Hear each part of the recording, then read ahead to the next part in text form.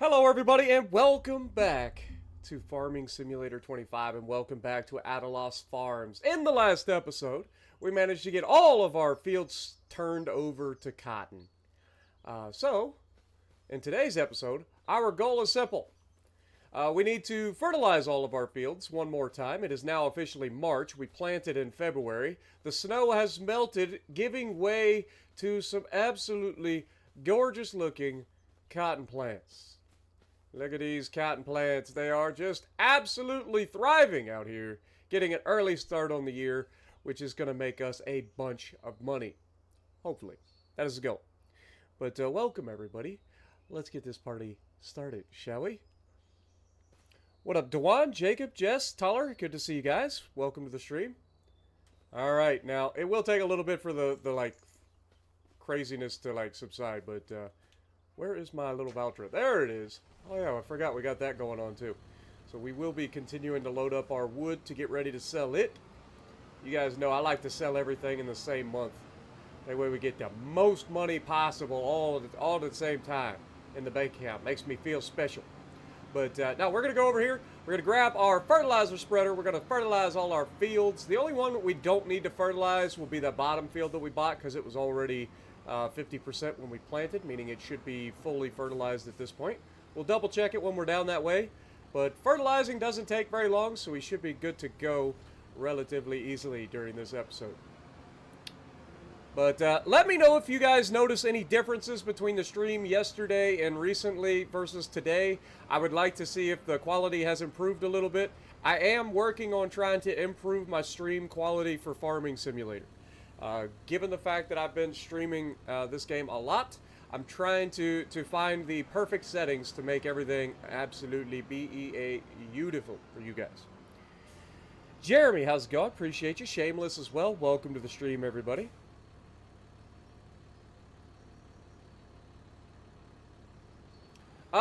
There's never been an issue before of the AI dropping cotton bales. I've never had an issue in the past, and I've done a lot of cotton in Farm Sim 22, so I would assume it'd be fine. But we're going to get out here and get this party started.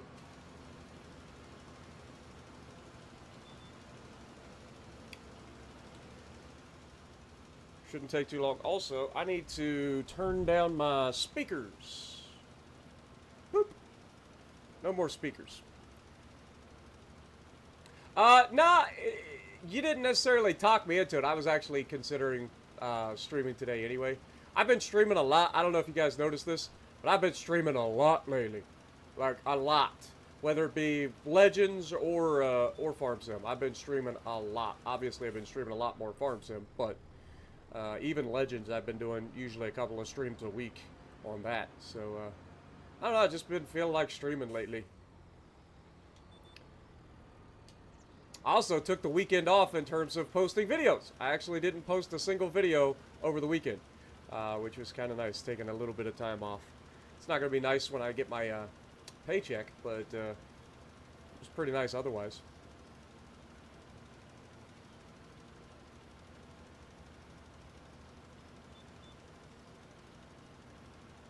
Oh, so you're saying if they drop the bale at the end of the row, like, that could cause some issues.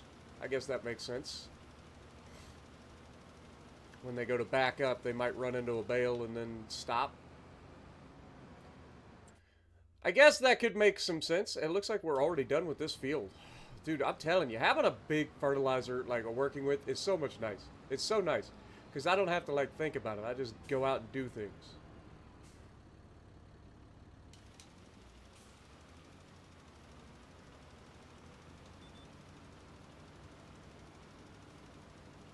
What up, Demon? How's it going? Even if they drop it halfway down the row, they drop the bale and then they just stop? Weird. I'll have to look into it. Hopefully that's not the case. It never used to be an issue in Farm Sim 22, but I know they did rework the AI, so I guess there is possible chance for things to go wrong. Wait, this is already fully fertilized. How is this already fully fertilized? No, it isn't. It's lying to me. Oh, it's because we're not looking at the freaking fertilized part. Dag nabbit. Carry on. We were looking at the color of the crop. I'm a dum-dum. What up, Jacob? Appreciate everybody hanging out with me. Hopefully you guys are having a good weekend.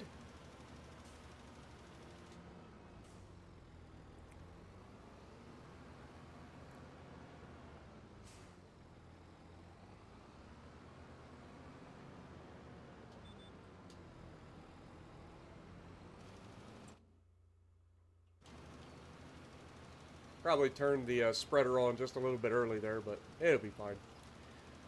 What's a little bit of wasted money between friends, you know? Dr. Van Getter, good to see you. I am a farming maniac. Like, I've been having so much fun playing through this series. Like, I have been farming my butt off. We're already in year 10, guys. This is year 10 of this farm. We've streamed for like 80 hours on this farm already. Put that into perspective. The Farm Sim 22 Billionaire series was like, what, 270 some hours when we called it?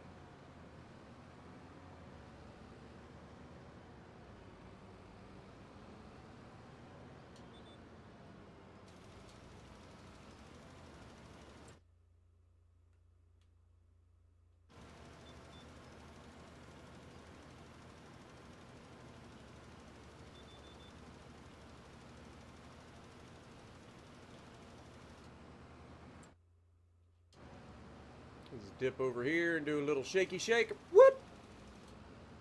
Nailed it. Alright. Now, we still have quite a bit, so I think we'll go ahead and continue on this course here. Might as well.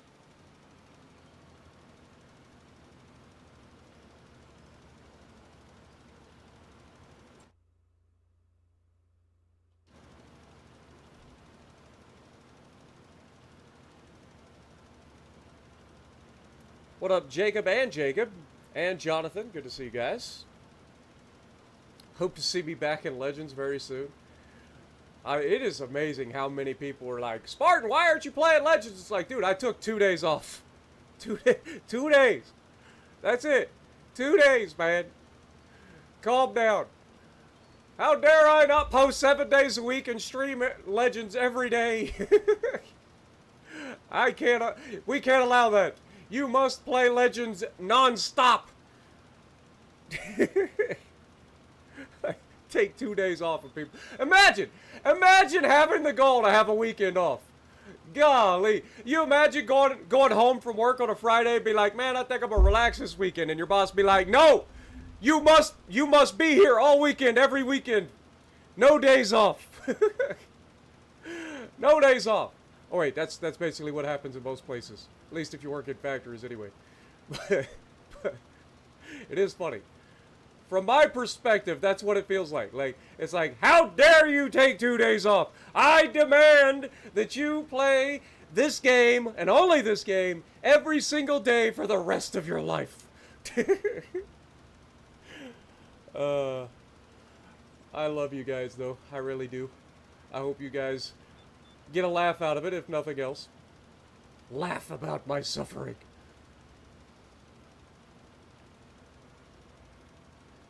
The funny thing is, a lot of people are like, I get a lot of flack on Facebook and Reddit by people saying, well, Spartan doesn't have a life. All Spartan does is play the game. It's like, Spartan plays the game for a living, and Spartan tries to have a life, and everybody tells him that Spartan's not allowed to do that. Spartan has to go back and play the game non-stop every day for the rest of his life. I try to go to the gym, people are like, why you do that? I try to like play other games, people be like, why you do that? You can't do that. Never. Then they're like, well, Spartan doesn't have a life. Every time I try to have a life, I get told I'm not allowed to do it. What up, Christina? Welcome as well.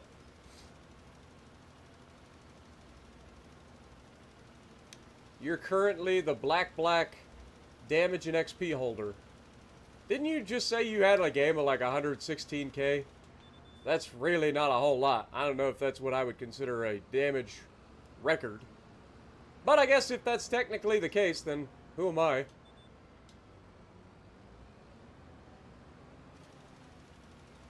But, what up, Anthony? How's it going? Welcome back. How many hours do we have in the game already? It's got to be over 80 by now, right? Yeah, almost 81 hours of time played in this playthrough so far. The game's been out for not even a month yet.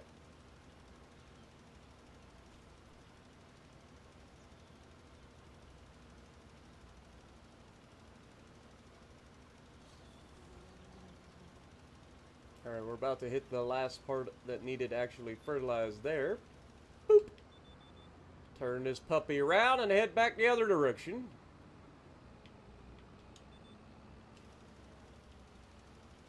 Probably started the spreader a little early, but it's fine.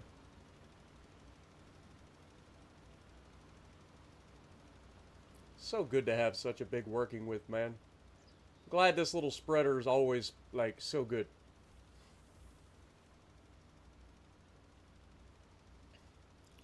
Ain't no way you got 160 hours played in Farm Sim 25 already. Ain't no way. I refuse to believe it. Like, you'd have to... Well, I guess technically it's possible, but that is a lot of hours. I have streamed all of my hours of Farm Sim. Well, most of them. I've played a couple of hours off stream doing, like, cleanup duties and stuff early on. But that is a lot of hours to be doing double what I've done, and I've been playing it a lot.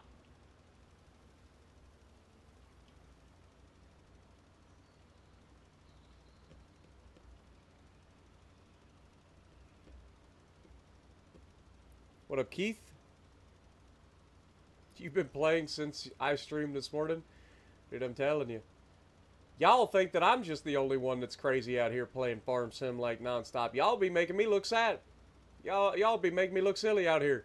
Say, oh, you streamed 3 hours this morning? Psh, those are rookie numbers. I've been playing since you got off. Does that mean I get to be the one that comes in and goes, man, I went to bed and woke up, you're still playing the game? Oh, God. It locked onto the wrong line. No! Lock onto this line. No. Thank you. I think I missed the spot, sadly. I don't know why. Don't know why bother. Alright, let's check the mini-map real quick. Make sure the, yeah, see, this field's already double fertilized, so we good there. So all we gotta do is go up to the top field and double fertilize it. And we will be ready to rock and roll, baby! Ready for our first big ol' harvest. Actually, I lied. We won't be ready for our first big ol' harvest. We'll be ready to go forward in time and sell our soybeans and our beams and planks. We'll be making all that sweet, sweet moolah. I'm not gonna lie. I'm hoping this grass starts to turn green during the summertime. I'm sure it will. I'm sure it's only brown because it's like winter time. But I'm hoping this grass turns green because I'm kind of like upset that I didn't plant like actual grass then. Like if I'd have known it was going to be that bad. We already had the field. All I had to do is plant it, right? Oh my God. What in the world? Yeah. Also, don't mind my chia pets growing out into the road. That was an oopsie that I didn't realize would happen. There's not really a good way for me to fix it either. So, don't worry about it. Every time you guys see my chia pets, you just think about it. It's just a chia pet. It's fine.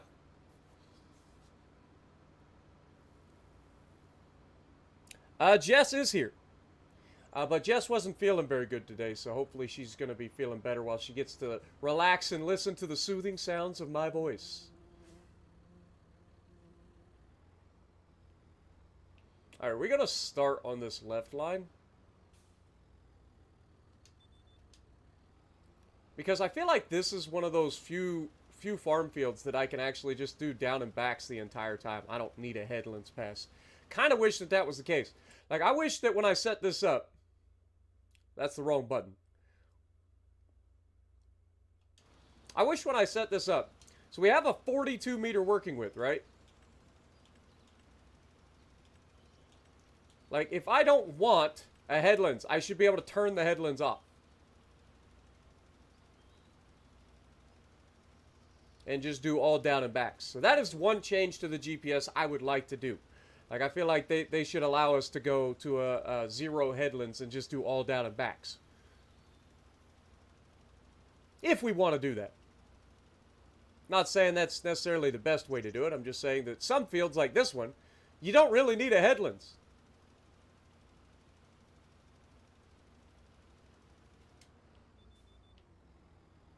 See, like, I should be able to go straight to the next little down and back and do the same thing. Then we don't end up wasting a bunch. Like, if we go here. Now, I don't think that this is correct because there is that, like, little section that's, like, overlapped. Can't see crap.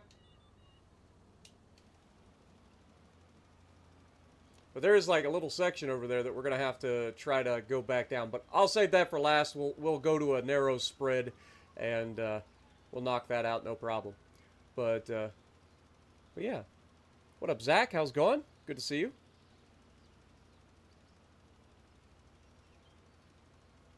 I used to put your sons to sleep. Well, I'm glad you guys enjoy. You're watching football? Well, there's no football. It's just professional football, and nobody watches that. What's the point of watching professional football? Ugh. Especially nowadays. Is there even anybody that's interesting to watch in professional football? Goodness. It just does not sound like a good time.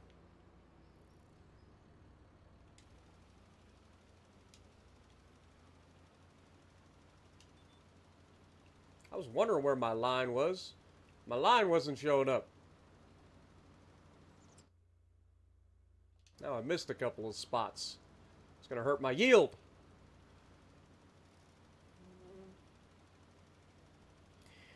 You're hungry and totally lazy. What are you going to order? Well, it's game day. So, as Jess said, I mean, you could get some game day wings, chicken wings, a little chicken wing action. Get you a little pizza.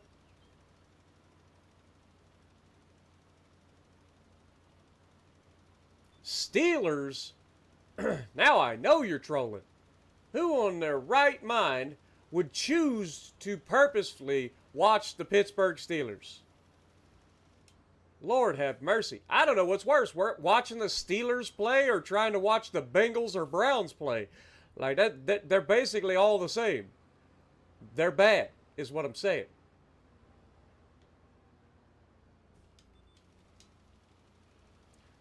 Do you imagine purposefully subjecting yourself to watching the Steelers play football? Ugh.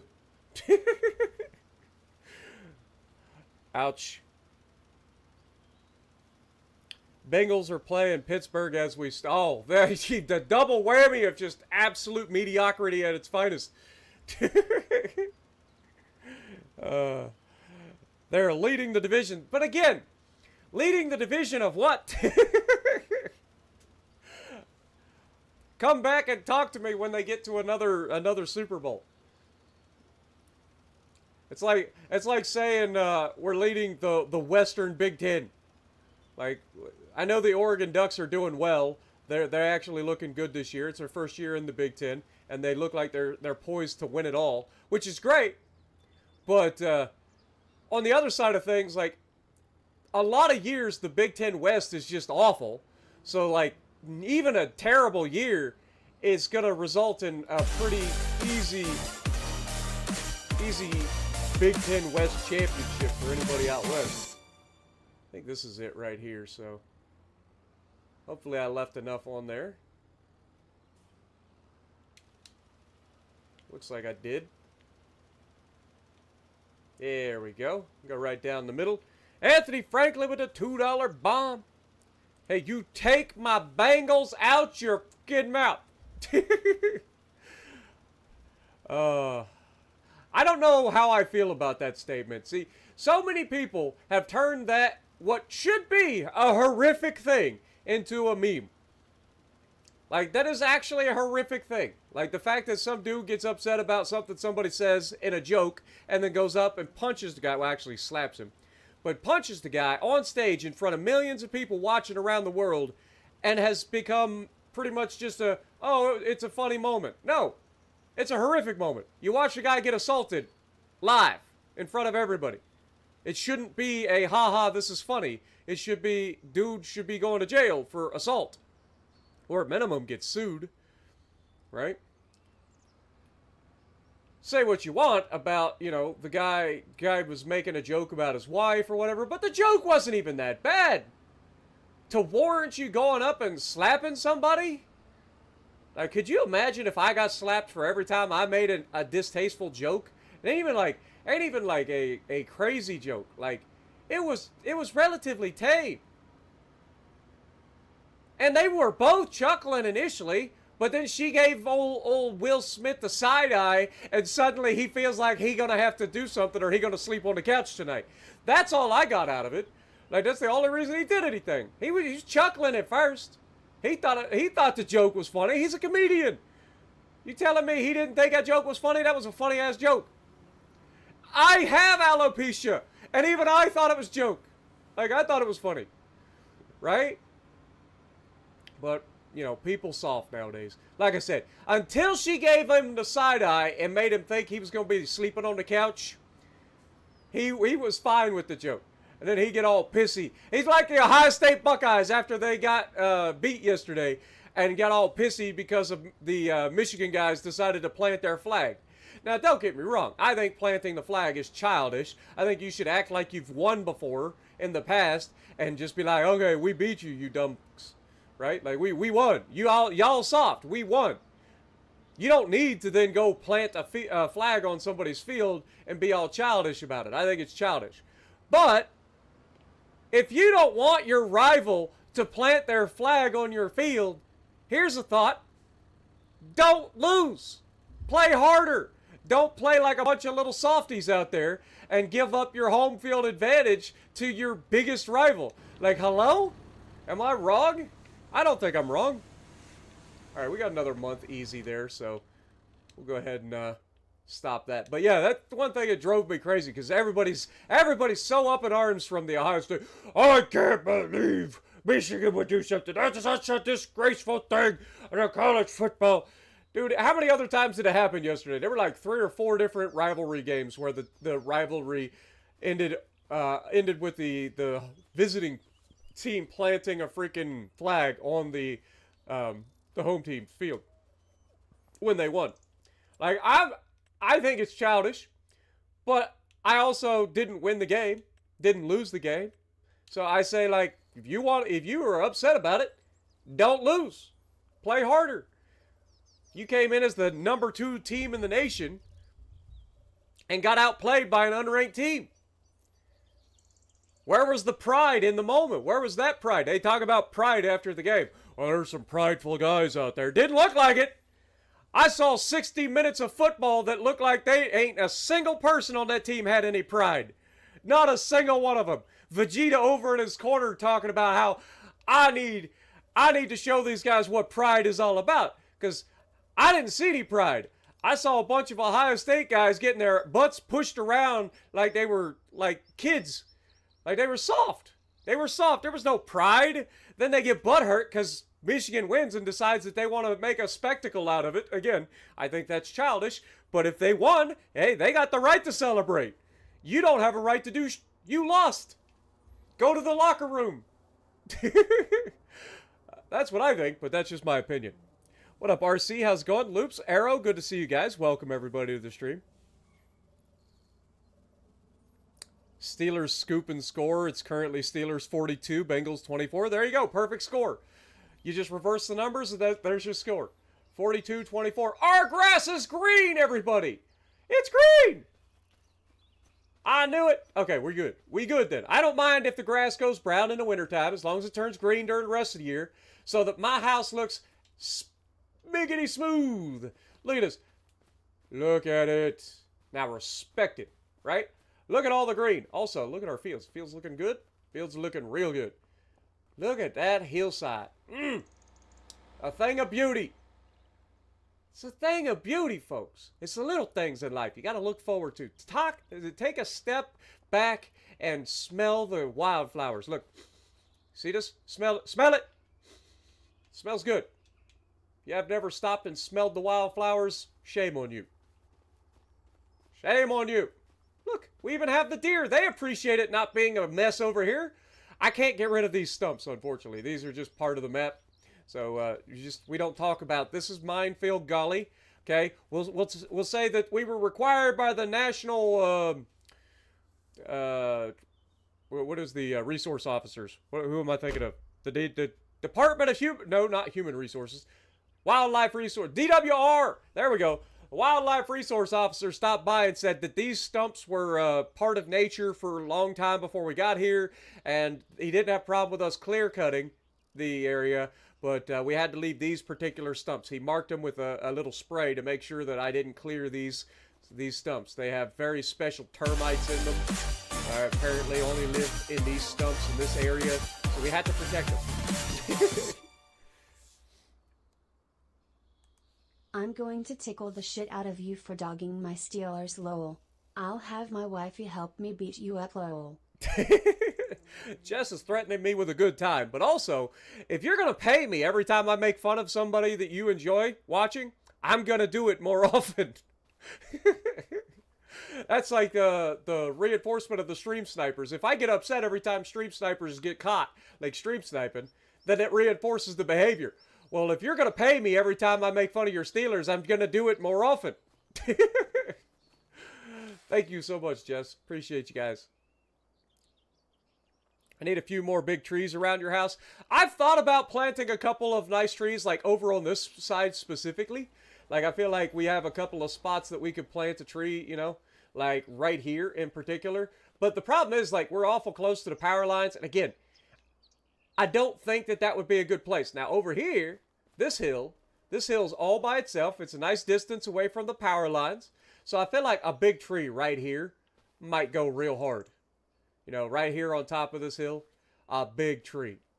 What do you guys think? Do we get a big tree right here on top of this hill? Let's see what we got. Also, whoa, wait a second. Oh, wait, this is a grass roller?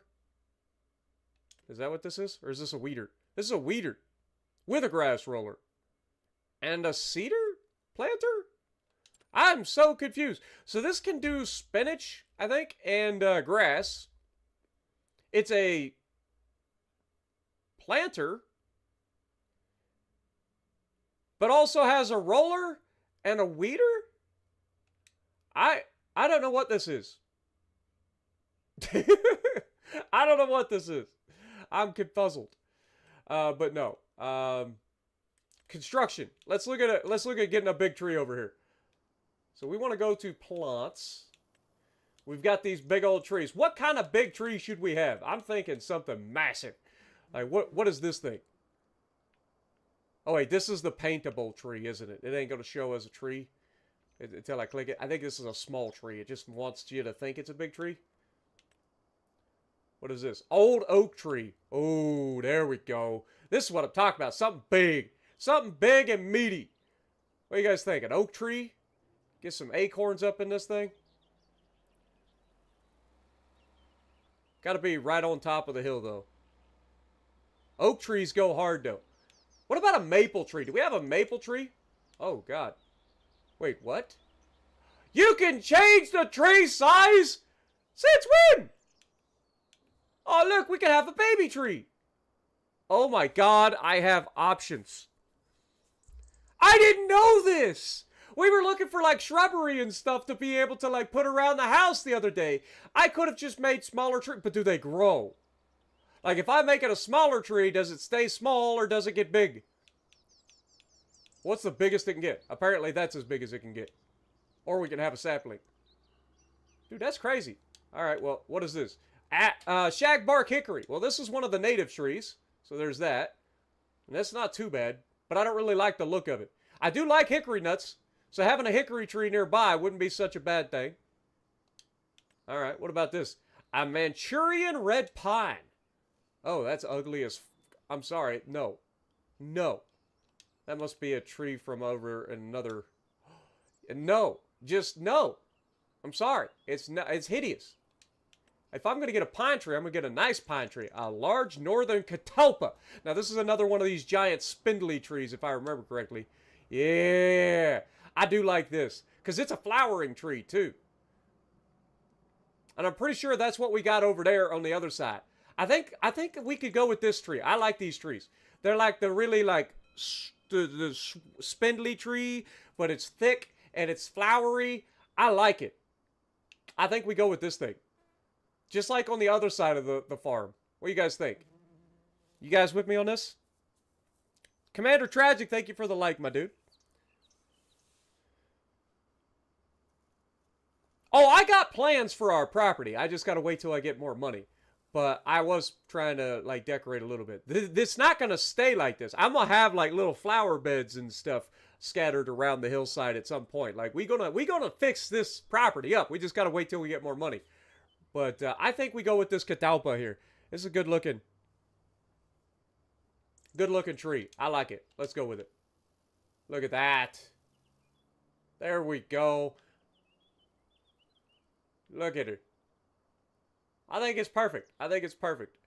And I like that it's a flowering tree, too. Kind of reminds me of dogwood trees here in the north. And this is a gigantic lodgepole pine to remind me of all the lodgepole pines that we unfortunately lost.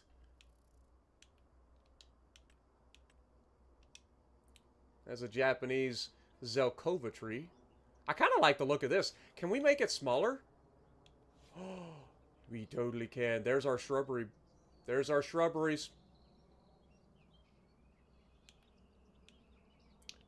Dude, we could totally like put a couple of these around like the corner of the house. Oh, I didn't realize this was where we were going today, but now that I know that I can do this, I just hope that they don't grow.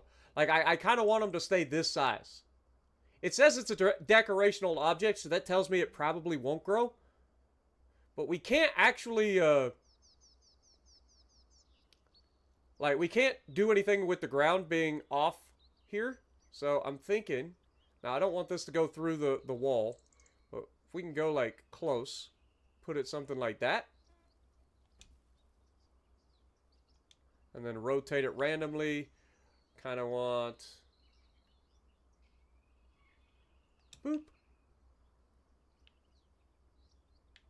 You know, just a couple of these. Now, I don't want this necessarily next to the pool.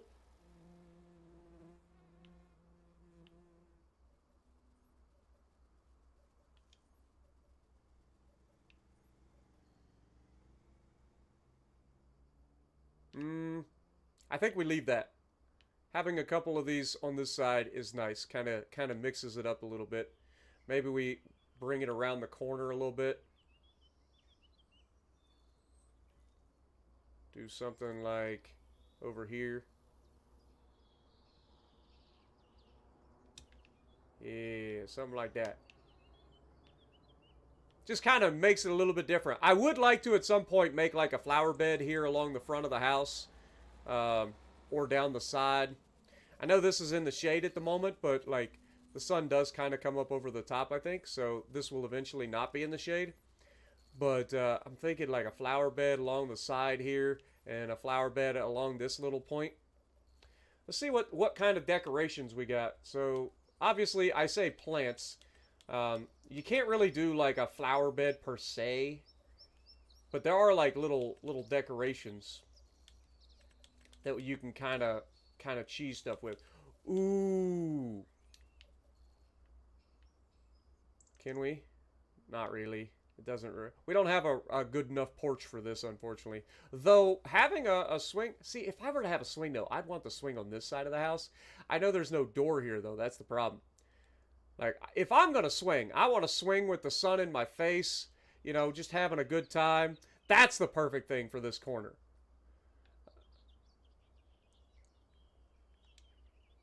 Yeah, I think we put this little swing set right here, little swing by the pool, overlooking the valley. Look at that view. That's gonna be gorgeous. Freaking gorgeous. Love it. Oh, they got this like, oh god, whoops. You got this like, you know, chainsaw bench as well, where you cut down some trees and stumps and whatnot. I kind of like that, but not for what you think. Like, I could potentially use that for like a flower bed. That would be pretty cool. Or a table for a flower thing. Wait, these are like flower pots, aren't they? No, that's trash cans. Those are trash cans, Spartan. Come on. Not everything's a flower pot. Ooh, you got like a little well here, or little hand pump, a little water pump.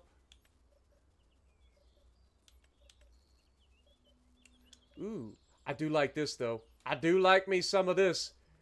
I think that a circular one doesn't really fit with the theme here, but maybe we put this on the corner. Now, bear with me. I know it's going to sink into the edge a little bit, but that's fine. That's the point. I want it to look like it's part of the structure here, or that it's built into the structure a little bit. Oh, we getting into it. Y'all didn't think that I was a decorator, did you? You guys didn't fancy me a decorator. I think that looks pretty good right there. It's very finicky. There we go. Perfect. Slap it down. Right there on the corner. Beautiful. Absolutely beautiful. Now we can, if we can find a, like a rectangular flower bed to have along either side of that, that would be ideal. I mean, we gotta have a grill, right? Gotta have a grill, and it's gotta be over here, right next to our area where we do our pull, right? So I'm thinking we put the grill right next to. I wish you could zoom in a little bit more. Put the grill over here next to the whatchamacallit. Yeah, something like this. Put this that way. Over next to the pool. That's what I was thinking. Boop. There we go. Gotta have a grill. It's already looking more lived in than it was. Alright. Now, again, I really want. Ooh, wait. What is this? Is that firewood? Ooh, that's more of a natural stone thing. That's not bad. It's not bad, but I don't think it fits with our theme of a brand new house. Like, this is the kind of thing that we would have like out in the yard in different areas potentially. We could like loop them together, maybe make like an overlapping. And then we got all these little decorations, clothesline. I mean, we kind of want a clothesline, don't we? Like, how big are we talking? Okay, so this is kind of an awkward one. I don't like that. This is more of the style that I'm thinking that we would have. But I think this actually looks really good. So maybe we put this on this side over here, where it faces the direction of the sun and the wind blowing from the sides. Yeah, this makes sense to me in my head. Yeah, we'll put that over there. So we got us a nice little clothesline outside. The wind and the sun beating down on it. Beautiful. Alright. Little plastic swan. I hate these. Is this a plastic or is it a stone one? I can't tell. I don't really like the swans, I'll be honest. I do like the idea of having like these little windmills though. I do like that. Oh my god, the game is glitching. The game hates me. Feel like we're putting a little too much. Maybe we're getting a little too busy. Never mind. Skip that. We do have a bird bath. Is that what this is? This is not a bird bath. That's a flower pot. Okay, what is this? Flowers? Oh, that would be really cool, honestly. These are little cute little thingies. Oh, we could do something like this. What does this say? I can't see anything. Oh, it says Sunset Farm, and we're right next to Sunset Farm, so that's not gonna work. Can't reuse the object. These are just like regular swing sets. I do like this little silo, but where are my flowers, man? And where's my like square flower pots? Like flower beds. Like I need a rectangular flower bed.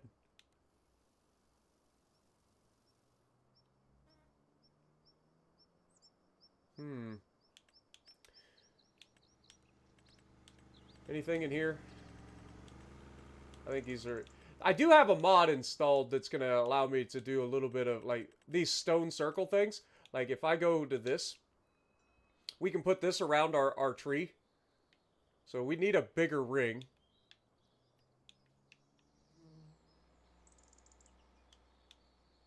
How do we change the size? Oh, there we go. Again, I can't see very well underneath. There we go. We want this to be something like this.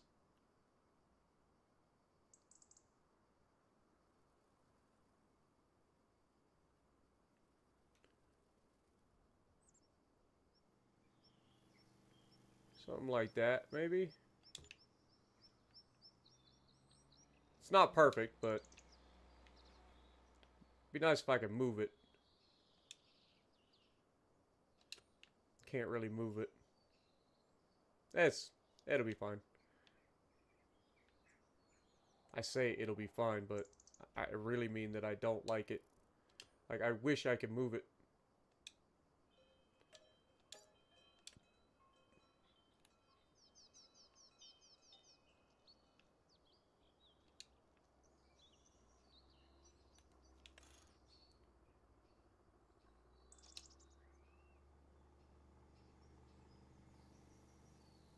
I think that's probably closer.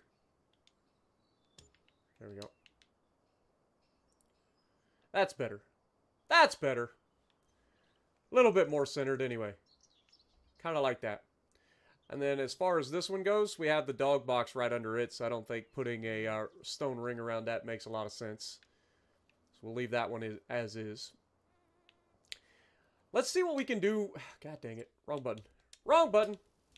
See what we can do for a square, like, flower box. Or flower, whatchamacallit. What is this?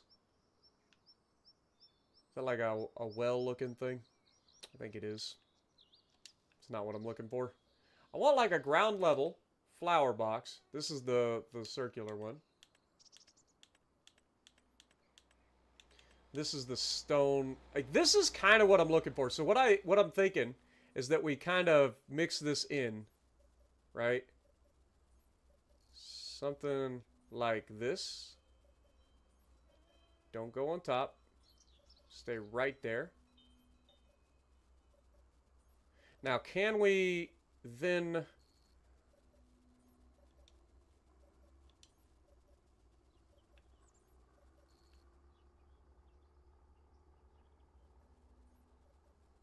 No, it's not going to allow me to do it the way I want it.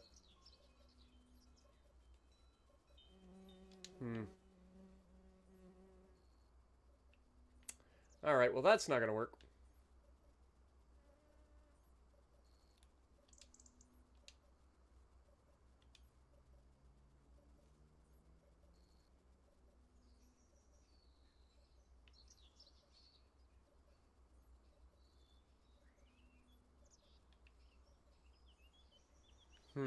I say it's not going to work, but it's going to have to work because now I'm stuck with it.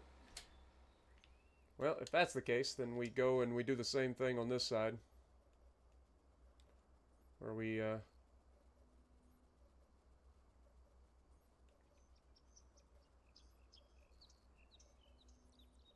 try to make it symmetrical if we can.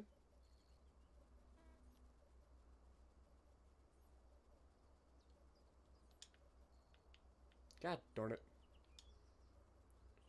You listen to me, game. Not the other way around. Yeah, that'll work. It's not perfect, but it's pretty decent.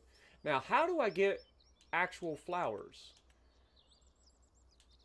These are fences, right? So there's not going to be a whole lot for me there. Then there's the button pressing that I screw up. What up, Milk? How's it going? War Duck, good to see you. Appreciate everybody dropping in. Sorry you guys caught me in the middle of a decorating thing. Alright, if we go to painting... Those are trees. We want plants. There's got to be a wildflower in here somewhere. Bush, bush, bush, bush, bush, bush, bush, bush, bush, bush, bush, bush, bush, bush, bush. There used to be some, like, flowers, man. Like, what happened to all the flowers?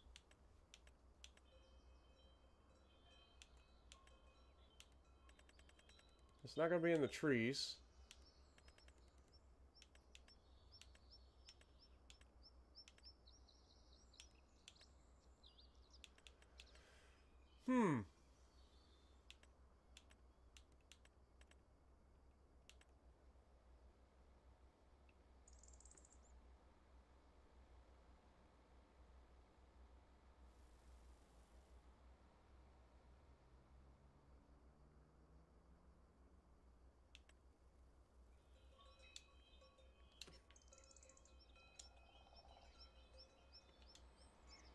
And it won't let you paint that. So it's got to be a placeable flower. But there doesn't seem to be any flowers.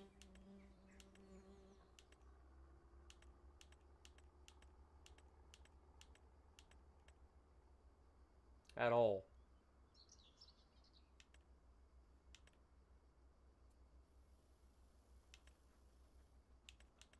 This is a bird. This is a bird bath. Maybe we kind of put the bird bath here. On the edge of this. It's not floating, is it? I don't think it is. Maybe put the bird bath right in the center of this. Something like that. There we go. Now, I guess we'll have to wait till we actually get some mods to do some more customizing, because I would love to have flowers, but it doesn't seem like that's a thing in the game currently. But I think for a little quick, 15 minutes of decorating, we've at least made the game look, or made the area look a little bit more lived in. Got our little bird bath here in the middle of our flower pot. Eventually, we're going to have flowers around these. If I have to wait for a mod for flowers, I'll do it, but hoping that we eventually have some flowers. Got our clothesline over here, our swimming pool in the back. Of course, we got our grill here. Make sure we've got our grill ready to go. We got our swing over here. It'd be nice if we could sit and swing, but look at that view, man. Look at that view while you're sitting on the swing set. Just taking in the sun. What a beautiful view. What do you think, Daisy? You think we did good? Huh? You think we did good? Good girl. All right. Well, April is here, and let me double check how much wood do we have in the. We're down to 1,800 liters of wood. Probably ought to get some wood drug in real quick. Don't think we have a tree currently. I mean, I could just walk across the street and grab all these twigs and throw in there real quick. Wouldn't hurt, I suppose.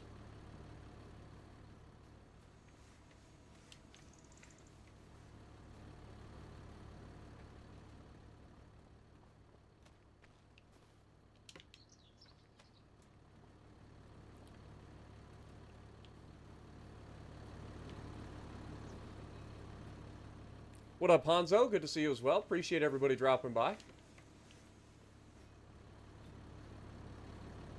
But slowly over time, we'll get our property looking better and better. It just takes time. We've made big strides towards that here the last couple of episodes. So I'm feeling pretty good about where the property's at currently. But it's just going to be an ongoing project to constantly try to make it slightly better.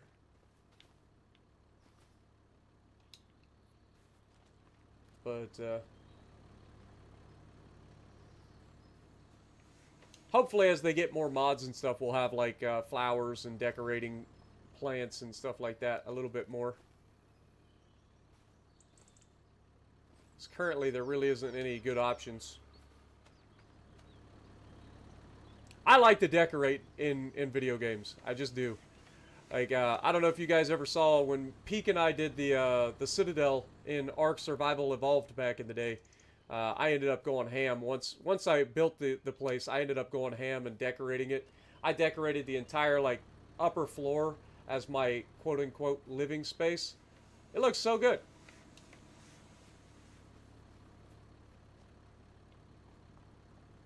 That thing took a long time to build, too. That was a massive structure.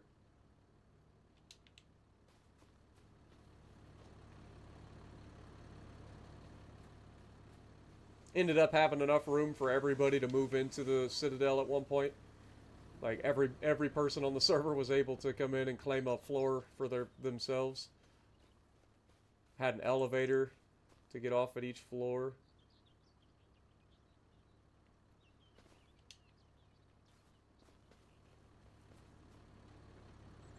I know we're not getting much out of this, but hoping it's at least something. It's not much. It's not much. I didn't think it would be. Just hoping to clean some of it up while we were thinking about it.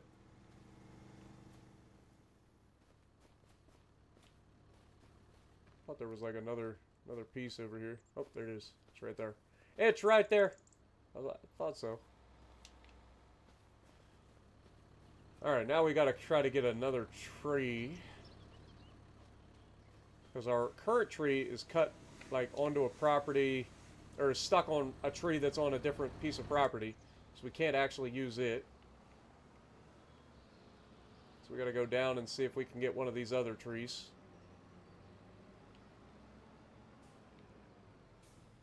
Because this tree here is stuck, unfortunately.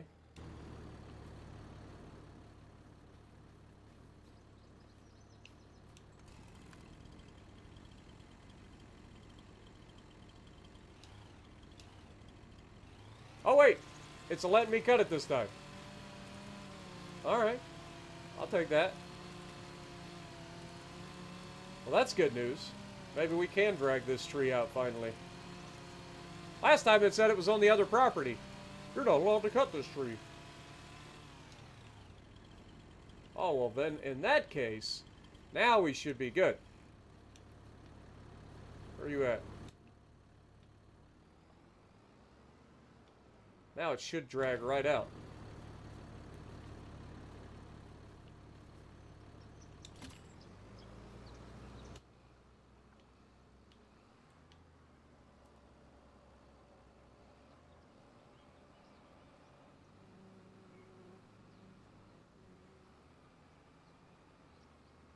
Come with me, you little turd waffle.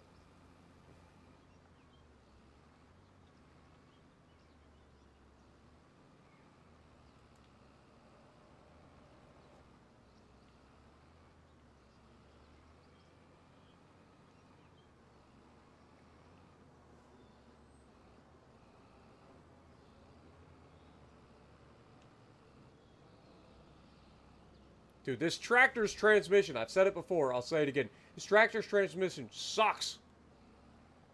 I like Valtra, but this transmission sucks. At least in the game.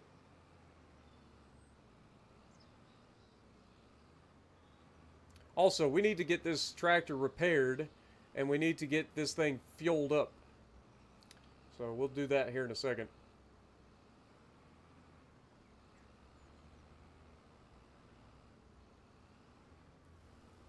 Oh, for the love of God.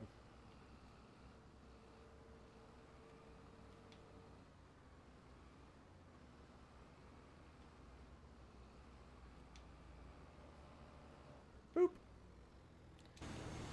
That'll do. Now we got 12,000 liters. Alright, let's go fuel this thing up and repair it. We can put this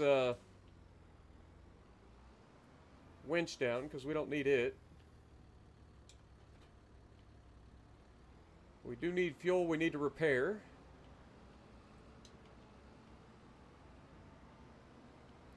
What up, Brendan? How's it going?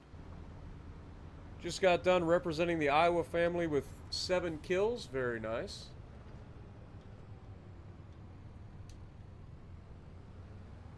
Congrats.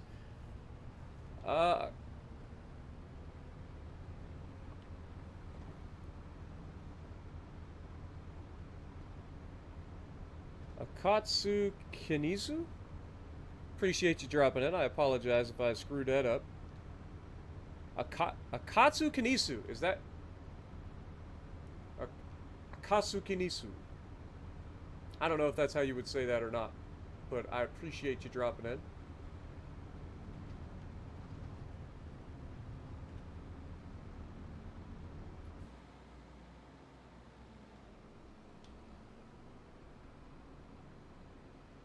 Drive over here, fuel her up. Repair the old tractor.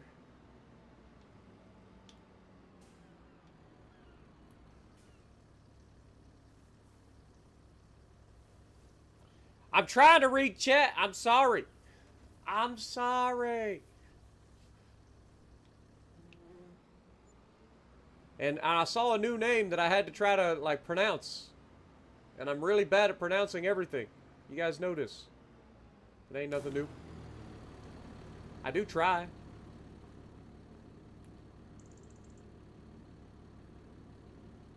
Okay, repair. Repair. Repair. Ooh, $15,000 for repair. Good God. That was expensive. We're broke. But we're fixed. Does that make sense? We're broke, but we're fixed. Alright, let's get this thing home.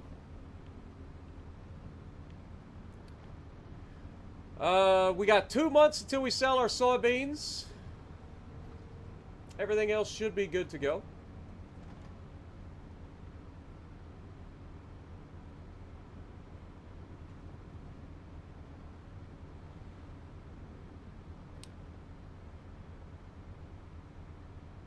I said it correctly! Woohoo! I want a gold star! I don't want a cookie. Too many calories in cookies. I want a gold star. Thank you so much. But welcome to the stream.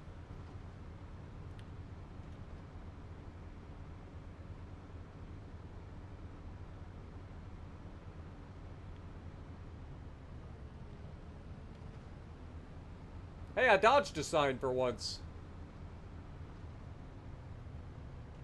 Normally I just run them over.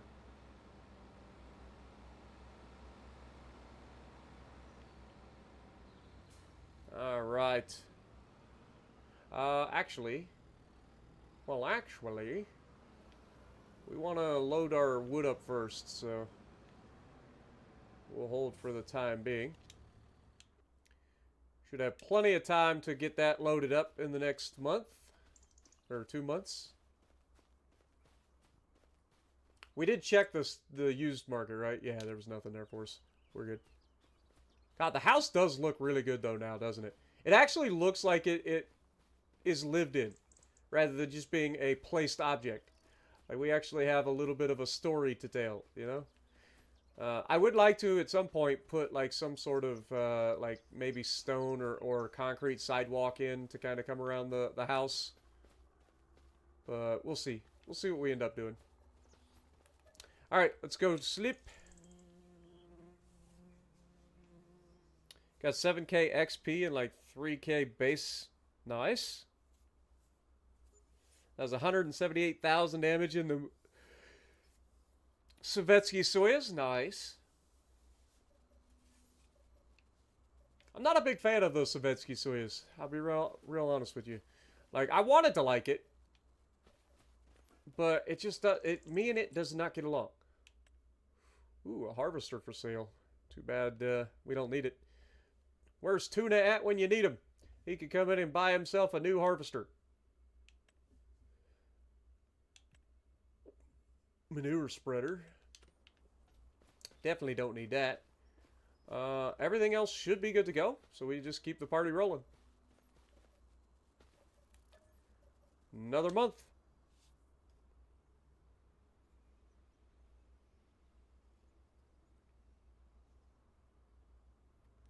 I usually use Lev Galler. I know you don't get as many damage controls, but honestly, if you do your job correctly in a battleship and manage those damage controls, you don't need extra damage controls. And having range, or having not just range, but also like accuracy outside the 12 kilometers comes in handy.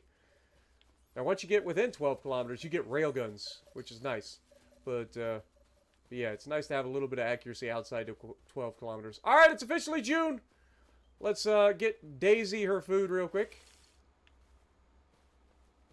I found the ball! I think. No, I didn't.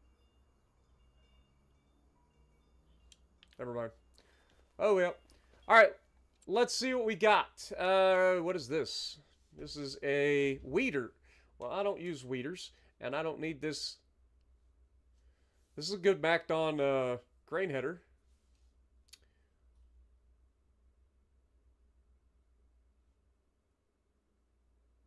Oh, that's a...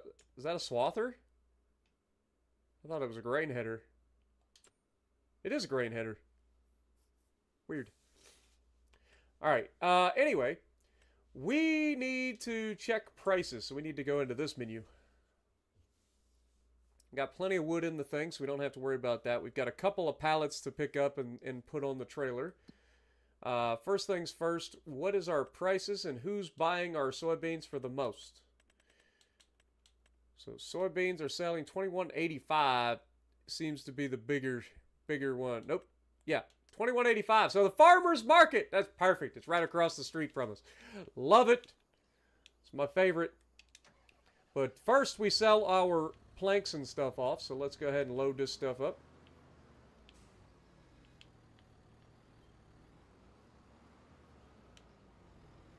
I think these are beams.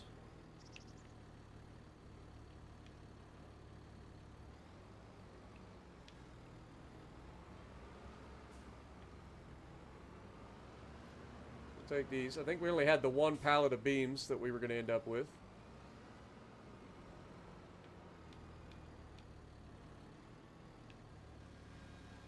Whoopsie.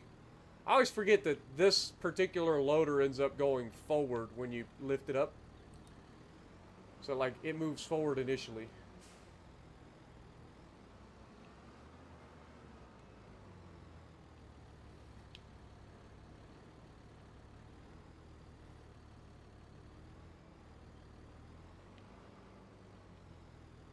Alright, these should be planks.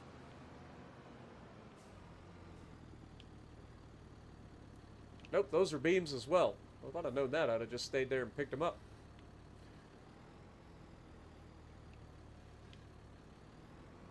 Alright, well, if these are beams as well, then we need to put these on top of those. Those are planks.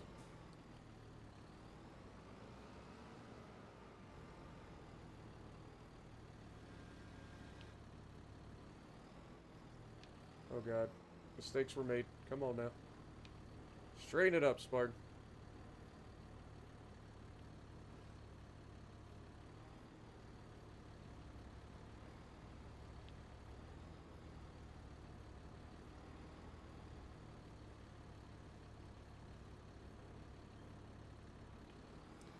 There you go. Strap those in place. Unstrap this, because I think we're going to end up stacking these on top of one another. And then we'll just slide that forward.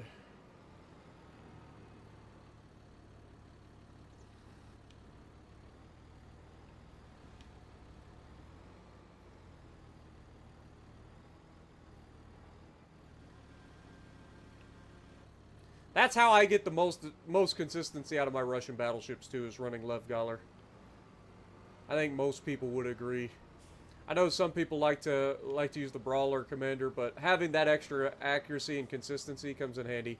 You get used to managing your damage controls. So losing out on a couple of extra damage controls isn't that big a deal if you know what you're doing.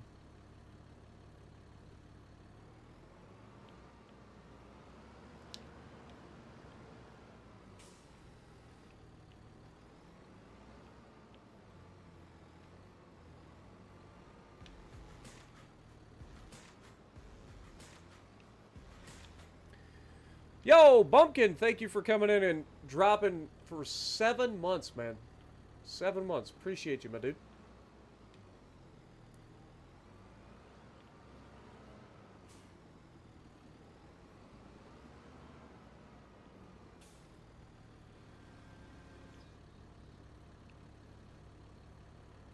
Alright, let's try to lower this down. Shove these forward.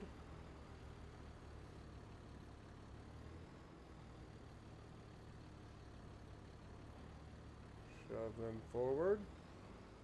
Beautiful. Look at that. Look at that. Absolutely lovely. Isn't she lovely? Isn't she wonderful? Isn't she precious? Less than 1 minute old. Little Stevie Wonder on you. Zeno coming in re-upping for 29 months. Thank you. And Bumpkin dropping a $5 bomb on us with 5 gifted on top of it. Thank you guys so much, man. Appreciate you guys. Alright, we are loaded with all of our goods to take to the playground. Let's get this over to the playground, shall we?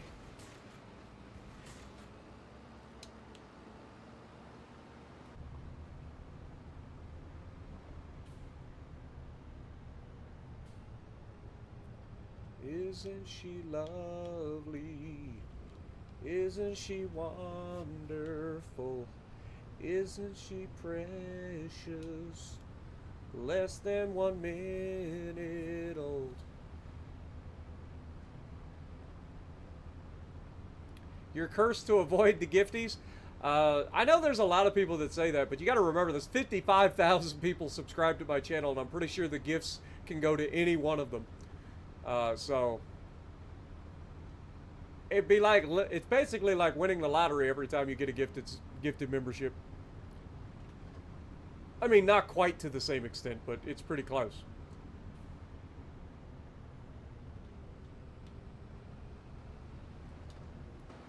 A little bit excited on that turn, I guess. I don't have them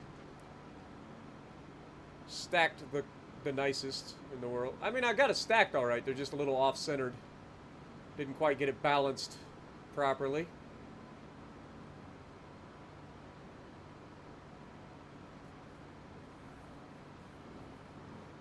Cursed by my popularity. I don't know about that.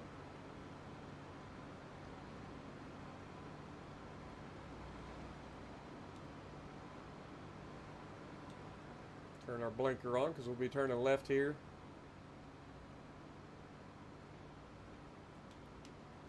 Whoop. Go all the way down to the intersection, make another left. Still need 2 modules till you complete the Sovietsky Soyuz. Nice.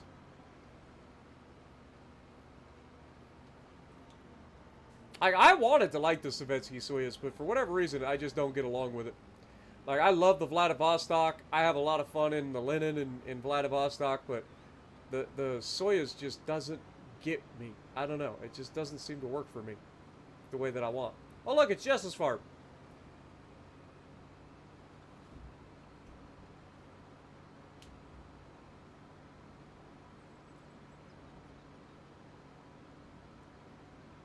What God has done. Do do do do do do do do.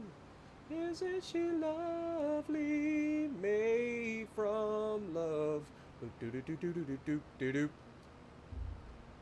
Such a good song, man. I like Stevie Wonder. It's got some good music.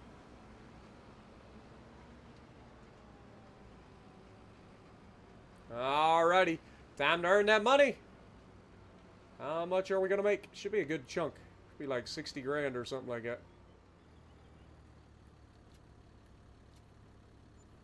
Yep, $54,000. We'll take it.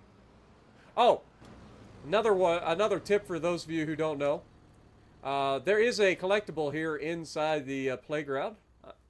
So like, if you come in here, you jump over this, come all the way to the back.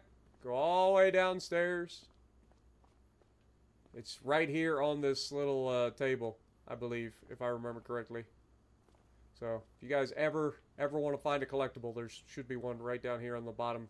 I'm pretty sure it's on that table, if I remember correctly. Try to point out the ones that I kind of get close to since I picked up all the collectibles. So that you guys can see where some of the collectibles are. There's also, on the mini-map, down here, there's like a house that's like right here. A little shed. You can come over here and get a collectible too. Just in case you're in the neighborhood. Well, Timmy, how's it going? Appreciate you dropping in. The Steelers won. Well, Jess ought to be happy then. I mean, they were winning, what, 42-24 last we heard, so I figured they would probably win. I mean, they are playing the Bengals, for God's sakes. A.K.A. the Bungles. But yeah, for those of you who don't know, I'll show you guys another collectible spot while we're here. So yeah, you come past here. It's like a shed up here in the woods. It's kind of out of the way, so you wouldn't notice it right off the top. There's like a walkway that comes up here. And this little shed that's up here. This little shed had a collectible right over here in the corner. It was right here. So, just another collectible location in case you guys are wondering. Turn the mini-map on. It's right here. So next to field number 90, you got the playground up here. You just come down using this stream as a reference. You can spawn in at 90 and then walk across. But like I said, Jess, I don't know if you saw it or not, but the actual playground itself, where the playground maker is, you go inside that, jump over the yellow tape, go downstairs, and there's a playground in the corner. Or there's a collectible in the corner.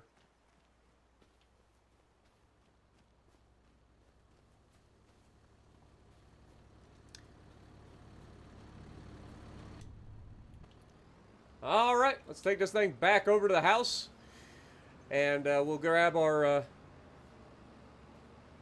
soybeans. Time to sell the soybeans. Should be over $200,000 in soybeans. I'm looking forward to it. I know you've been listening. I know you've been around. I just didn't know if you saw where that collectible was or not. There's a whole bunch of collectibles, man. There's 24 total. It ends up being $240,000 of collectibles. 19.7 kilometers of range on your Soyuz. See, that's a little much. I don't think you really need that much range most of the time. And then the Russians struggle to hit at that kind of range anyway. At least consistently. But as long as you got over 18 kilometers of range, it comes in handy. Because there will be times that you need a little bit of extra range. See, this is the rope maker coming up, right? So there's actually a collectible in the rope maker as well. I don't remember exactly where it is. I think it was in... If you go over here into the rope maker, I'm pretty confident, if I remember correctly, it was in this building right here. Pretty sure it was over here in this corner. So, I think it was like right here on the floor, if I remember correctly. So, just another collectible, if you guys are interested.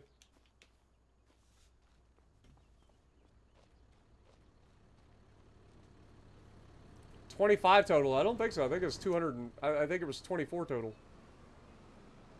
It's $240,000. I think. What up, Torian? How's it going?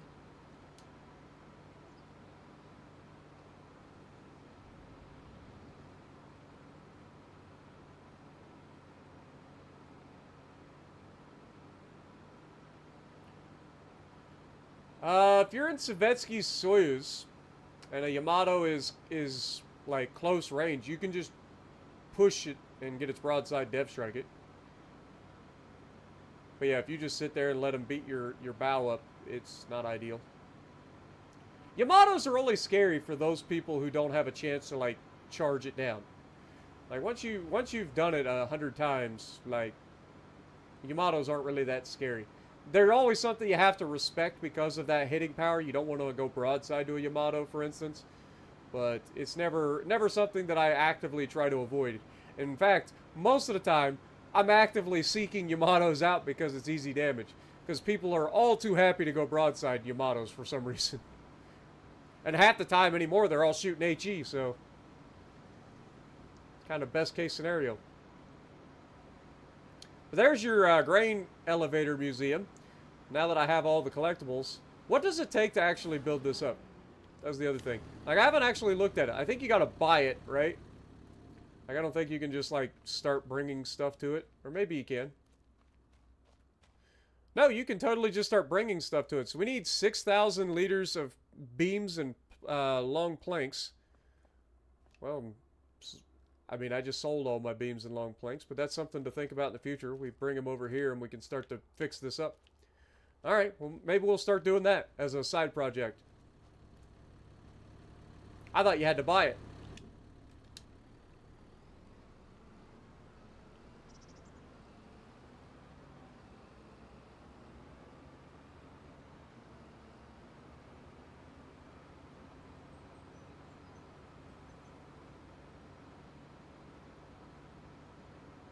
That's what I'm saying. So many people use HE on Yamato and Musashi, it's kind of disgusting. It's like, I don't know what their thought process is, but I'm glad that they're dumb enough to keep doing it.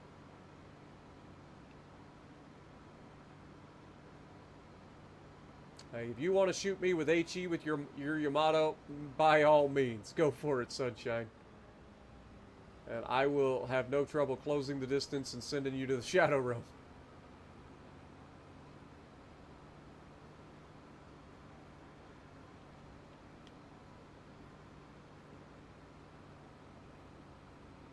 Alright, let's pull this wagon back over to where we loaded up at.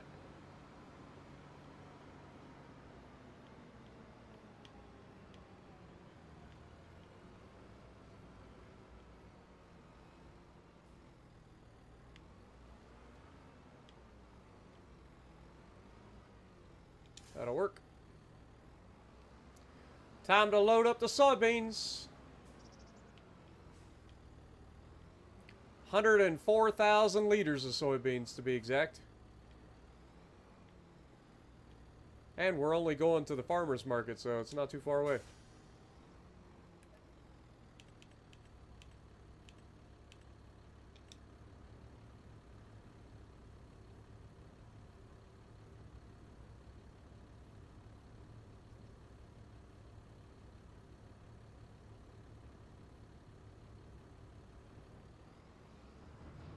Alright. Load number 1. Let's cover up our soybeans.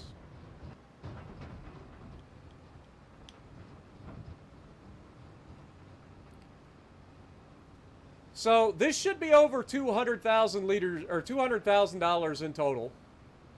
We've currently got 88,300.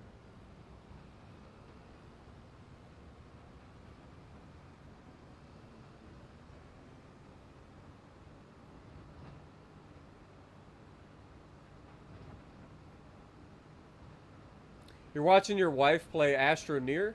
Oh no. Stardew Valley. Ah, got you. I thought you said Astroneer. I was like, man, I haven't heard that game in a long time. I didn't know that was still a thing.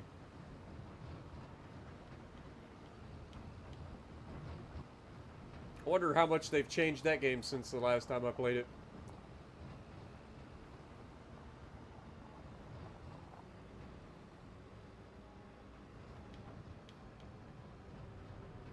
Alright, first trailer load.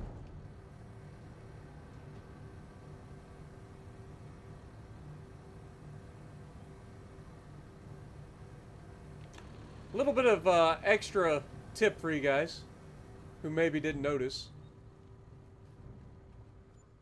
$61,000 per thing. These rings, this is ring toss, right? Like you can see that one's got a thing on his neck. If we grab this, like in theory, we should be able to throw this. Unfortunately, it doesn't work currently. It's bugged on console. We are not allowed to throw anything, which is why we can't play fetch with our dog, because there's no way to throw anything in the game. But yeah, the whole purpose of this is to do the thing where you play around and throw them over here. But yeah. Just a thought, in case you didn't notice that before. What up, Jonathan? Welcome to the stream.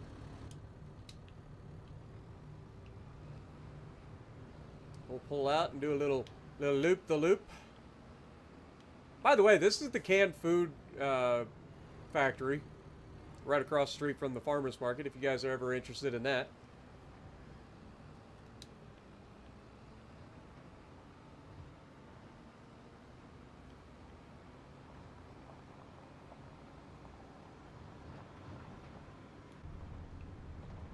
Alright. Go back down here, grab the next load. See, we got 28,000 liters per truckload. That's at least 4 full trucks and a partial truck, right? Like, somewhere in that neighborhood. It's almost 5 full truckloads.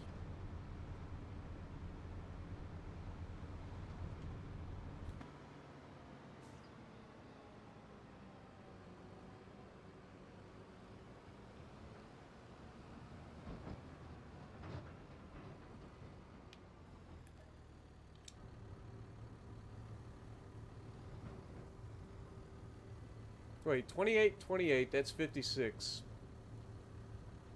I lied, it's not. It's three full trucks and a partial truck. Math is hard, don't make fun of me. Don't you make fun of me. Sorry. Look at my chia pet taking over the road.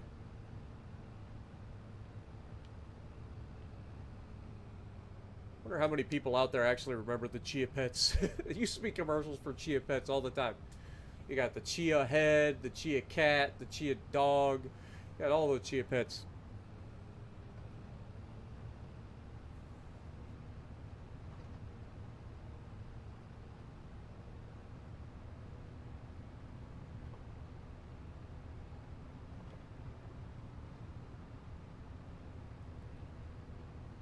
Yeah, we're right next to the Sunset farm, so I didn't want to reuse their signage for my place.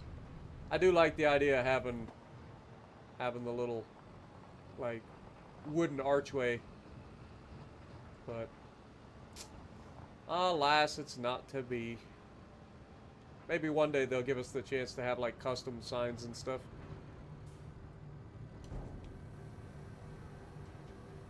Alright, so this should be another good chunk of money.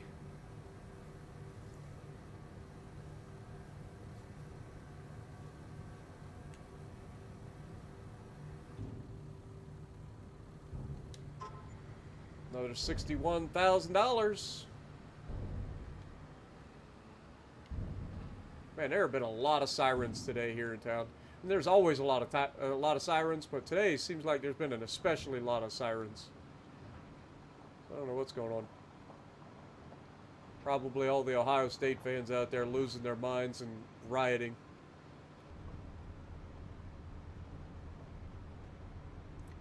Cause they got a bad day.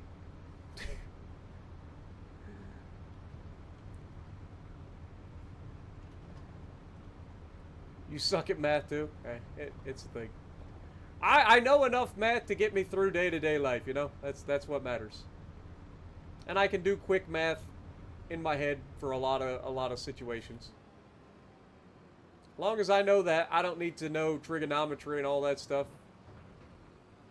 Advanced algebra.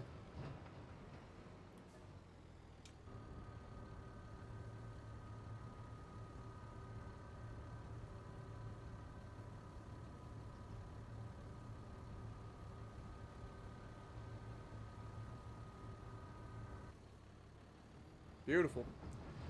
That's another 28,000 liters. So that should leave us somewhere in the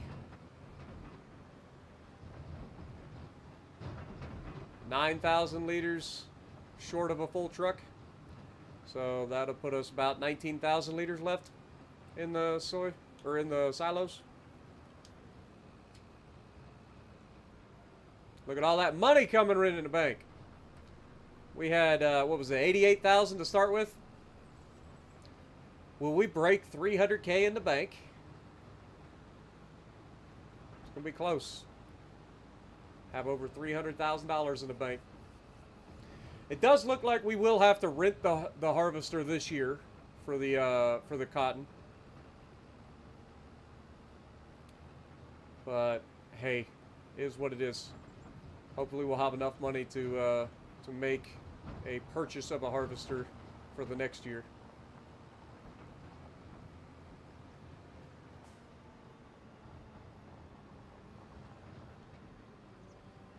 Or maybe something will be in the shop. You never know. Speaking of which, anything in the shop? No, we already checked. There's Baler. And then the John Deere harvester.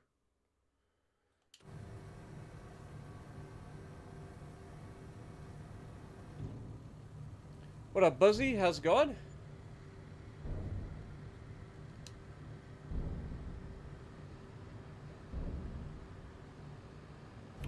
Cause of Cyber Monday. Whoa.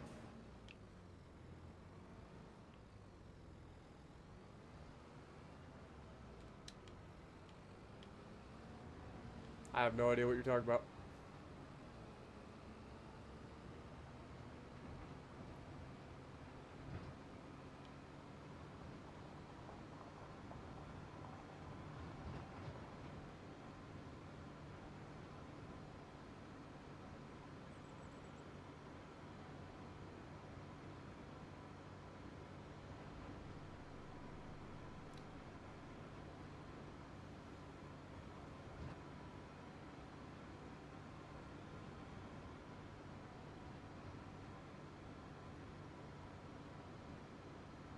It is funny because it does kind of look like just the grass is taking over the road in certain spots.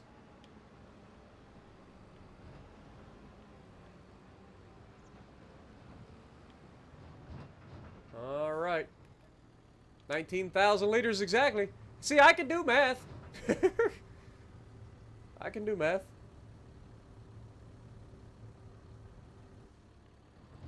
Perfect. Just make sure there's nothing left in this. Oh, there was a little bit left in this one. See, that's why we check. That's why we check. Beautiful. 20,962 liters left to take up here. That'll be another nice paycheck. And it's going to be real close to getting us over the $300,000, but I think it'll pull it off. Because we are over 50%. We've been getting $60-some thousand per truckload. I think it was $66,000 per truckload. So we should be looking at getting over the 300K barrier, which is real good for us.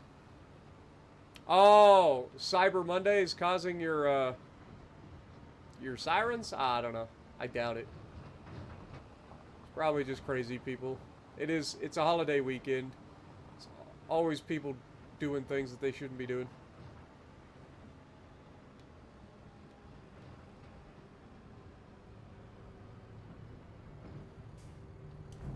Alrighty. And do we get over it? Oh yeah, we blitzed through it.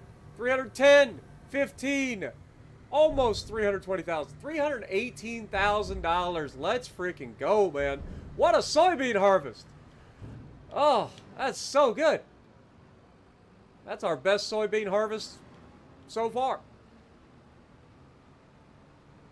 That ended up bringing us well over $200,000. It's almost $240,000. It's at least $230,000. We'll get this grain bin back to the farm. We are not going to need it anytime soon because we're not doing anything grain related.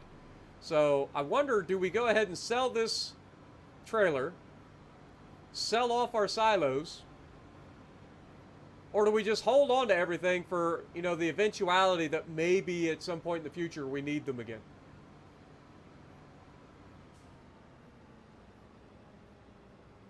All right, we don't have to sell everything off. We could keep them around. Just because we don't need it right now doesn't mean at some point in the future we won't. All right. Look at that. All right, check our finances out. How much money did we make? We made a lot. So, for a finances standpoint, we are $286,000 in the positive for this month. That is a good month right there. But in terms of our overall, you know, harvest income, $229,954. So right at $230,000. Man, that was a good guess, wasn't it? Again, I can do quick math. I got quick maths. And then, of course, we had sold $55,000 in our wood as well. So, yeah, it was a good month, man. Beautiful. All right, well, we got nothing left to do for the month of June. I think it's time to go back up to the old farmhouse, take a well-deserved nap. Maybe sit down in the old thing. It is June, so maybe even go for a swim. What do you guys think? Go in here and go for a swim. Unfortunately, it's covered over, so we can't actually swim in it. We can pretend. Take a dip out here. Pretend that we're in the pool. Maybe if I crouch down like this. Yeah, because that kind of shows the pool. Never mind. Never mind. I do like our little shrubbery here. Hopefully they don't grow. And then we've got our little flower pots here on the corner of the house. I would like to eventually get us a sidewalk going around to the front as well. I wish I had stairs. Like, that's something I kind of want. Like, if there was a staircase thing, I'd like to put that here. Let me see. Do they have anything like that? I didn't look to see if they had anything like that. I don't think they do.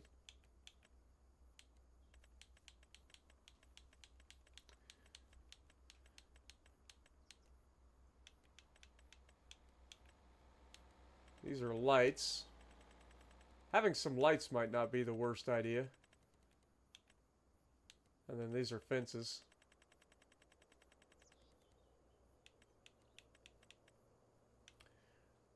So yeah, we don't really have stairs.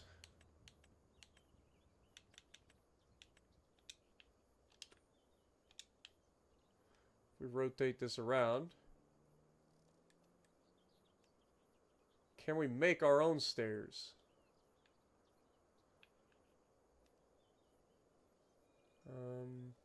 Toggle snap.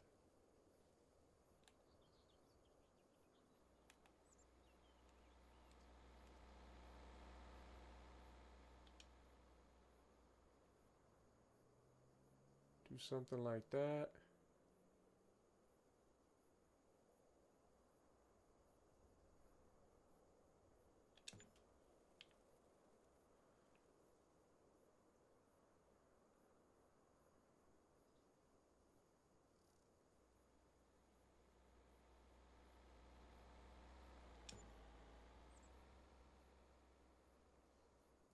These are long stairs. I can't sink them into the ground, unfortunately.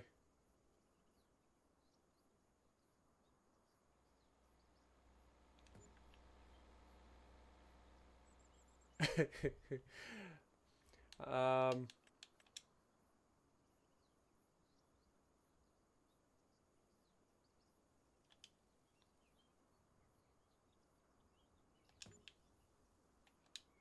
Will that work for stairs?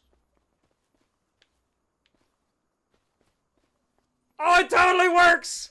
It totally works! I'm the greatest!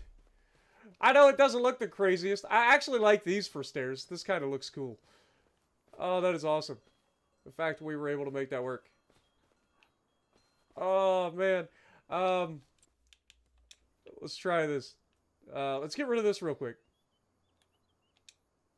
Sell that. If we go with another one of these.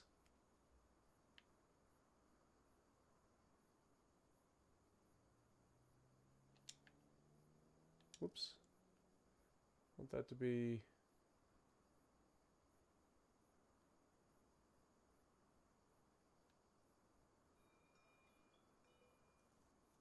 out there.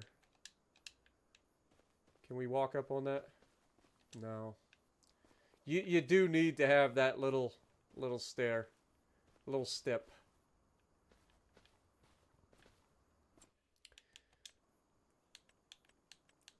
It's a shame that it's that color, though. Is there like anything else that we can use?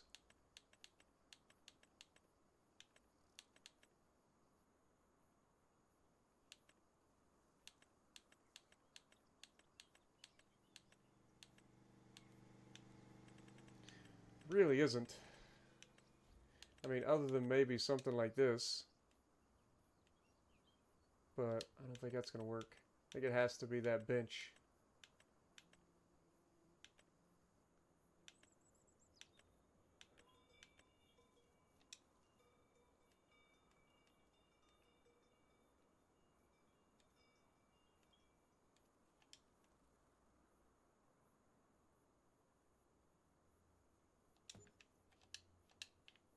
There we go.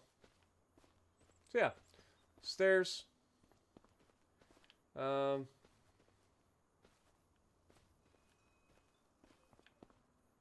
honestly, I think we don't actually need this one anymore.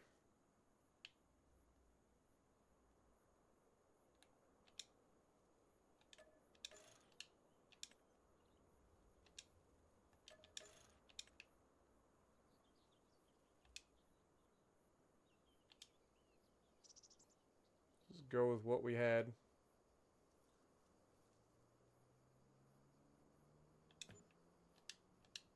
There we go. Perfect.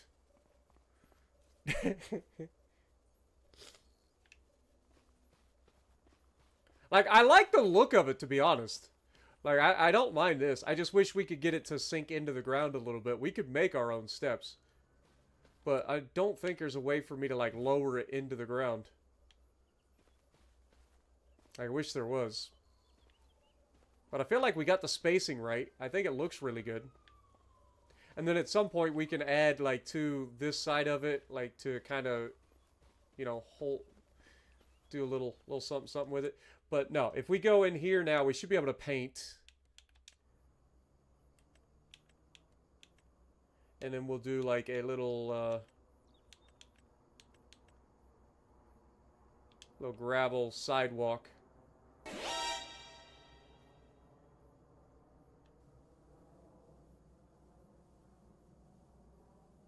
Comes down around the corner, down in front of the house.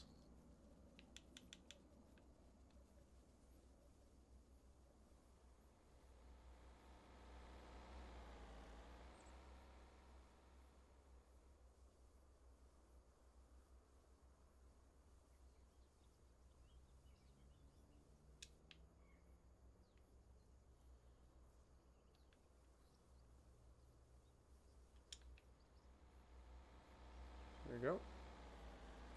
Then we can kind of fill in this area a little bit.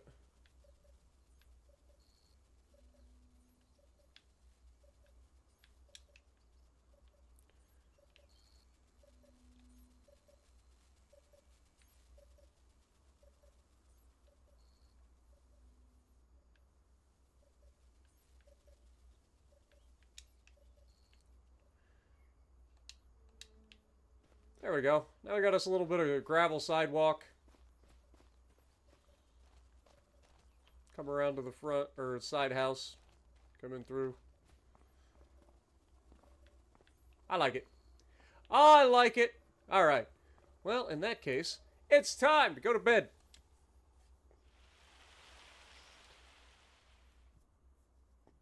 Shot your bow for 31K. Nice. I doubt he hit you for a citadel. It's not impossible, but it's improbable. Yamas are just really capable of hitting you that hard through the bow.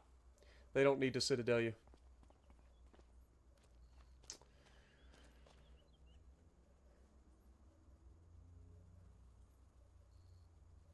Look at that. God, I like the way our house is starting to come together. I would like to get some, like, wall hanging lights. Is there any sort of, like, lighting that's wall hanging? Like, if we go into lighting, Is there any lights that are just like wall hangers? There really isn't. Alright, well in that case, do we have like a good... like something like this probably would work. It's awful tall though. But if we put that there, and then we put one out there. There we go. I would like to have light on the edge of the house. I kind of want to...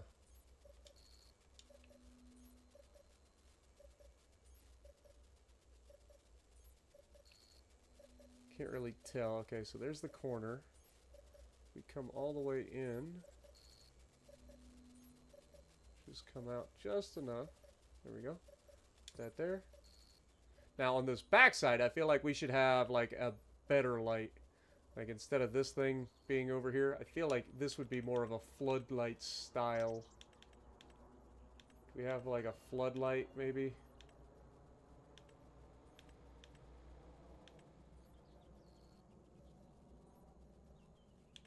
Like how tall is this? Oh my god. No. That's way too big. Way too big. What is this? God. Quit trying to get me to sell my stuff, game. Yeah, we can toss this floodlight into the corner here. Try to blend it with the house a little bit.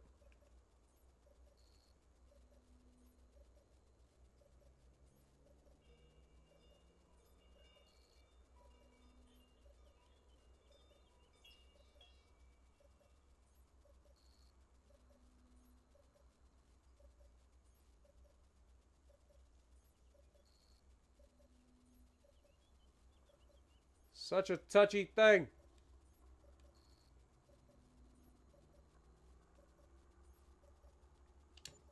How about right there? So now we've got floodlight going back there. Now what does that look like inside? I know it'll be going through the wall a little bit. Oh, you don't even see it. You don't even see it. Oh, that's beautiful. That's beautiful. Close the door, please. I said close the door. Alright, let's check and make sure it doesn't go through the wall anywhere else. It would be over in this corner. Yeah, it's perfect. Maybe the bathroom? Yeah, it actually is not visible at all inside the house. That's perfect. Perfect! I feel like a giant, though, walking through this house. But now we'll have a little bit of light outside, too. I feel like there should be a light, like, there needs to be, like, wall-hanging lights, so hopefully that'll be a mod that comes up, too. But yeah, this should light up this area so that we can go out in the pool at night. Like, I would like to have, like, a nice warm lighting over here, though. Like, is there... there really isn't a good option. I mean, we got these little garden lights. That wouldn't be such a bad thing, maybe, to have along the sidewalk. Yeah, this seems like something that you would totally have. Just put these, like, along the steps. Boop. Boop.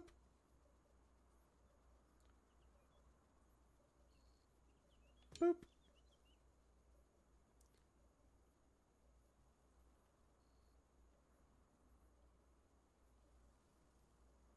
Boop.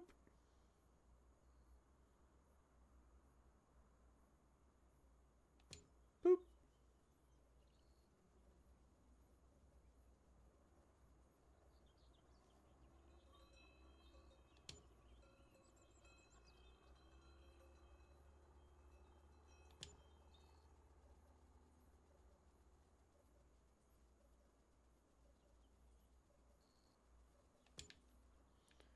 Alright, have those along there, and then I guess you would have them along the path, the footpath, so something like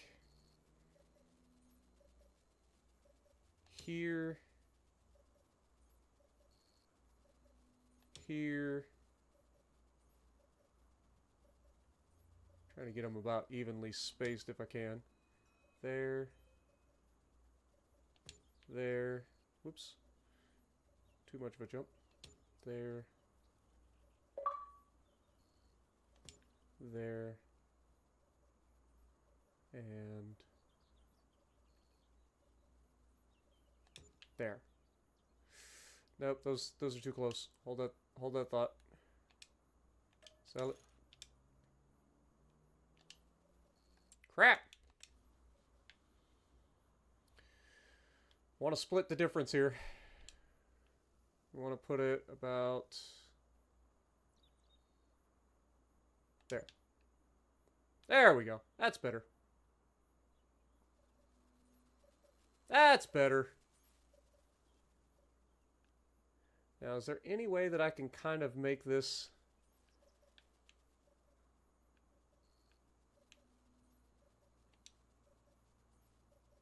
I mean, we could totally turn this into... Oh my god.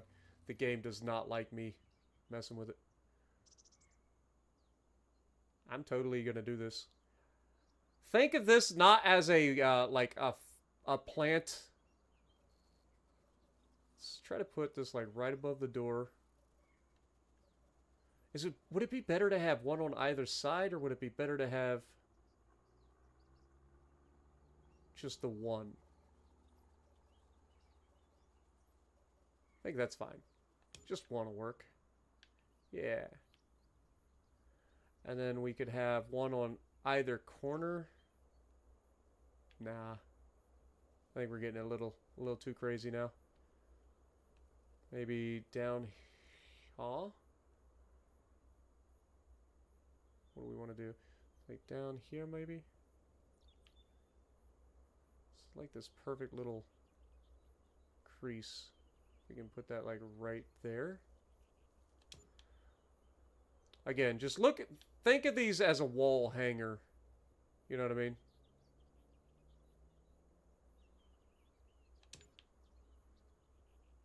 Yeah.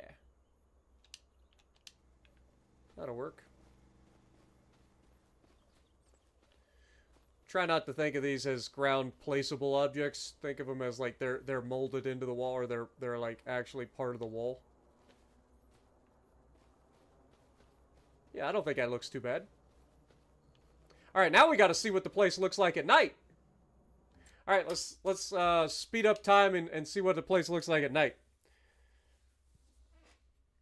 Can you come over and play in the pool? Let's do it. We'll have a pool day. Everybody can come over. The whole neighborhood. We'll have a cookout. We got a grill. We got a little swing here. We got the swimming pool. You guys can help me do my laundry. We just got the whole thing set up. We'll just make it a day, you know. We'll have a neighborhood day.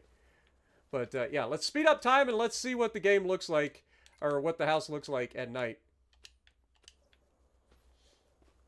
It might take a minute.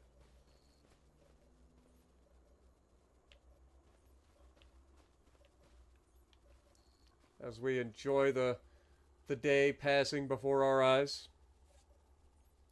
You'll bring marinated steaks. See, that's what I'm saying. Like we have a good time. We'll make a day of it. Just a good old fashioned farm sim cookout, neighborhood cookout. Look at the view you get to enjoy. Now, hear me out. Hear me out, folks.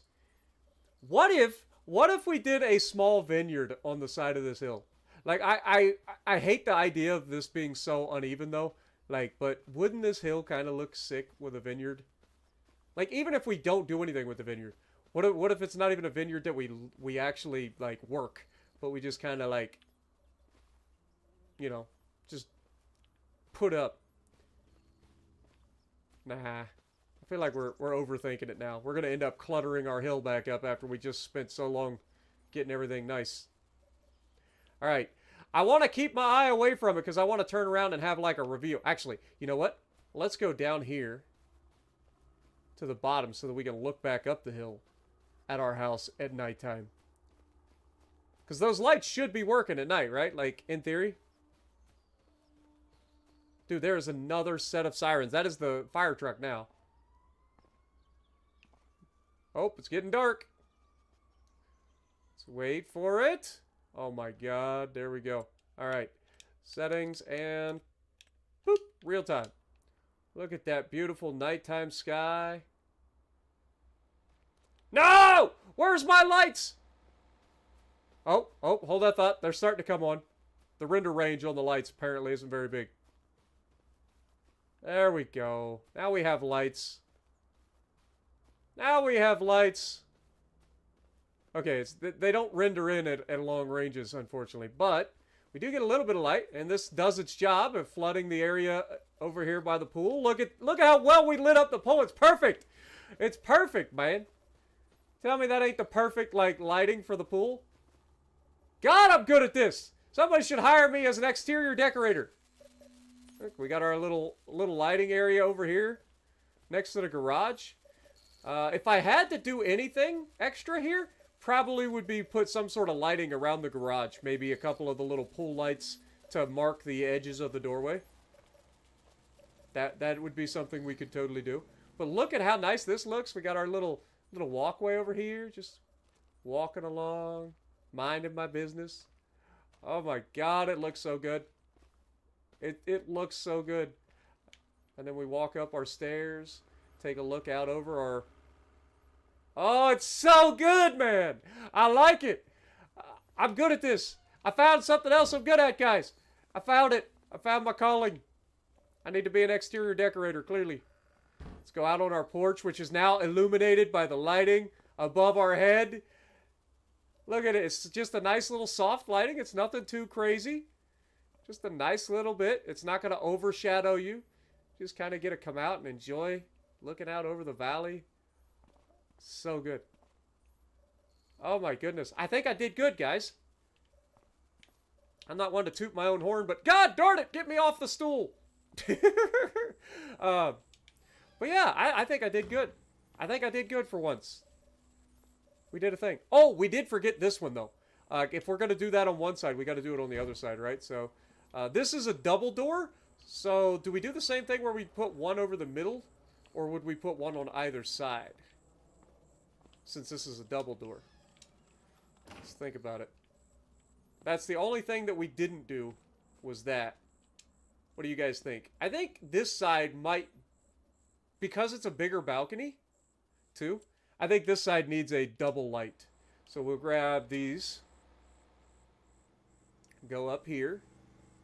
Oh god. The game hates me.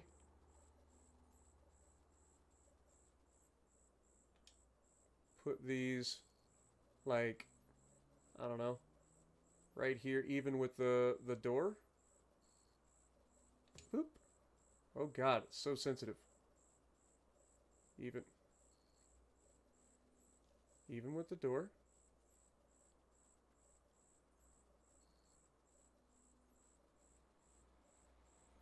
I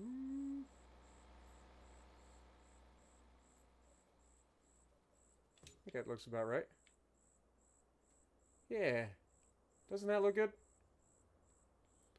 Oh, we got another balcony on this side. I forgot. Alright, so this one will be like just like the other side. Where we put this just above the door.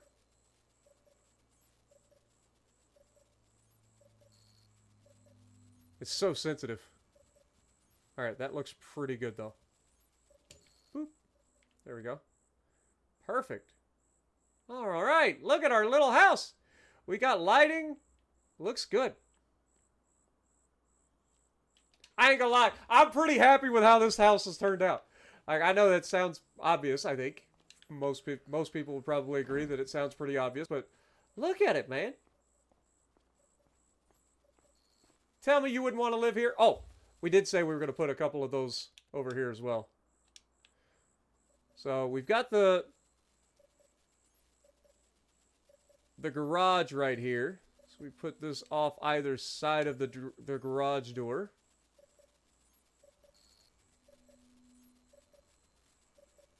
Not too far away, but not too close that they're going to get run over.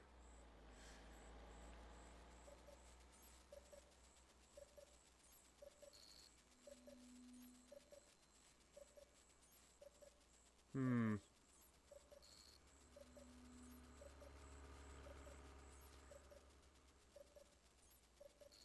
Yeah, I'm not 100% sure. Like, I don't think that's enough light. I think it needs a light up above it. How can we make this...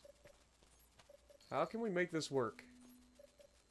Like, I don't think these work the way I want them for this particular spot, so I think we got to get rid of those.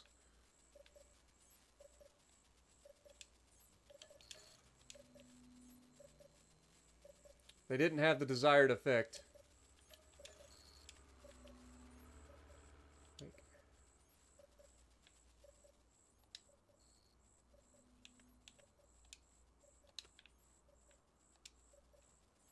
So if we put these above the door, maybe?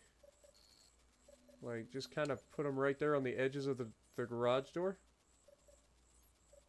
Would that give me the desired result? Oh, that's a little better. That's a little better. Okay. I can deal with that. This one ended up being a little bit... Yeah, a little too far down.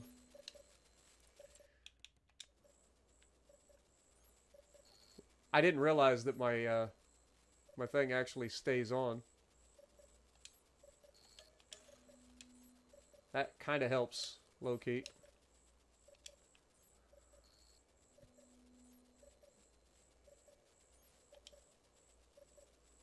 So we would want this about even with the edge of the door, but just above it. Right there. Do the same thing here. Where we grab that, sell it, and then get off the screen, come back over, do this.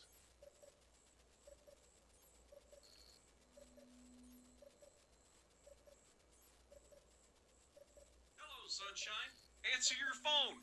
Wait for it. Hold that thought.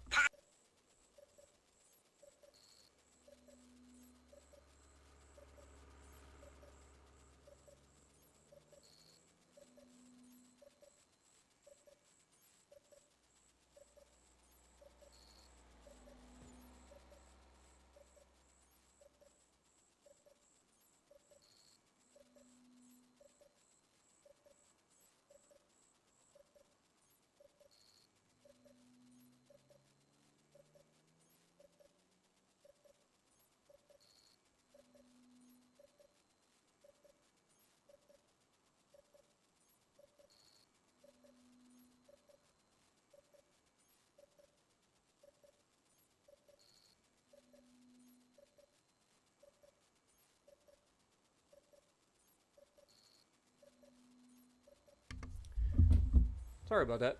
Dad called. Alright, I think that looks better. They're still not perfectly placed. Ah. Okay, so this one is kind of centered over it. I think I got it the right height. Just need to move it over to the right a little bit. Hold that thought. It's going to drive me crazy otherwise. Alright, so sell that. Grab this. Do that.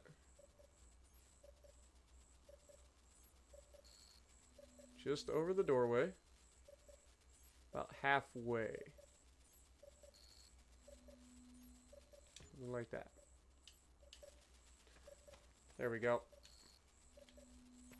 That's better. That's better. That I can deal with. Alright! Well, now that we've got our lighting set up, let's never have to look at lighting again. What up, King Juan? How's it going? U812, good to see you guys. Should get the Lumberjack mod. They don't have the Lumberjack mod. This is Farm Sim 25. They don't have a lot of mods yet. But, yeah, I think we got our lighting set up for our little house. This is enough decorating for one day. So let's keep the farming aspect rolling. What do we got in here? Anything? What is this? It's a header for a harvester of some kind. Oh, this is for sugar beets and beets. Red beets and sugar beets. Got a tipper for something. I don't know what truck that would go on. And then we got a big old John Deere header. This is the biggest John Deere header. 69,000. Nice. But we don't need that anymore. It is currently August. You can see our fields are looking nice and yellow down there because our cotton is starting to flower. This is what I mean about cotton, man. Cotton is beautiful. You can see it's kind of got this yellowish flower. Like, look at this.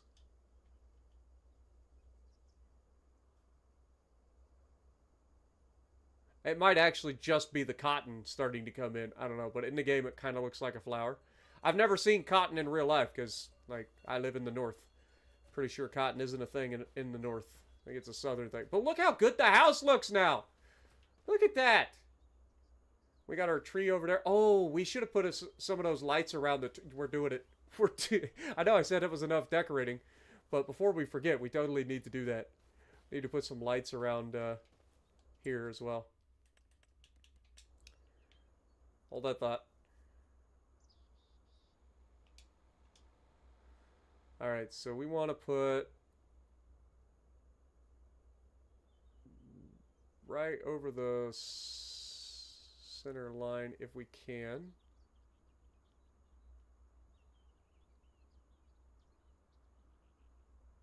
Boop. Right over the center line if we can.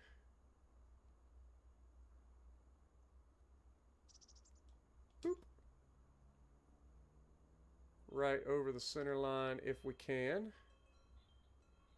I'm totally just eyeballing this. I'm not counting them or anything like that. And then right over the center line if we can.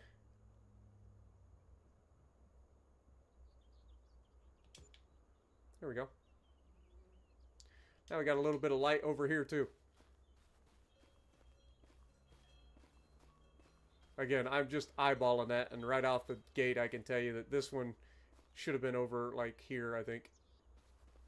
Based off of how close or how far apart these ones are. I think these ones are all perfect. I think this one needs to come over. Instead of being there, I think it needs to be right here. Close. Not bad for eyeballing it. Alright, let's grab this one. Sell it. Grab this one. Bring it over here.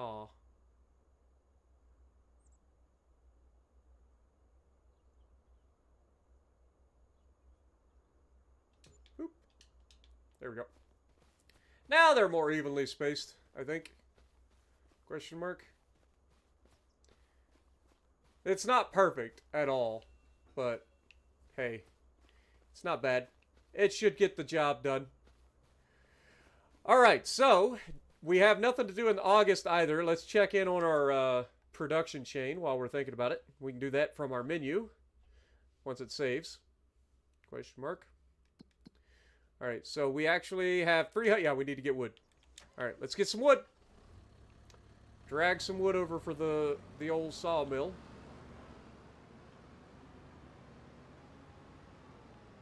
Where are we going to get some wood at? We got another tree down here in the bottom. Not a very big tree, but hopefully it'll allow me to cut it.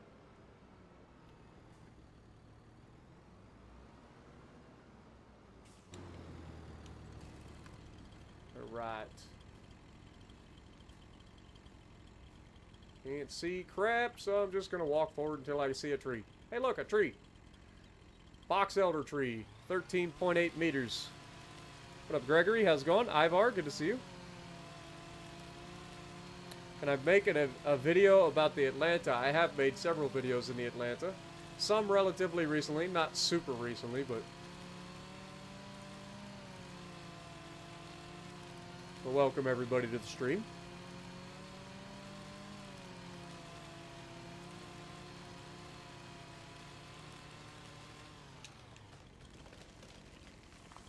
How much you weigh? 4.3. Perfect.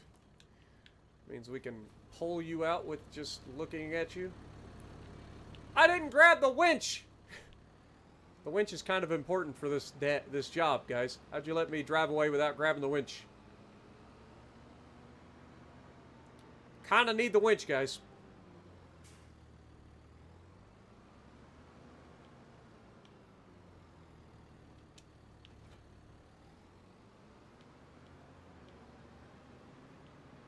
Strike number 1 for the audience today. You guys let me forget the winch.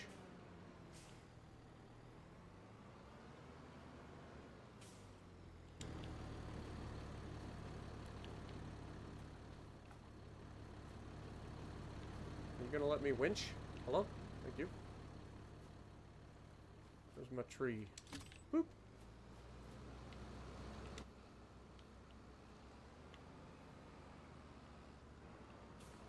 Oh no.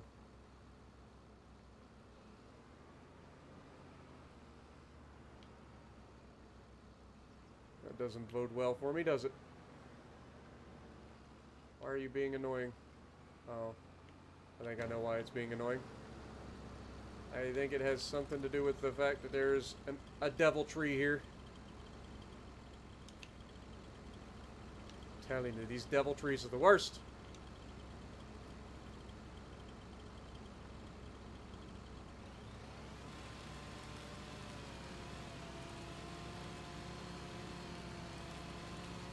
Doggone devil trees, man.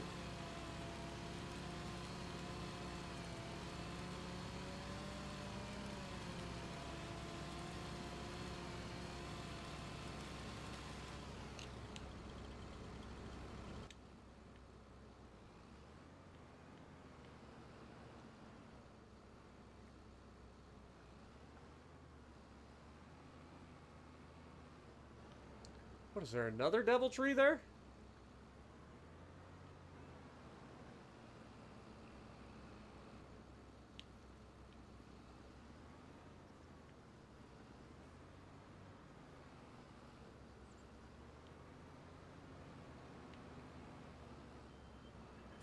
Or are you just caught in the tree next to you?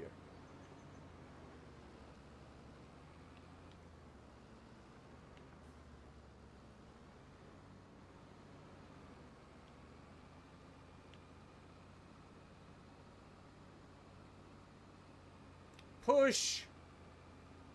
Push, you little turd! Push!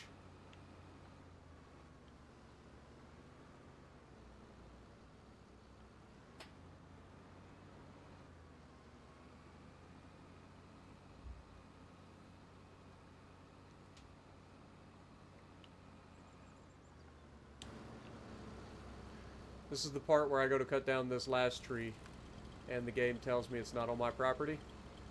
And it makes me want to throw something.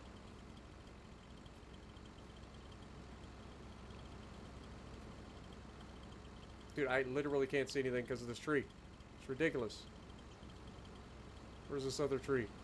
I know you're hiding in here somewheres. There you are. Okay, good. You're coming down, you little turd. Why would you fall that way? Why would you fall that way? You're literally on the side of a hill and you fall uphill? It makes no sense. Physics!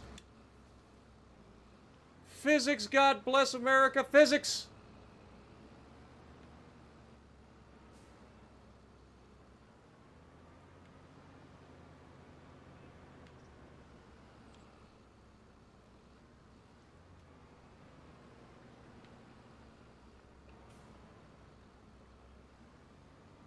This tree's being very, very hateful right now. And given the fact that it like starts to move and then doesn't move at all, leads me to believe there's more devil trees involved.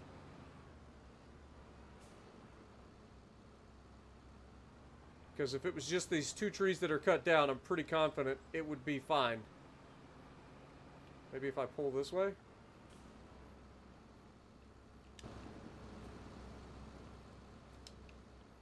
Where's the devil tree responsible? It's probably you, isn't it?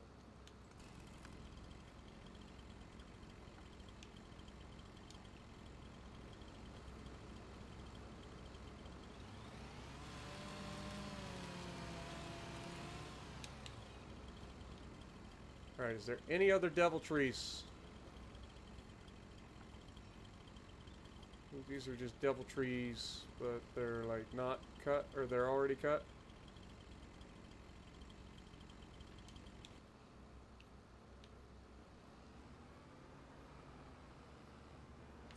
Nope, there's still something else going on here. Coming from this side, I can't go anywhere. I think I hit the devil tree that I just cut. If I ram in it from this side, it seems to want to move. At least part of it wants to move.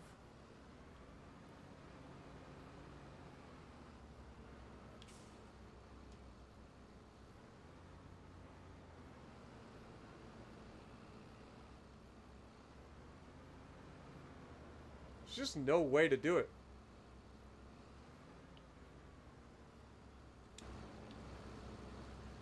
Seems to be getting stuck, like right here.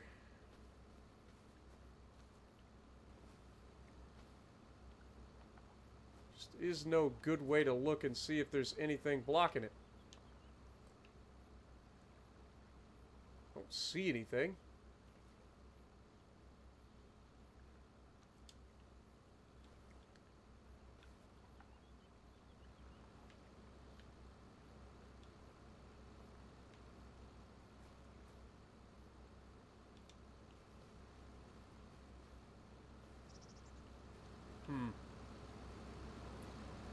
All right.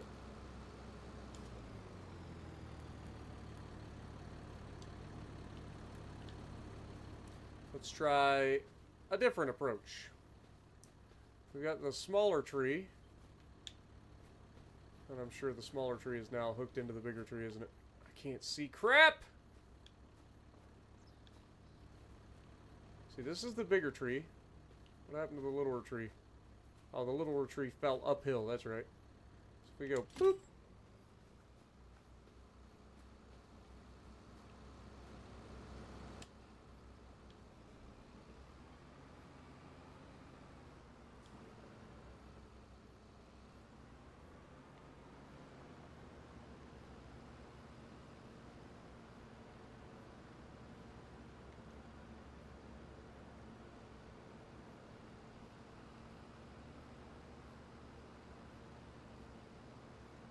Okay, we got that one out.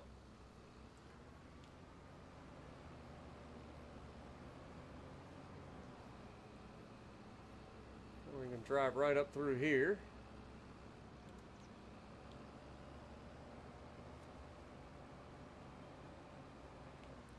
And of course, as soon as I get to the road, like literally as soon as I get to the road,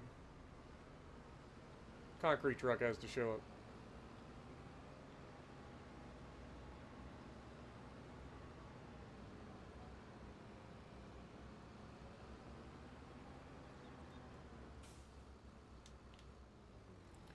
All right, this should easily go into the go into the sawmill. Kind of a good-looking tree too, but we don't worry about that. They all cut the same. All right, now how can I get this tree freed up? What do I... Really?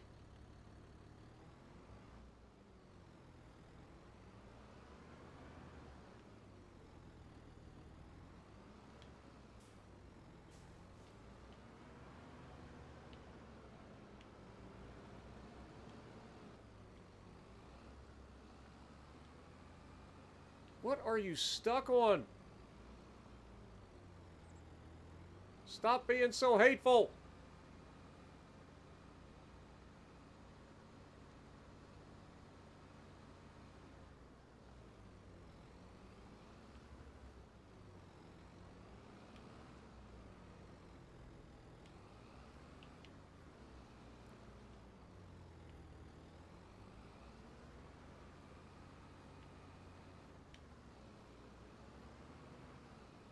I told you guys how much I hate these little trees.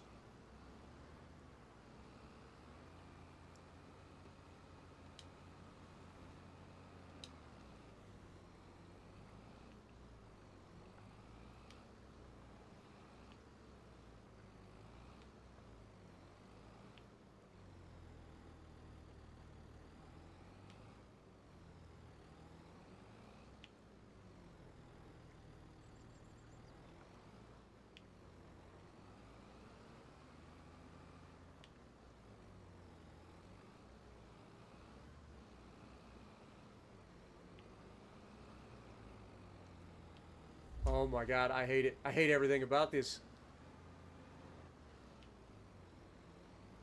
Hate it all. There's got to be like a devil tree in there somewhere that is stopping this big tree from being able to be moved. But for the life of me, I can't see anything.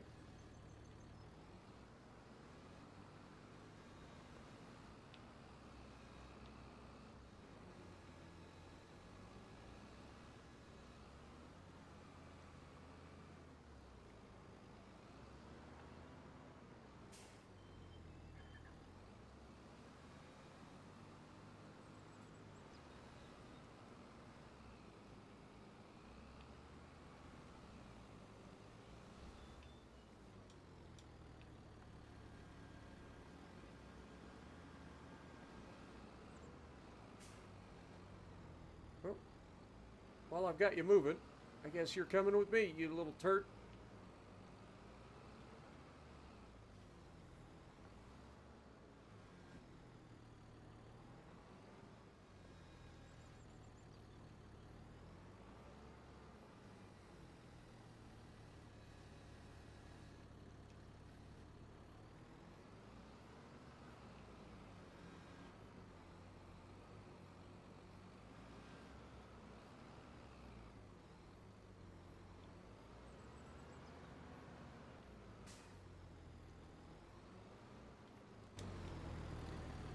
Well, we got it free. And there was actually a devil tree in there, so it's amazing that we actually got it free. But I couldn't see anything because of the freaking bushes, man. Like, the bushes in this game are insane.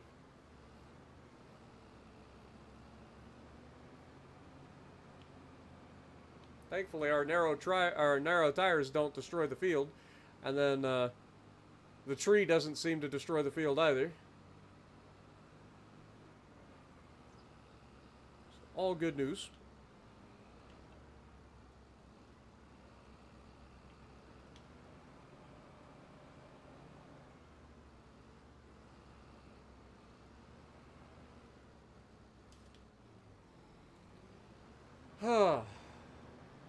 Nobody is as persistent as I am in this game, I don't think. I think I'm as persistent as they come. One way or another, I will succeed.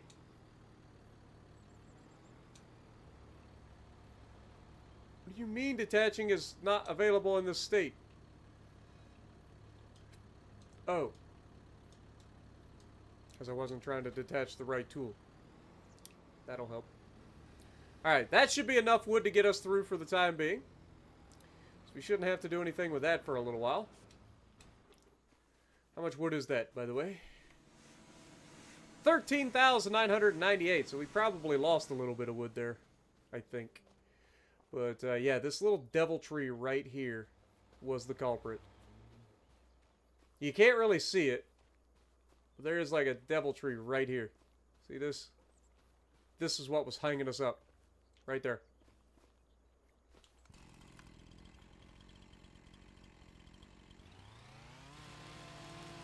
The devil trees are the worst. They look good, don't get me wrong. Like, all the bushes and the foliage and stuff in this game looks fantastic. The trees look way better. But boy, can they lead to some frustrating moments. Totally. There's another fire truck.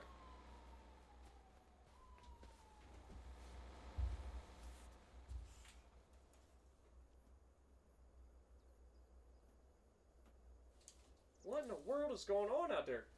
Hold that thought. Like, they're stopping close by, which is the concerning part, right? Like, it's like I hear the fire trucks close by.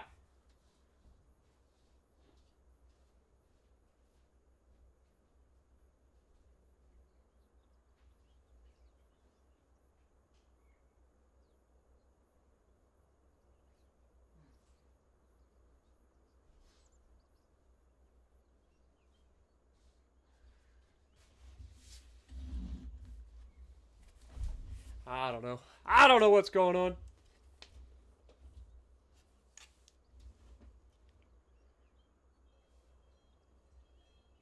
What up, Nuts? How's it going? War Duck, good to see you. It's not necessarily that I need to cut the trees into smaller sections. It's that those little devil trees that I keep showing, like these little brush trees, They grab a hold of everything. If there's any of these actually standing around anything that you grab, all these little tiny trees like this, they grab a hold and they don't let go. Like, it is obnoxious. See? And they put them around every fucking tree in the game. They're everywhere. These little devil trees. They just have no physics. It ain't that I can't pull them, the big trees. It's just that they get stuck on these little tiny trees that are all over the place. It's annoying. So I need to go through and make sure that I cut down all the devil trees before I decide to cut the big trees. That would be the smart thing to do. All right, it's August. I think we already checked. There was nothing in here, so let's just keep on rolling. We do have $313,000 in the bank, so that's good news.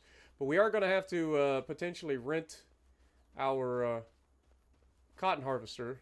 So I don't know how much that's going to cost. Probably going to be an arm and a leg. Let's go ahead and feed Daisy before we forget. Look how nice the yard looks, though, man. I'm so happy with this. Like, I am, like, I know I say this a lot. Other than the chia pets growing into the highway, I'm very happy with how my build has turned out so far. I might widen this path a little bit, just to give me a little bit more of room. But we make it work one way or another. All right, let's get into September.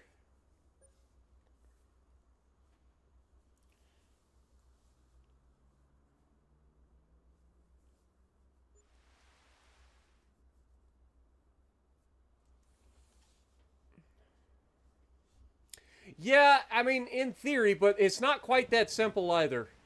Also, it's raining. Hello, September. Wake me up when September ends. This is a spader. We don't need that. A lot of the trees have 4718 Dan coming in re-upping for 23 months. Thank you so much, man. Feed Daisy again while we're here. A lot of these trees, not all of the branches are real. Some of them have collisions, some of them don't. And you have to, like, get your chainsaw out and try to climb up on them, and they don't always work that way. So it can be a lot easier to just grab a hold of it with the winch and drag it out. And generally I don't have any trouble, but you know, sometimes it do be like that, where things don't quite go to plan. But yeah, we're doing okay. How much are we losing money each month, or are we gaining money each month? That'll be the next thing that we look at. So, okay, so if we're not spending money, we're actually making a little bit of money each month, which is okay. So that's what we want. So even having a $700,000 loan, we're offsetting the cost of the interest and all of that, and coming away with making a little bit more money. So we're okay in that sense. Good. And there was nothing in here that we needed, so we're going to go ahead and go forward and get our first cotton harvest. It's time.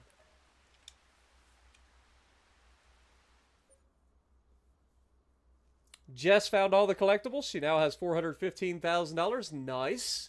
Congrats.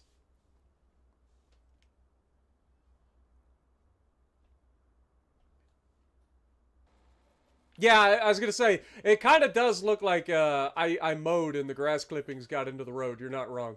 That's our story, and we're sticking to it from here on out. I like that. That's going to be what we use. But it's officially autumn, officially fall, whichever way you want to call it. But our harvest season is upon us. You can see the fields turning white out there. That means it's time to harvest. Our first ever cotton harvest on Farm Sim 25. And we have a Volvo cab over in the thing. $79,000. I can't turn that down. I just can't turn that down. This is not the style of truck that I was looking to get. But for 79 grand, this thing has 600 horsepower stock. Because it comes with the fancy roof as well. Wait, so we could turn that off and save ourselves a little bit of money? Or no? Yeah, we could totally... Wait, I am confused. So it's showing as 79,278, but as soon as I click it on, now it's showing 92,000 because of the options. I don't think that's how this should work. But we want to get rid of the sleeper. Oh, wait, you can't get rid of the sleeper.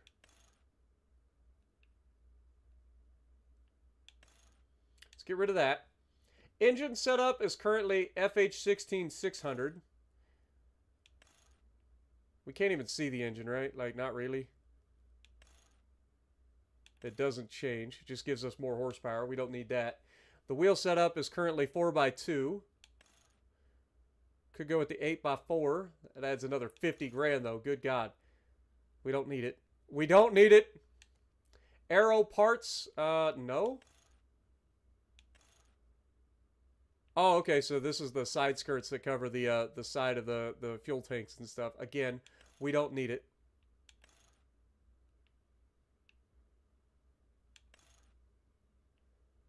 So if we just strip this thing down to its base level, we have no front guard. We don't really need a front guard. I hate cab over trucks. But again, this thing is so like right out there that it doesn't do us any good not to. Got the Volvo. We got warning signs. No mud flaps. We'll keep the Volvo mud flaps, that's fine. Mirrors.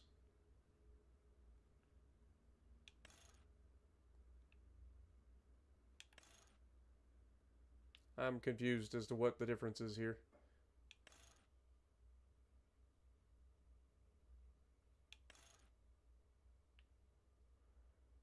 Am I missing something?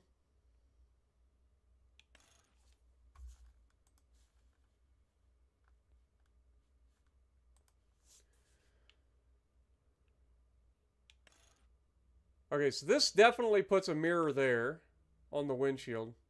So that's the only difference? Oh, so you get a side mirror too. Got it. Alright, well we don't need any extra mirrors. Just trying to save ourselves some money. What is the front mounting?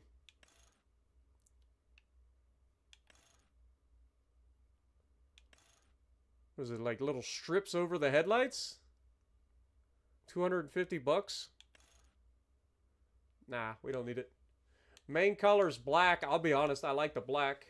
Grill color is chrome, it looks like. Or are they calling that black too? As far as design colors go,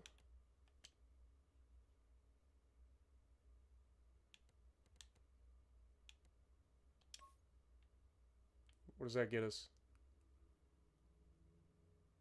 I don't think it did anything at all.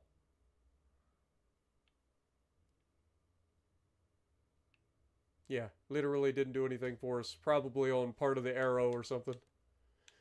Alright, well, that gets us $79,278. We pick up our semi, which we're going to need anyway for hauling bales, so that's perfect.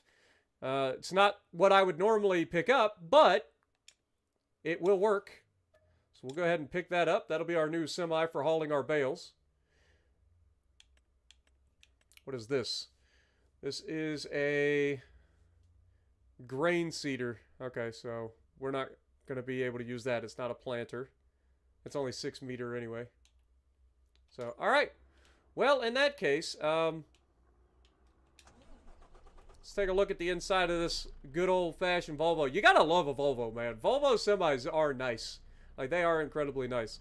Is this an automatic too, probably? I don't see a gear shift, so I'm going to assume it's a push-button automatic. Dude, I'm telling you, Volvos are real nice.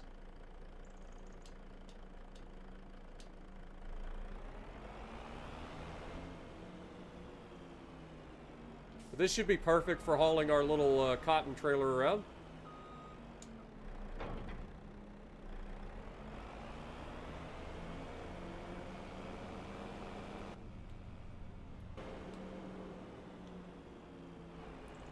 Be a perfect little hauler.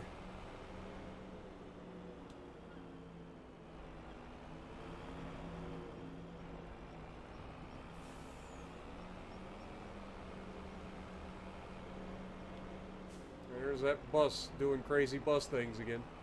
They just pull out in front of you like crazy. Oh, my Lanta! Don't skip the curb, good God.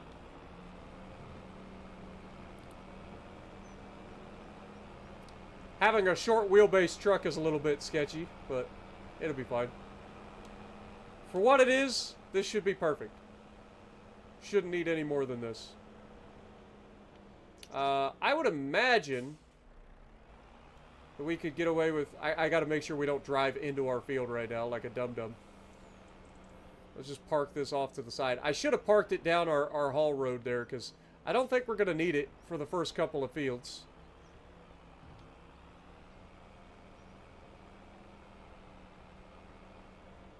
Let's put this down our haul road.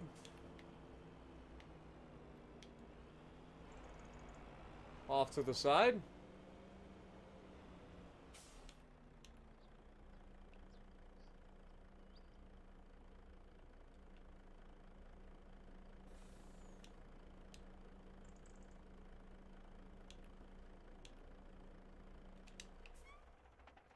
All right.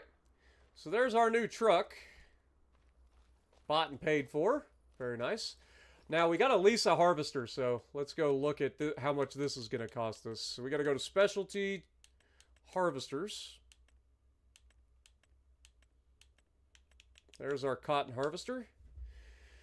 I like the case personally, not just because it's case, but also because it's a square bale that can be ejected from not being a full bale, so we never miss out on anything like that. I'm not worried about the wheels. We've got twin wheels on the front, so I don't think there's anything that changes. Yeah, doesn't look like anything changes other than the wheel tread pattern. But yeah, how much is this? $485,000. So we can't buy it. If we lease it, we can lease it for 24 grand. That's not bad. We will lease it this year, and then we'll look to buy it next year, potentially.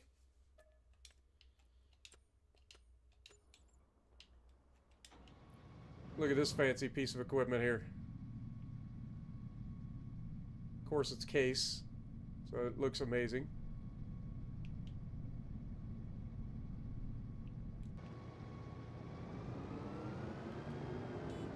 Still got the wimpy horns. Always with the wimpy horns, man. Now, it will take us a while to harvest, because this thing only has a 6-meter harvesting width. Yeah, Volvo does make good vehicles in general. You're not wrong.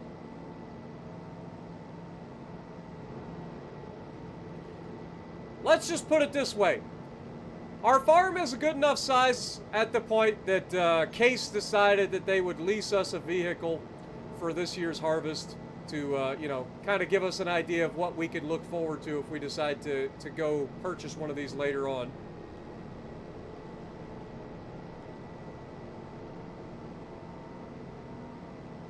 But this is going to take a while to harvest because we've got 2 very large fields and a bunch of smaller fields. Yeah, 2 very large fields and 3 smaller fields to harvest. All of cotton.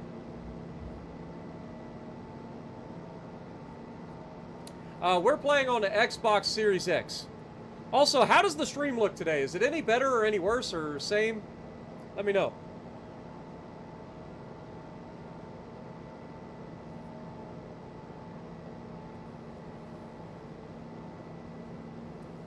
Wake me up when September ends. It's so quiet in here, though. You gotta love that. Also, I do like as much as I hate cab overs, for this combine, I love how, like, just right out in the open you are compared to a lot of the combines where you have the giant header out front. Like, this thing is kind of, like, really compact. Gives you a lot of visibility.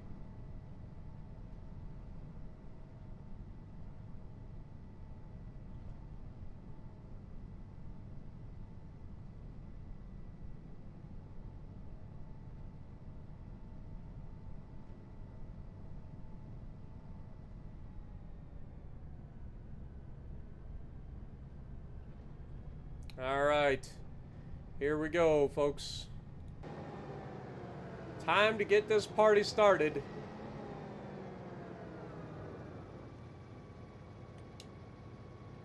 No field, really?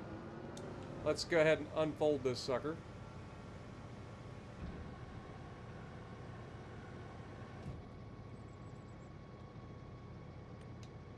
All right, now, still says no field detected. Can you detect the field now? Thank you. Set it up for AI.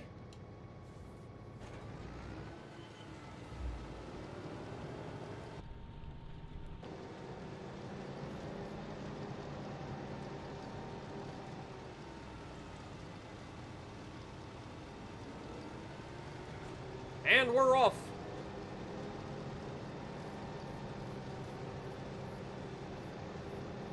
Honestly, there isn't much to look at for the cotton when you're trying to, like, see what it's doing.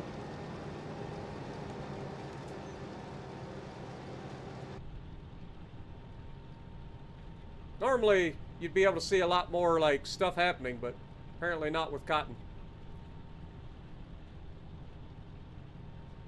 The field does look good. But we have it set to the AI at the moment, so somebody said something about the AI tends to not be able to harvest the cotton correctly or something. So I kind of want to wait and see how that goes.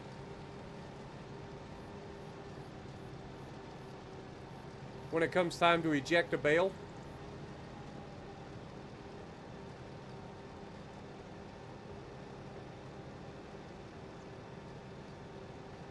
Although I don't think we'll be ejecting a bale on this particular field. These are massive bales, by the way. Look, Casual, how's it going? Stream looks as good as your middle of nowhere internet can provide. I feel you there, man. And I run a high bit rate, so it probably buffers on slower internet connections, so I do apologize for that.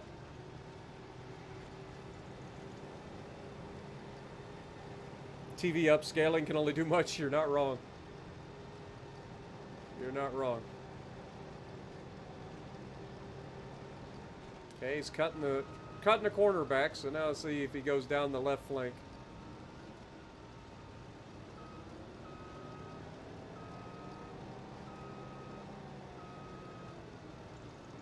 This is why we do the headlands ourselves a lot. Because the AI just struggles with headlands.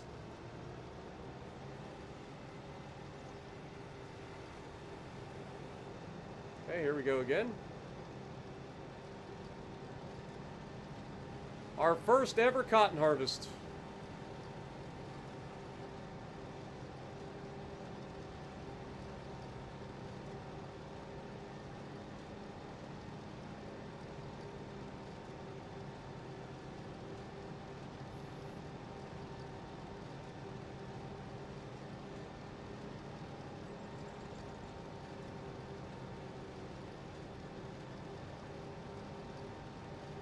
Now, here's the deal. We got $215,000. We just rented a cotton harvester. We've got our first ever cotton harvest underway. I think it's time to look around and see if we can't find some cotton processing. So, is there a spinnery on the map? Because we're going to need a spinnery. Potentially a tailor, if we want to get into clothing.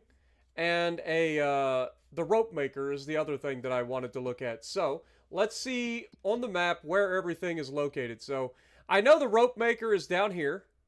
I believe it's this guy. Nope, that's a grain elevator. Rope maker. Where would the rope maker be? Oh, right here. This is the rope maker. So let's visit the rope maker. How much is the rope maker if we were to buy the rope maker? How much are you going to cost me? $300,000. Fuckering, fuckatest. I don't think so. Ropes can go f themselves for the time being. How am I supposed to afford that? Good Lord. Well, that's not going to happen anytime soon. CCTV in use. I wonder why. Lord have mercy. Okay, well, that's not going to work. Let's look at... okay, well, is there a spinnery? Spinnery. Where, if I were a spinnery, where would I be? I don't think it's this. That's the animal dealer. That's not it. What is this? A grain mill. Carpentry. Those are places for things. So we're looking for bakery. Tailor. Okay, there is a tailor on the map. How much is that going to cost? If I were to get a tailor. See, I want these flowers. Where are these flowers for the base game? Like, why can't I have those to decorate my stuff? $240,000 for the tailor, but I need a spinnery. There's got to be a spinnery somewhere. Has to be. I refuse to believe there's no spinnery. Oh, wait. Isn't the spinnery like the water wheel place up here? What is this? That's a canning factory. There was like a water wheel not that far away. Is it this? Yep, there it is. All right. This is a massive building. It's a water-powered spinnery. It's 180K. Okay, so we do have enough money to buy the spinnery. I think that's our obvious choice here, right? We need to buy the spinnery. Oh my god. Remember when we came here for the first time and I was so, like, gobsmacked by the fact that they actually have all of this that makes sense? Like, the fact that they have the little aqueduct that goes all the way upstream to the point where it's high enough and actually is able to flow downhill. Like, I think it's time. I think we buy the spinnery, boys. Buy the small 30K one that you can get, like, your sawmill. But, see, here's the deal. Like, I don't know what the difference in output is, and we've got a lot of cotton. Like, when we're done with it, we're going to have quite a bit of cotton to go through every single year. And 180K for the full-fledged spinnery isn't that big a deal. Or isn't that crazy. I thought it was going to be like 300K. I know that they have the businesses in here.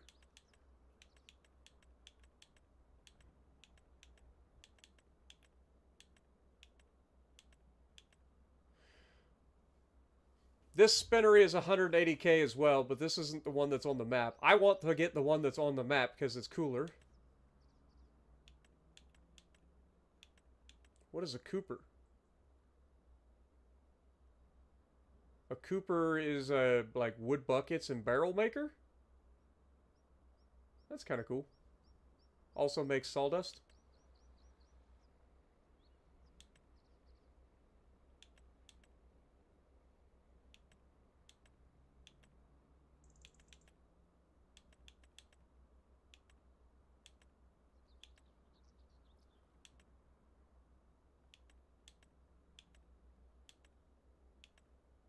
Okay, so you can get a spinnery here. But again, they don't give you any sort of, like, throughput. Like, what is the difference in throughput from the small one that you can get here for $36,000 and the bigger one? You know what I mean?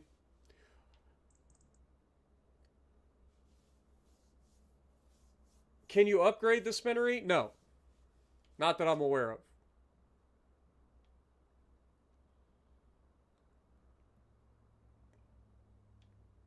But look how cool this one looks.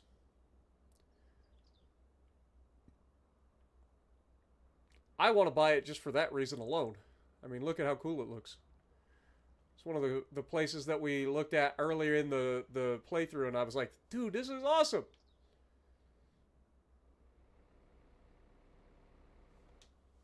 But given the amount of cotton that we're going to be going, I would have to assume that we're going to need a full-fledged spinnery. So I'm going to go ahead and get this. I know it's $180,000. It's a lot of money, but I think it's going to pay for itself pretty quickly. So let's just go ahead and deal with it. $180,000. This is officially ours.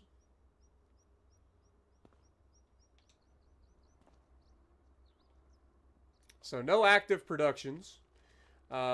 We will be going and using this to produce. What can we produce over here? That's the next thing. So we can produce fabric, cotton, or using fabric or wool for fabric as well. So we're going to store the fabric cotton for now. We're going to activate it because we will be getting cotton over here shortly. It takes 9 cotton to make 3 fabric. All right. The next thing I want to look at is how many cycles per month. 2,400 cycles per month. Now's the point where I need to look at something. Okay. So this is capable of 2,400 cycles per month. So basically, 100 cycles per hour, right? Which is going to take... Oh, God. We need to look and see what the numbers are going to be. So 2,400 times 9 is 21,600 liters of cotton per month to keep this thing running. Okay? So times 12 is 259,200 liters of cotton to run this place for a year. So that would get me from harvest to harvest. So that's the number that we're looking at right there. So this is where the spreadsheets start, right?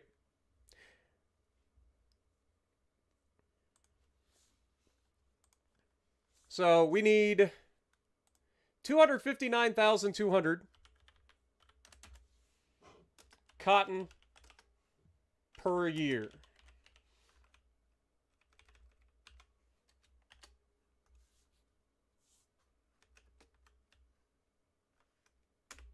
And that will produce 3 fabric.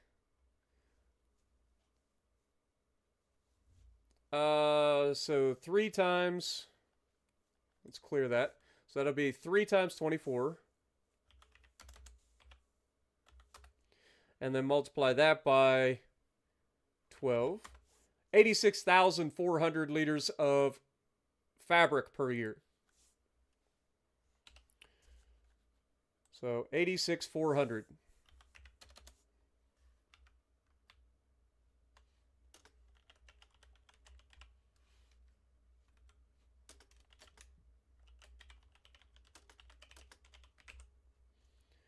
All right.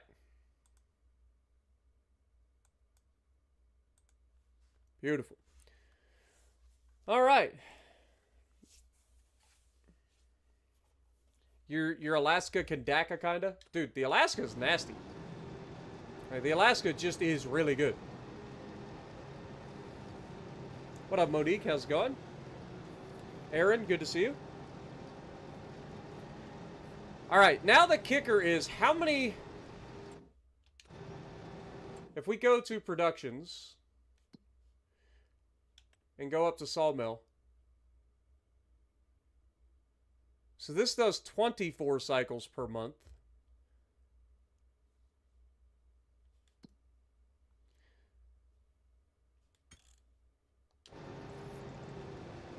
I kind of want to go check and see what like the placeable spinnery can do per month.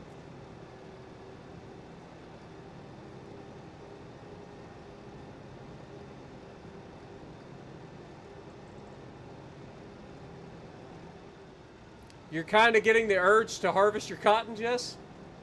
I'm telling you.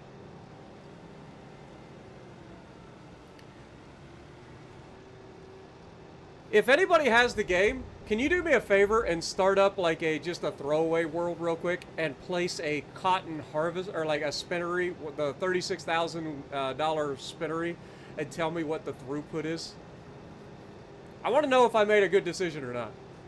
I would imagine that there absolutely is a reason that 180,000 versus, you know, the 36,000.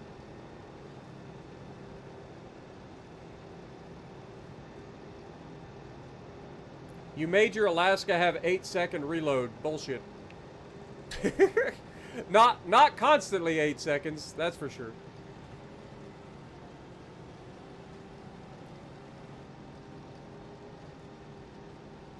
I don't know if you're using Azure Lane, Colorado, and you get a bonus to your reload every third shot. That's a different story. But yeah, like as far as just saying you have an 8-second reload on your Alaska, no.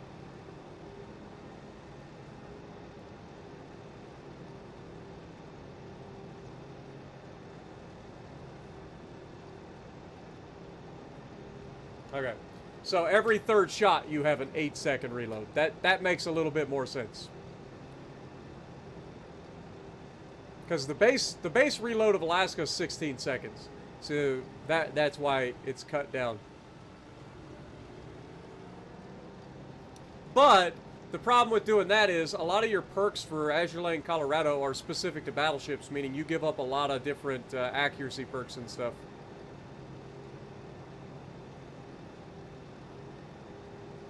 Just to have the meme reload.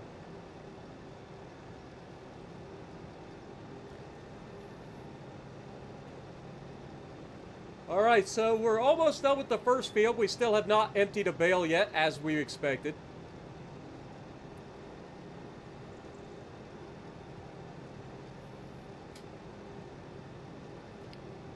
But it looks like we will have at least one bale from the two top fields.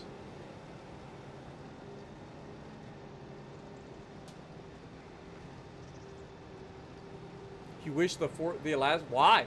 The Alaska's 12-inch guns are fucking phenomenal. There's no reason to have 14-inch guns.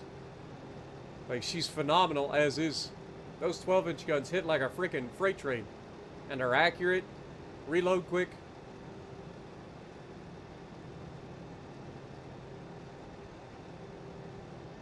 Well, I mean, everything can do damage to Yamatos. And Alaska can absolutely punish Yamatos with a good build.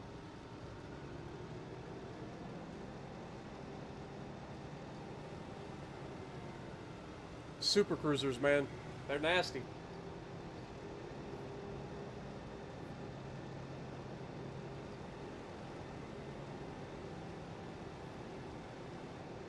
Alaska's your highest damage game. I'm telling you, man, Alaska's nasty. A lot of people sleep on Alaska. But it has the hard-hitting guns. It's decently agile. It's concealable enough to get around the flanks and be able to dictate your own engagements. It's got the radar. It's got the sonar. It's got HE if you need it for bow tankers. Like, it really is the total package. The Alaska is nasty. I love the Alaska.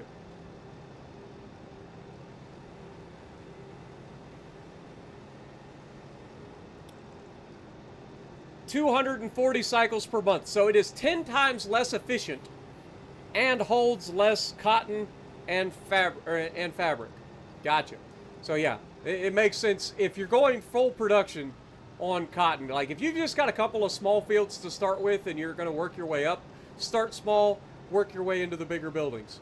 But like we did with the sawmill, like buying a full-fledged sawmill for no more than we're actually like using it makes sense, right? But yeah, so we have 10 times the throughput for, what, 6 times the price?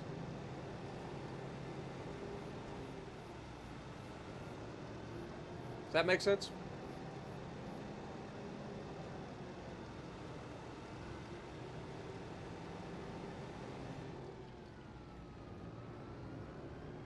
All right.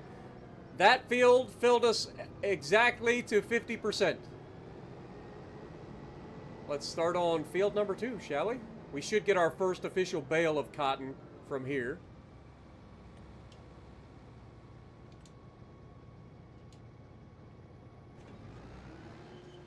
Actually, fire him. I will do the headlands pass.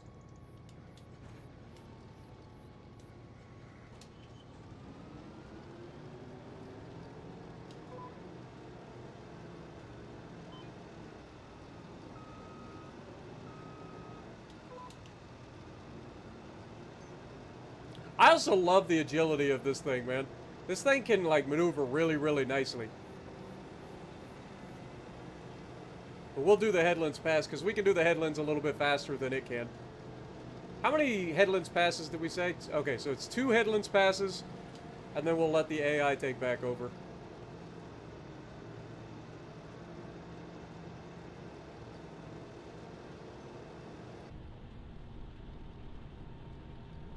But I love the differences in textures from Farm Sim 22 to Farm Sim 24. Everything looks a lot better in Farm Sim 25 than it did in Farm Sim 22. Like, all of the textures have been redone. And a lot of assets have been redone too. Like a lot of your trees we already talked about. I love the trees, even though some of them are incredibly obnoxious. Like, this is just a better overall game. Now, once they get all the bugs and stuff fixed, then it'll be even better.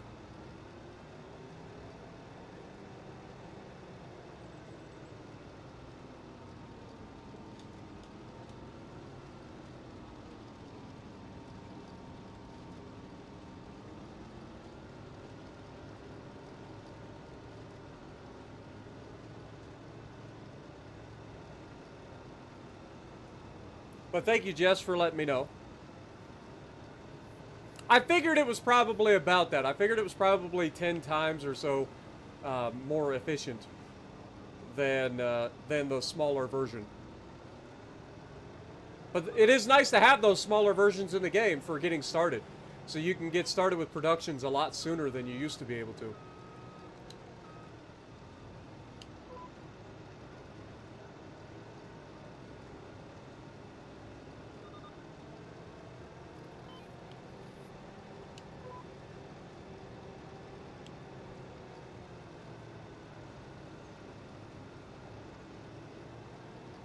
It's nice to have those options.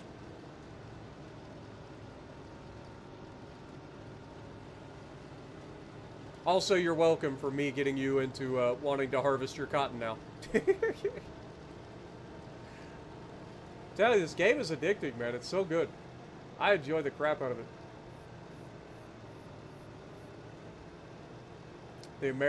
The American version of the Graf Spee, only better in every way. It's bigger, it's tougher, it's got better guns, more of them. Has radar.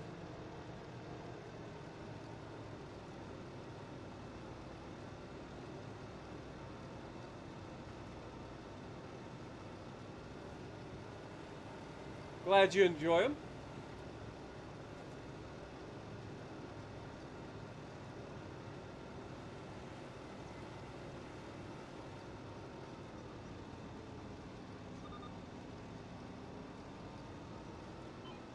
So once we get this harvest done, I want to know about how much total cotton we end up with.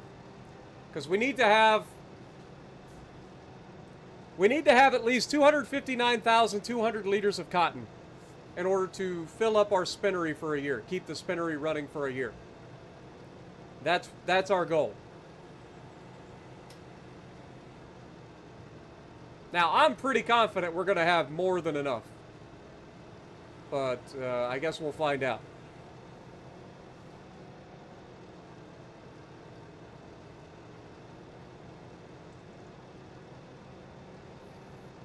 My Peter Bag video has helped you out, Christino. I'm glad to hear it. It's a good ship, man. I like the Peter Bag. I just don't play it very often because I tend to be a lot more aggressive, and so battleships tend to be my favorite because I can survive a lot longer in a battleship playing with my aggressive playstyle than I can in a cruiser.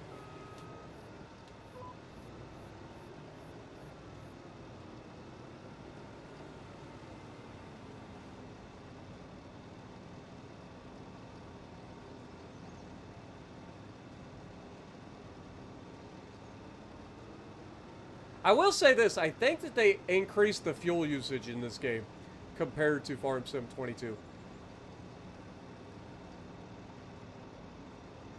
I think that's a thing.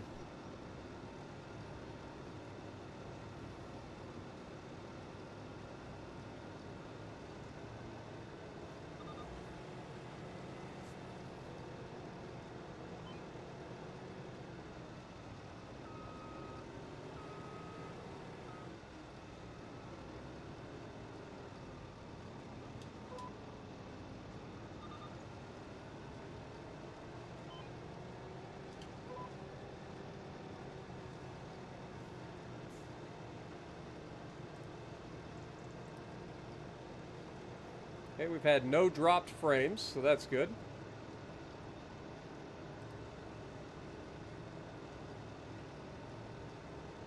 We're putting enough stress on the GPU that it's should be working, but it's not overworking itself, so I feel like that's good. So from my side of things, the stream should be about as optimized as I can get it. Hopefully the bitrate is good enough that it doesn't look super blocky or anything like that on YouTube. YouTube's compression isn't very good for streaming. But we try. We try to make it look as nice as possible for you guys. What up, Jim? It's on normal, Jim. It is on normal.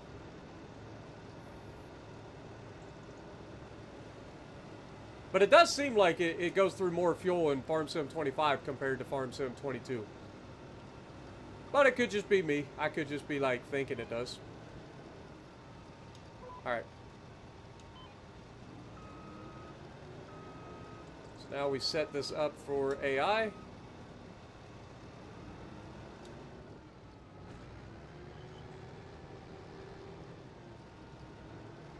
See what it does. Should just go straight in now that the headlands are already done. Should just go straight in and harvest the down and backs. And we'll get to see whether or not this thing struggles.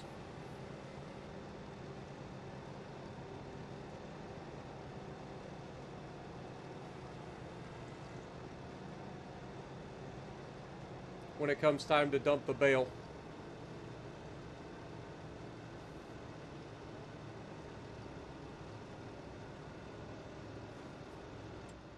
I'll show you real quick, but I'm pretty certain I already checked and made sure it was on normal. Let me save real quick. Game settings.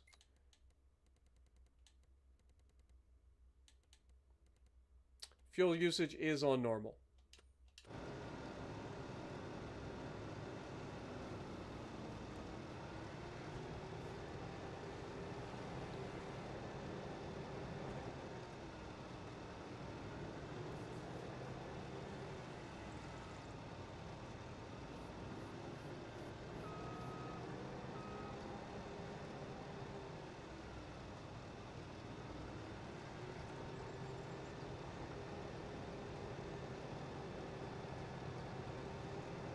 Alright, here we go.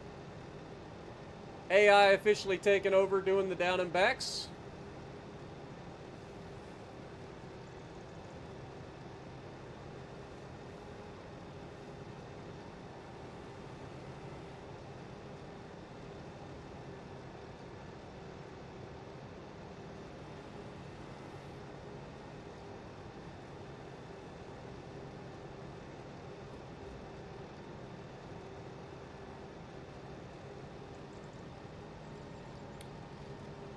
But yeah, I try to make my stream quality as high as I can get it for you guys, because,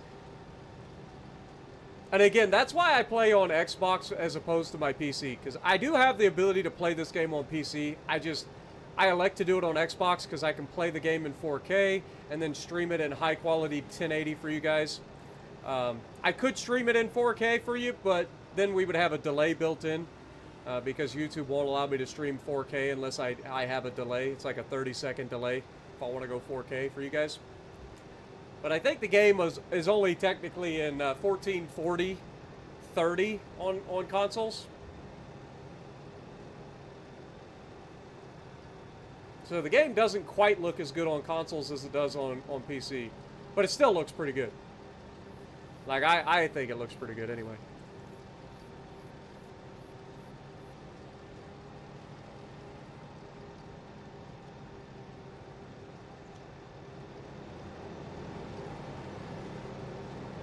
You can see the little cotton getting blown up into the bin there. You can actually see the cotton inside the bin as it's getting fed inside over the top. So this is all the stuff that you missed before. You can see the cotton going through the top here. This is the stuff that you didn't get in the previous version of the game. All these little animations are here that weren't here in the other version of the game.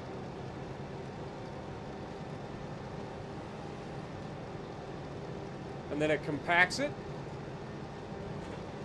presses the cotton down, and then starts blowing more cotton in on top of it.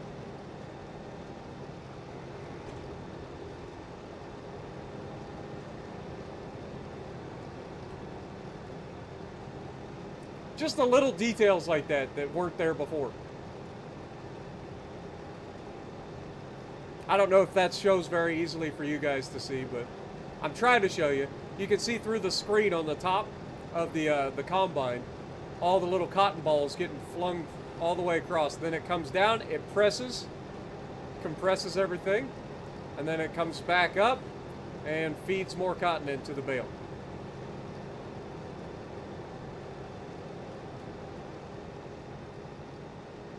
And that's how a cotton baler works in terms of the overall making the bale. At least this particular version of it is a press, a bale press, or a cotton compactor,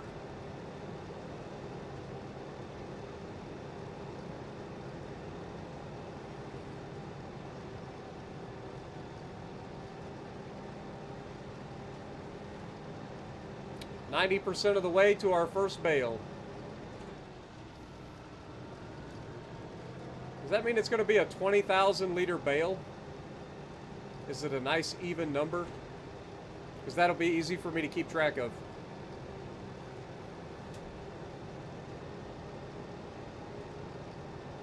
In which case, we would need a lot of bales. Yeah, if it's 20,000 liters per bale, we would need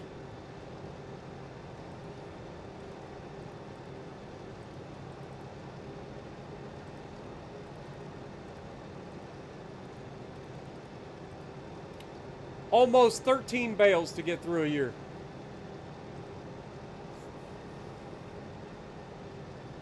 And I don't think we have enough cotton to make 13 bales. So I think we're going to have far more throughput in that one spinnery than we're going to actually use currently. So that means at least part of the time our cotton is going, or our spinnery is going to be sitting dormant. Which is fine, because that means I don't have to build multiple spinneries in order to keep up with my cotton harvests. Like we had to previously. Because I don't remember what the throughput was on the spinnery before, but it wasn't that high.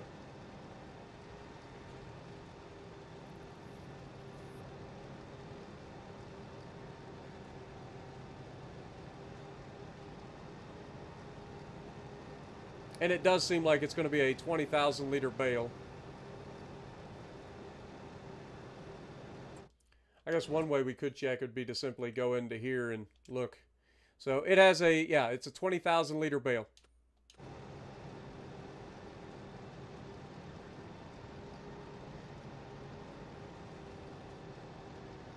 And as we come up on our first bale being made, we'll see if the AI gets to the point where it will auto-eject the bale.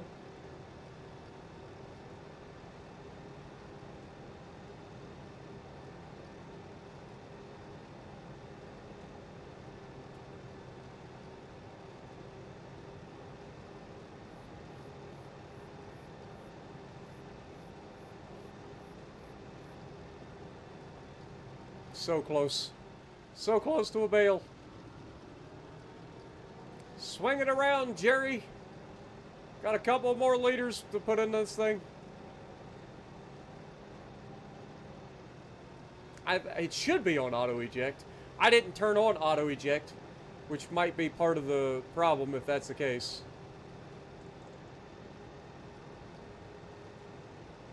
And there's our first bale.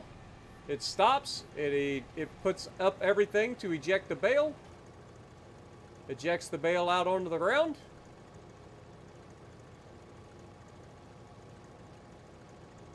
closes everything back up, keeps going as usual.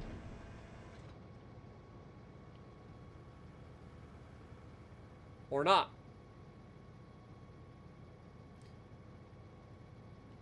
Alright, so yeah, AI seems to be struggling after emptying bales. You just gotta stop and start them again. Interesting. Meanwhile, we have our first bale.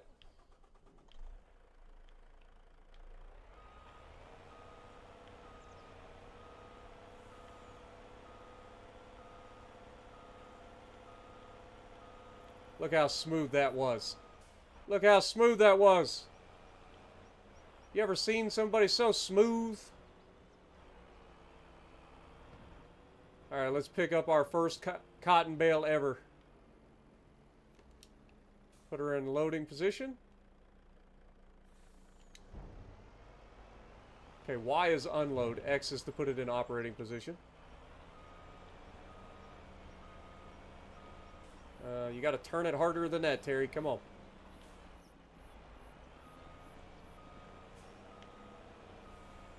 There we go. She pulls the bale up in there. I feel like they definitely sped up the loading process of the bales. I feel like it used to be a little bit slower than that. AI seems to be lost.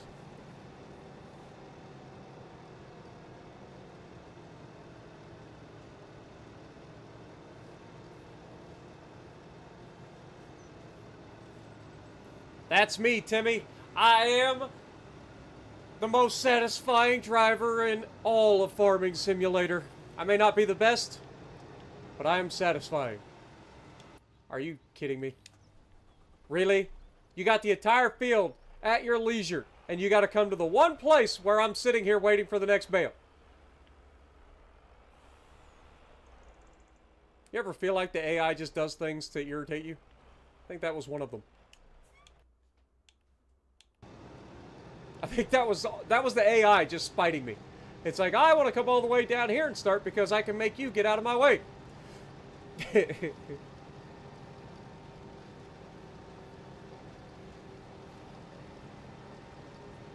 You know, Clutch calls himself the best driver in Farming Simulator. I'll just call myself the most satisfying driver in Farming Simulator. How about that? That seems about right.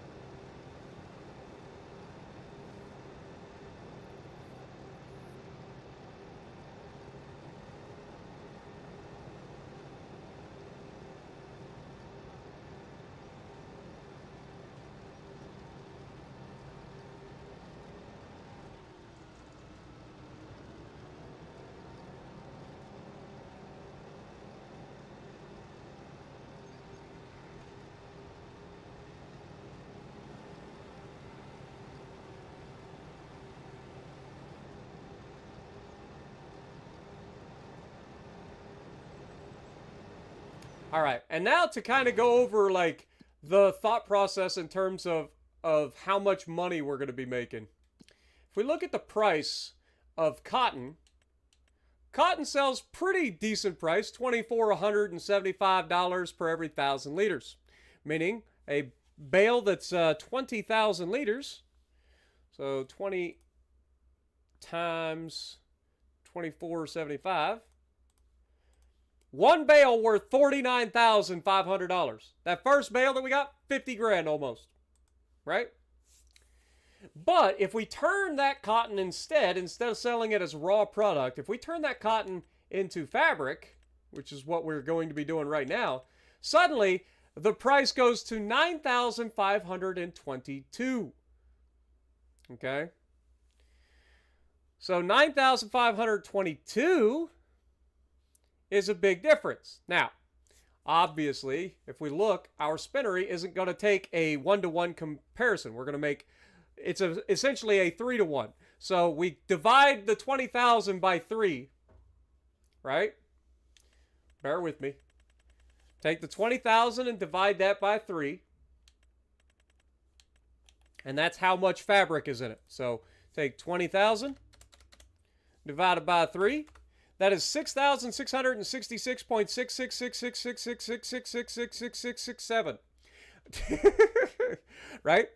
And somebody's going to go back and look and be like, Spartan, you left out a 6, or you added an extra 6. I was just being goofy. Anyway, so you take 6666. We'll call it 6666 for just rounding down. So 6666. And then you multiply that. So that would be 6.66 times 9,522. Boom! And we just turned our $50,000 bale into $63,416.52. Doesn't seem like a huge difference, does it? 63. So it was, what I say it was? It was 6.66. Yeah. So 6.66 times, what did we say it was? It was,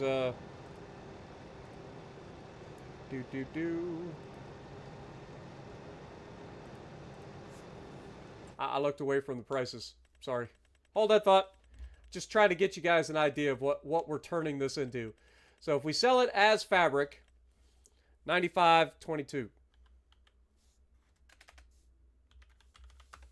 That's the $63,416.52. All right, so 63,500 or 416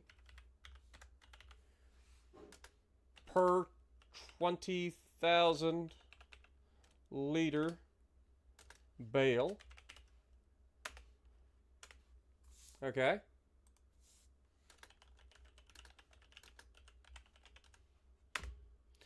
And now, if we took that a step further and we turned the fabric into clothing, well then suddenly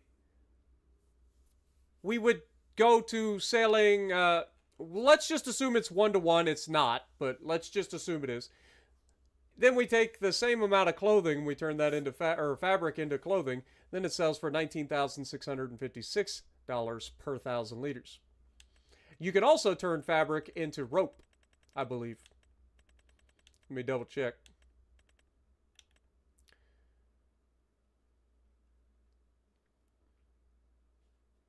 How would I double check? Let's look at construction.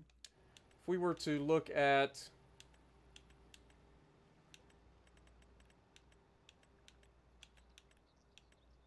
rope maker. Rope maker can take cotton or wool and turn it into fabric. Or turn it into rope. So the raw cotton can actually be turned into rope too. So I guess the next thing that we would have to look at is how much cotton does it take to make a thing of rope? Like, what is the conversion rate into rope there? Let me go ahead and start the next field. Sorry about that, guys. While we're thinking about it. I know I'm talking a lot.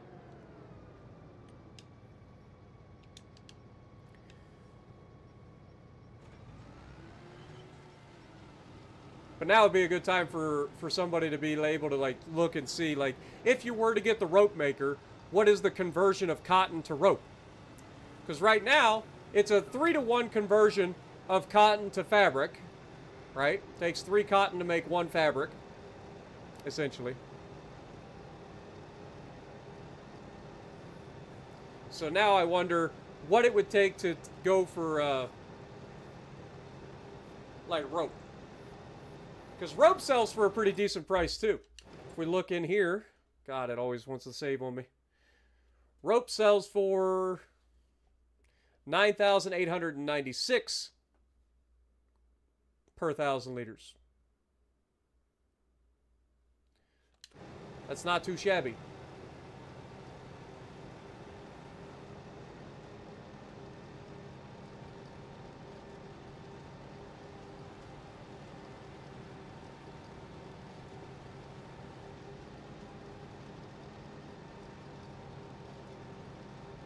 You don't think it's a bale, that's a square? It's a square bale. What up, Reed? How's it going? So do we have enough cotton? We're not going to have enough cotton to keep the spinnery running year-round. I think we're going to be short on that end. Because it took both of the first fields to get one thing of cotton. So we can assume it takes about 5 acres of cotton to get 1 bale. Which, if that theory is correct, this field is about 13 acres, so we should get at least 2 and a partial bales off of this field. If that theory holds true. Now, we already have a little bit in this, so we'll see. If we get 2 bales and a partial off of this field, then we know that we're roughly 5 acres of cotton equals 1 bale. 20,000 liters. And if that's the case, 20,000 liters per 5 acres is pretty easy math. That would allow you to cut it down easily into being 4,000 liters per acre of cotton, roughly.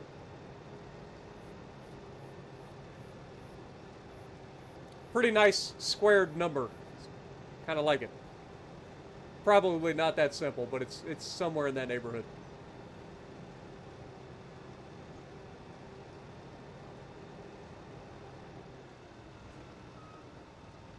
My AI just missed a couple of poofs of cotton. Can't be having that, AI. want all that cotton slurped up, okay?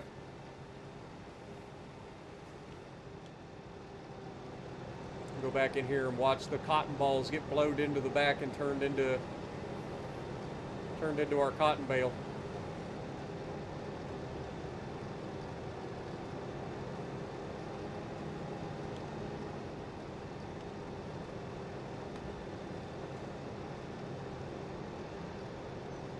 Or is it better to look from this side? What do you guys think?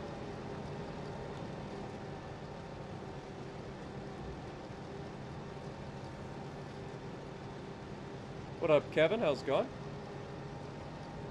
Eskel, good to see you.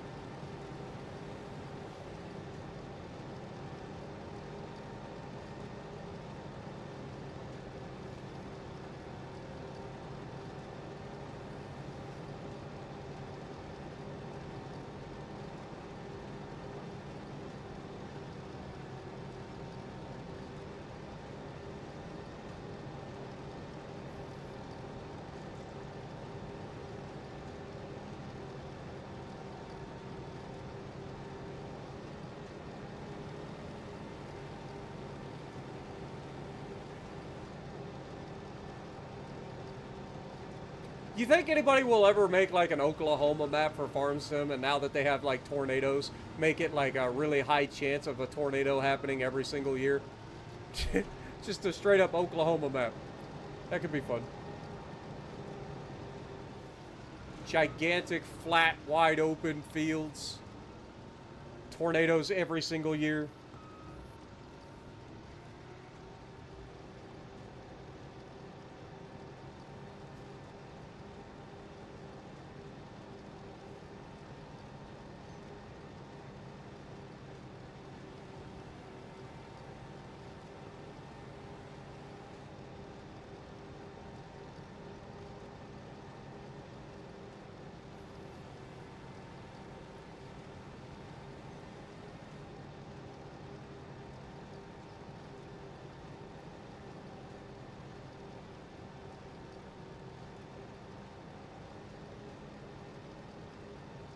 Oh, and just so you guys are aware, that's a lot cheaper for cotton than it used to be.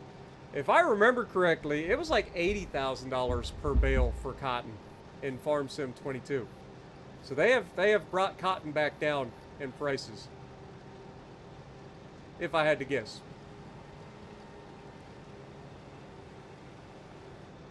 I could be wrong, but I'm pretty confident it was like $80,000 a bale in Farm Sim 22. It was like over $3,000 per 1,000 liters.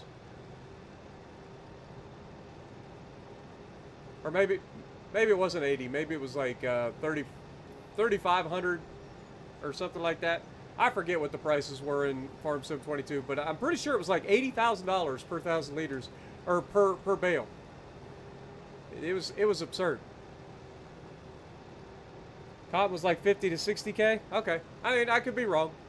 I'm just going by the top of my head. I was trying to think of what I was getting. I thought I could have sworn that I was getting like $80,000 a bale or something like that. It was something absurd. All I know is it's a lot. It is a lot.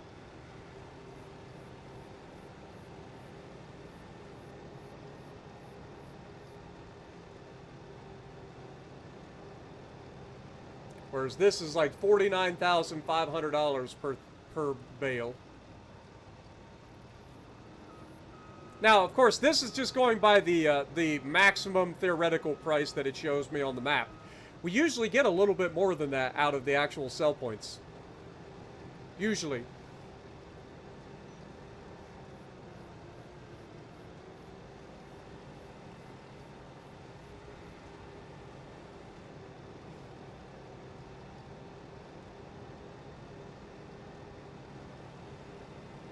Maybe that's what it was. Maybe I was getting like 80K per two bales. That could be. That could be.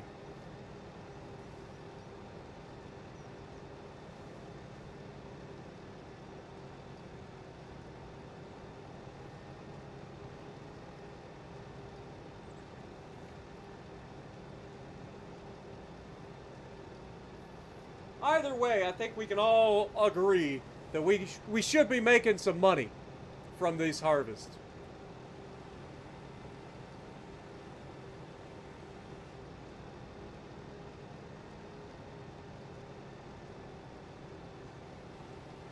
And if we make like an extra $13,000 per bale because we change it over from the raw material into fabric, that's pretty awesome.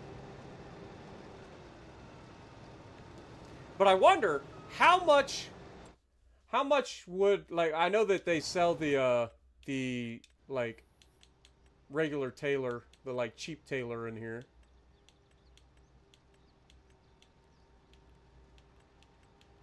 So yeah, we have this tailor shop here that takes fabric and turns it into clothing. It's relatively small, cute little building.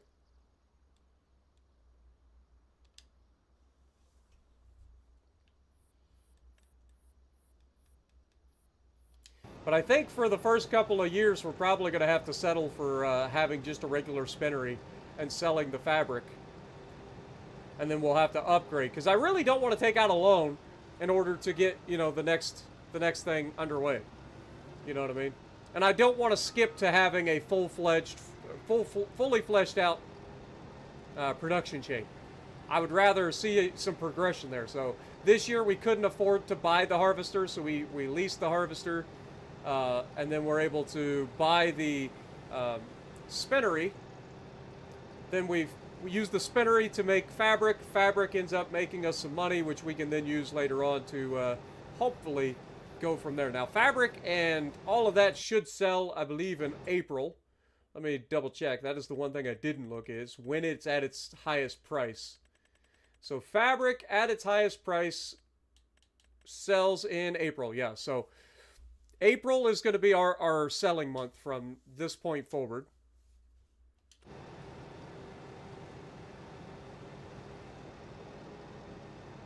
So we plant in February, sell in April, harvest in October.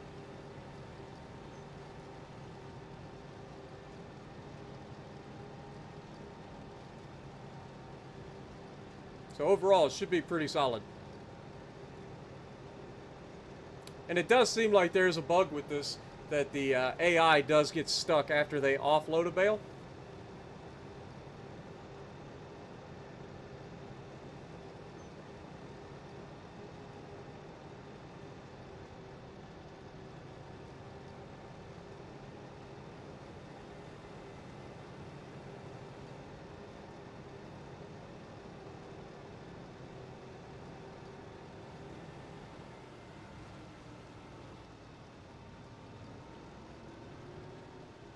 I wonder if they get stuck with the round baler, the John Deere.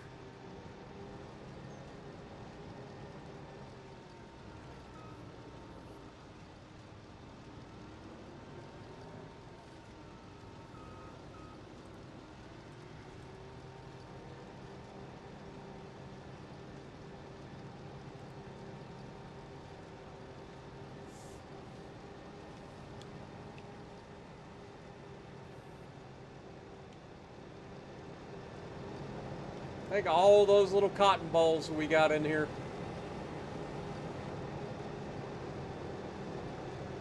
Alright, here's a question. How many of y'all used to have an EMT for a mom who would have just cotton balls and rubbing alcohol as a way to clean your, like, open wounds? Let me know about that in the comments. Because my mom was an EMT. And so she used to clean everything, like, really, really well. And that was her thing. Rubbing alcohol and cotton balls. Except she couldn't touch the cotton balls. So she would grab the cotton balls with a set of tweezers. Because she hates the feel of cotton balls. Like, my mom is the kind of person that, like, she would open a thing of, like, medicine and then have me come over and pick out the cotton ball. Because she can't stand the feel of a cotton ball. Just a random fun fact about my mom.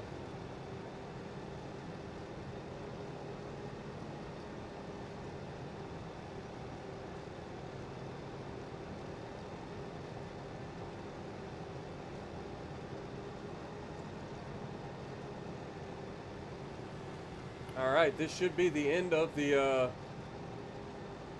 Headlands passes.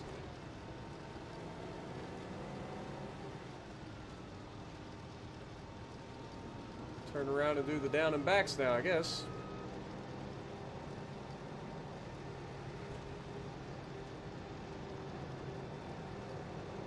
And there's always the one row that's slightly offset. And then the rest should be full rows. This is like a 4 meter working width all of a sudden.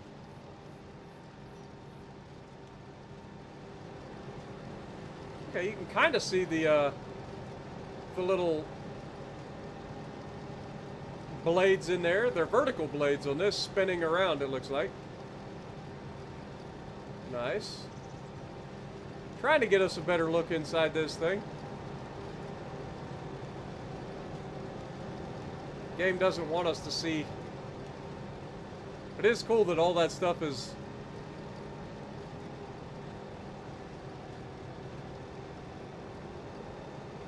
animated.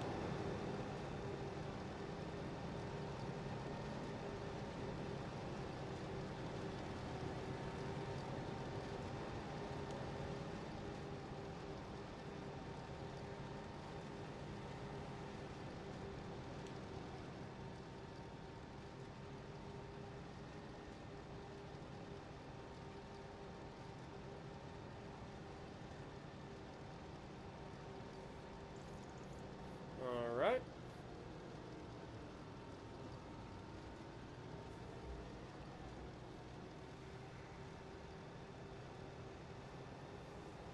What up, Fenrir? Appreciate you dropping in. I'll be right back, guys. I'm going to get me something to drink real quick.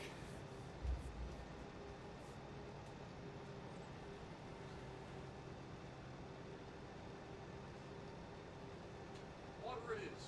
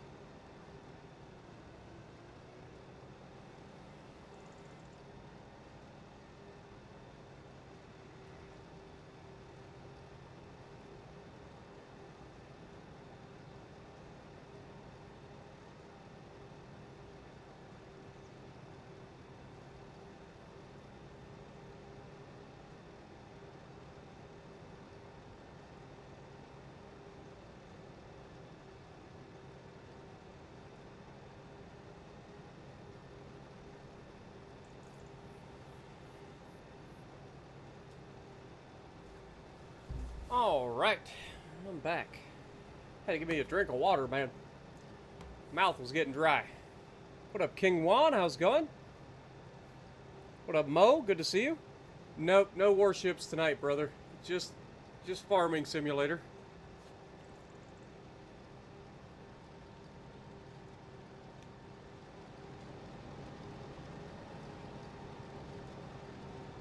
But I appreciate you dropping in. Mr. Reaper as well, good to see you.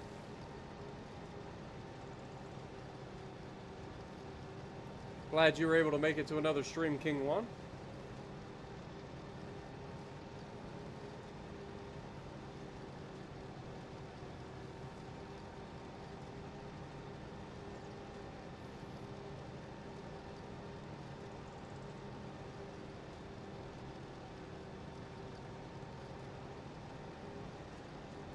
So basically what we will eventually want to do is get our cotton to a point where we either have multiple cotton harvesters going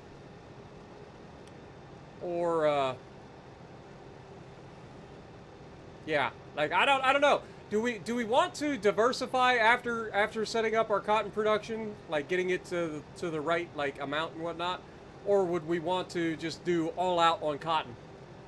Like we could just go all out on cotton. Every field that we buy, we turn into a cotton field, and go all in.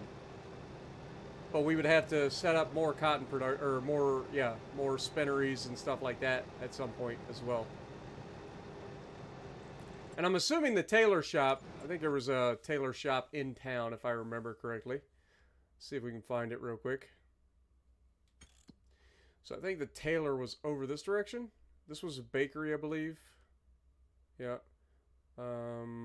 This was the tailor? Yeah. So if we visit this, how much is this tailor shop? $240,000 for the tailor. But I feel like we wouldn't buy the tailor until we have more production for our cotton, but I don't know. But that's $240,000 for the tailor.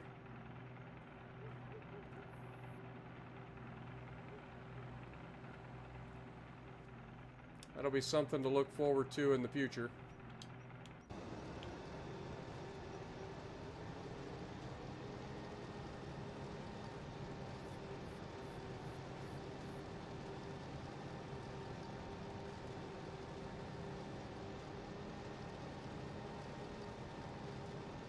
Farm Sim is the great relaxer.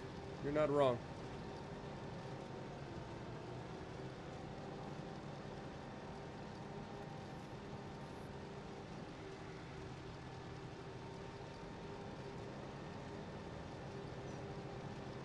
I like the Farm Sim streams because I just get to chill, relax, have a good time, chit-chat with you guys.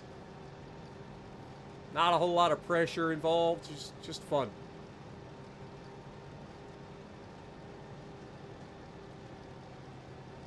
We're about to finish our second bale. This will be the first bale off of this field. Like I said, we should end up with 2 and a partial bales off this field. I think there was like 4,000 liters from the previous field in this bale.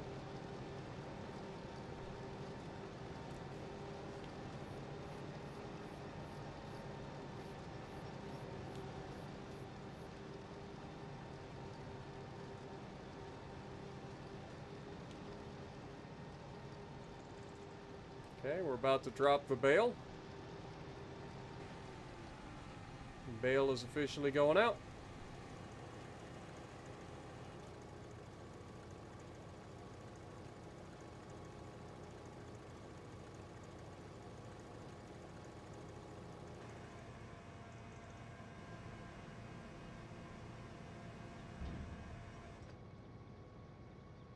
Alright, so it again got stuck.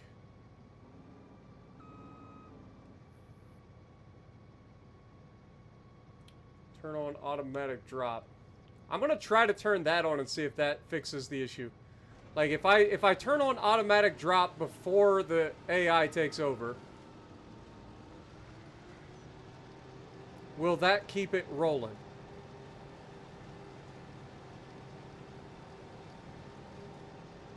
We'll see the next time.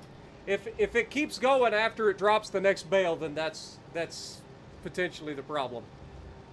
And that'd be an easy workaround for anybody wanting to do bales of cotton. The hill does look great. Look at it in the background. It looks fantastic. I agree.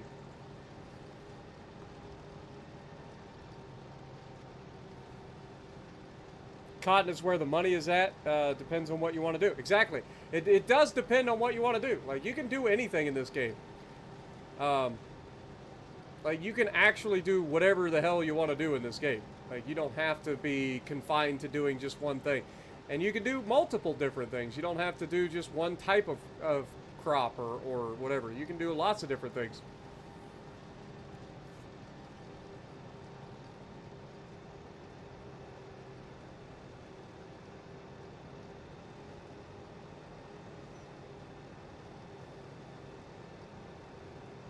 But watch as we get closer and closer to the hill up here, as the house renders in and we start to see all the stuff around it.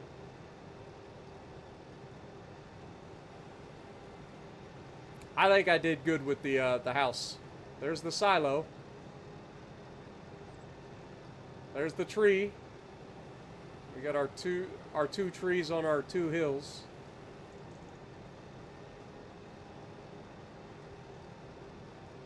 Any moment now, the house will pop up into existence.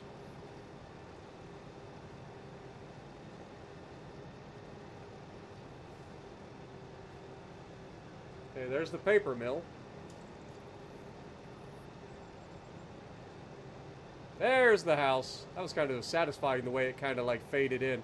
Now the trees haven't like loaded in, which is kind of awkward, because we know that there are trees and stuff around the back side of that house, or on the front of the house, or I guess it would be the back side of the house. There they are. There's our trees. And our little fence should be, or our little swing should render in on the left side of the windows. Our swimming pool, none of that rendered in. While the AI is doing that, let's just kind of go over here and check.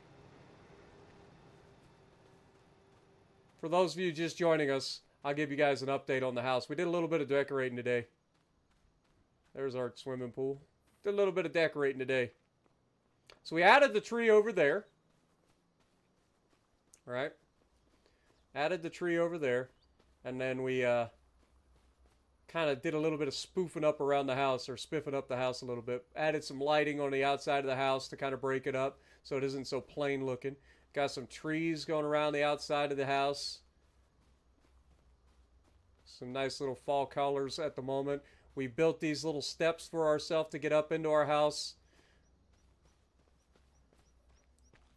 And they actually work. You don't have to jump or anything. You just walk up the steps.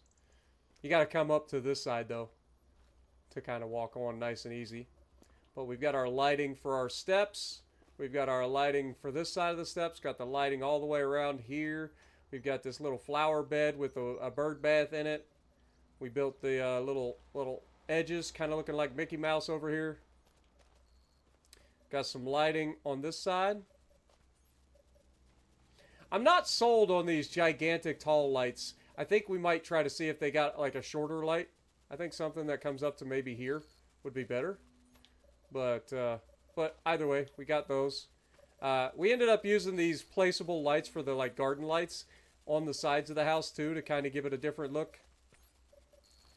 But I like it. I like it a lot.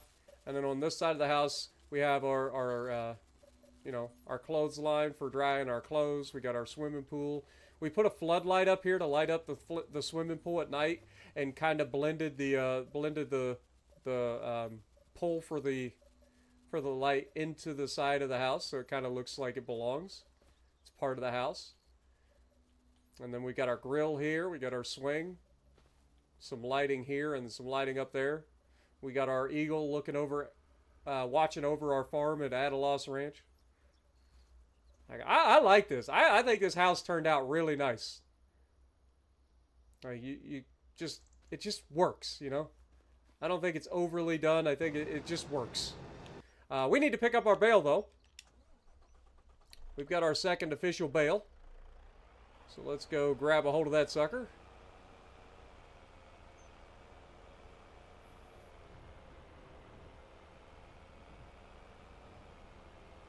So that's 40,000 liters.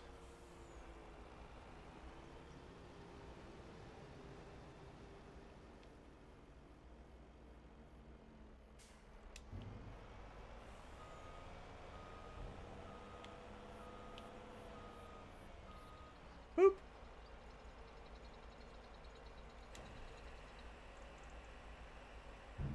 All right, we officially have our bales good to go. So now our first official delivery of cotton to our spinnery is on its way. Now the real question is, I don't remember how to get into the spinnery.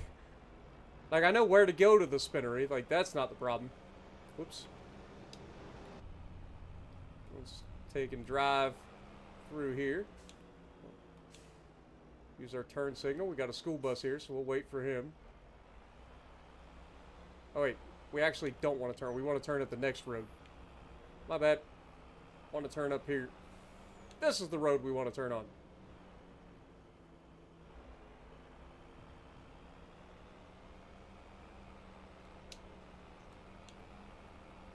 Turn our turn signal back off. Car pulled out in front of us, so we gotta keep our distance a little bit from him. If we get a beautiful drive through the country on our way up to our spinnery.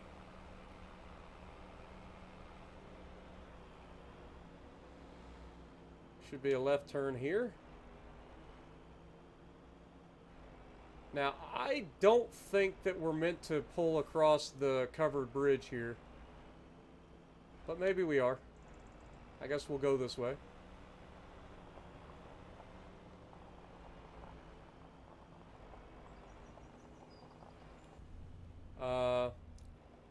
This covered bridge is looking a little short. I'm no expert, but I don't think she's going to fit. Yet this definitely is not where we want to be. Oh god, I can't see crap.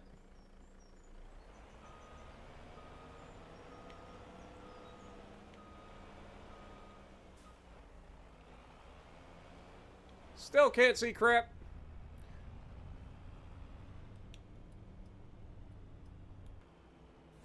Alright, this is a sharp right corner, but I think we'll be okay. We got a short wheelbase, so. Alright, clearly we're not supposed to go. And I like how this says no trucks. Like, if I'm not allowed to enter over there, and I'm not allowed to go across this bridge with a truck.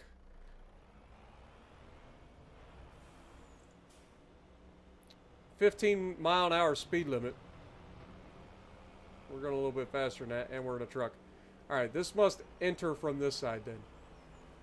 So we actually do want to, next time, come up from this left side.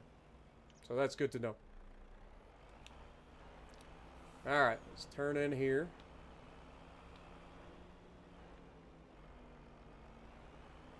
And we come in the back side.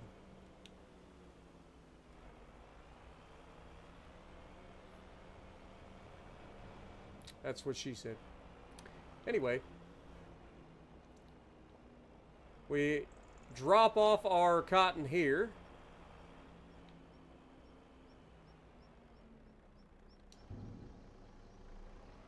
They sure don't give you a lot of room.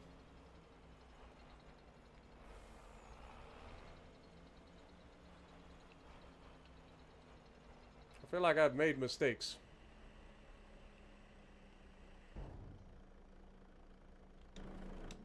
Okay, so one of them did get eaten. The other one did not. So we learned another lesson. Come in here, do a little flip-de-flip. And back up into the little zone. Dropping off our bales.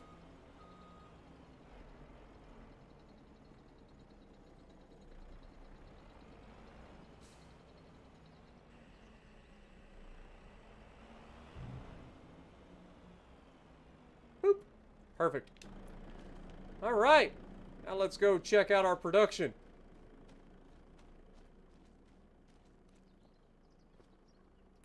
We are officially running cotton fabric and storing it. This thing can hold 200,000 liters of cotton, which is interesting because we know that it takes 289,000 liters to go through an entire year for the cotton. Interesting.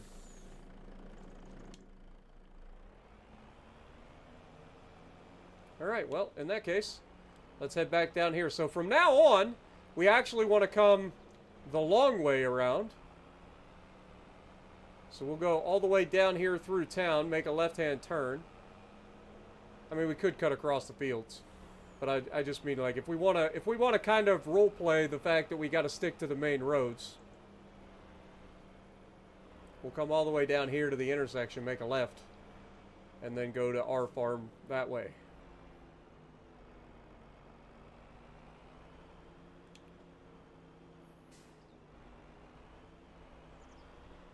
So we want to go this way.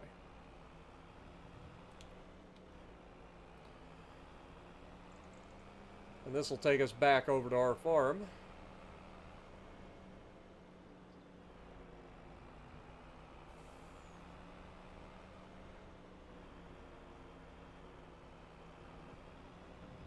There's our house.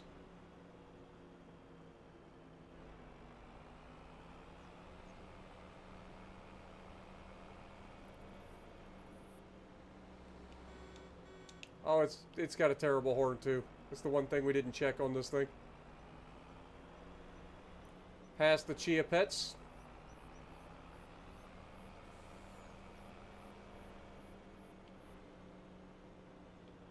And hang out back over here where we can wait for the next bale to be produced. Might as well pull over into the field.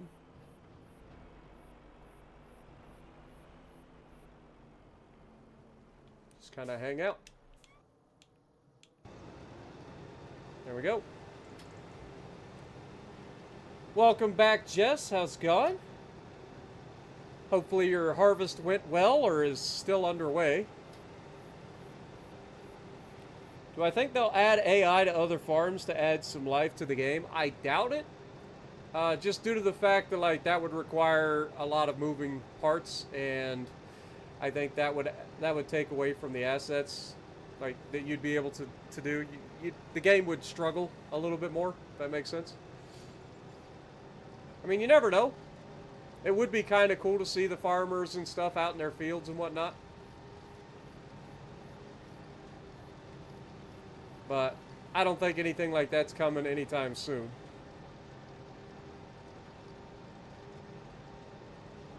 How long have we been playing? I mean, right now we're sitting at almost 4 hours on today's stream. But if we save real quick and look at our statistics, we're over 80 hours played, I believe. Yeah, we're at 84 hours and 40 minutes total game time, and 10 years in game. And it is 25 collectibles, you're right. I thought it was 24, but it's 25 total collectibles.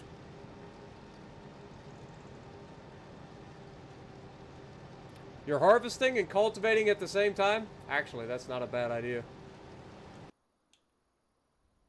That's not a terrible idea, Jess.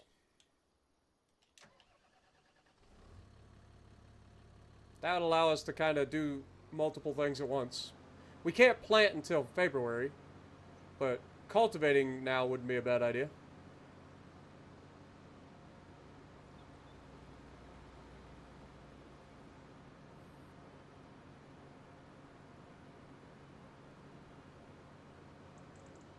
Now will they need lime? I don't think so. We just limed them, didn't we? Pretty sure we just limed them.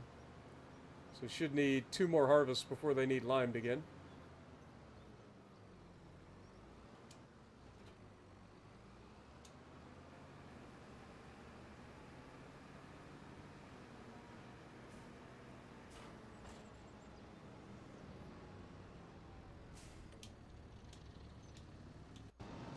Okay, start cultivating while we're waiting for the harvest to finish.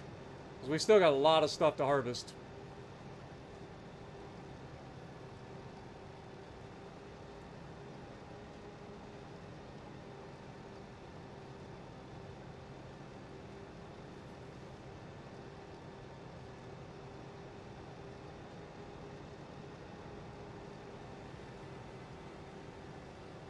Yeah, but if she's following behind her plow with the cultivator, or if she's following behind her harvester with a cultivator, she's going to end up with a bale of cotton on her hood at some point. So you definitely don't want to necessarily follow directly behind the harvester. But if you can start cultivating while the harvester is still working, that saves you some time later on. It's not a terrible idea.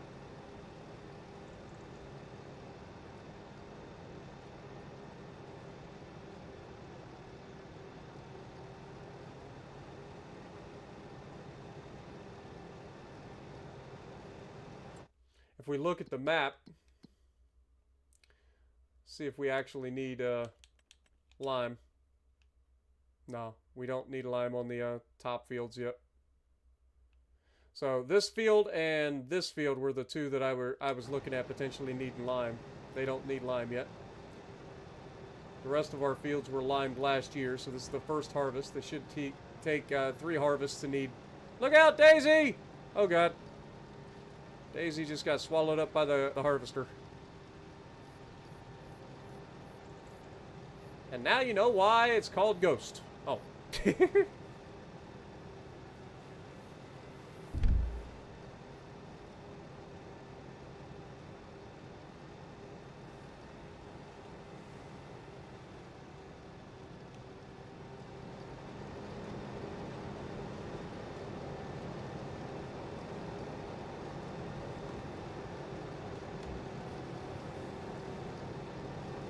Been using the comms farm streams while you're right. Nice.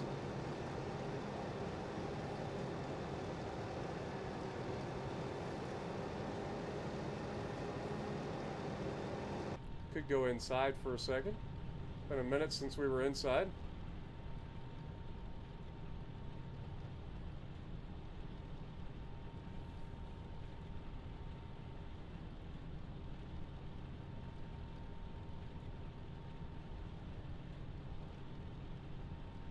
I like how it shows the ground speed changing as we move, but it doesn't show anything else. It doesn't tell us the yield. It doesn't tell us how much of the area has been harvested.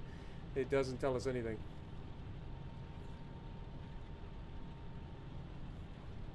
At some point, I would love to see them get these screens to start actually being functional. I think that would be really cool. There's no reason they can't.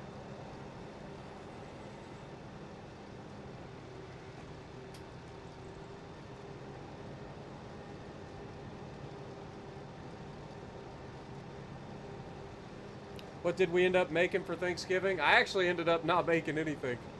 I was so indecisive that by the time I like got around to thinking about it, we didn't end up making anything for Thanksgiving. So yeah, I ended up being the diversion for the kids. That's what I was for Thanksgiving.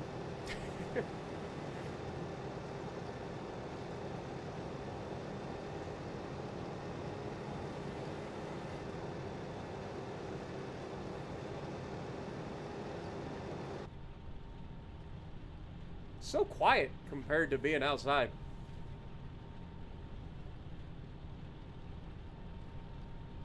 Outside is so noisy.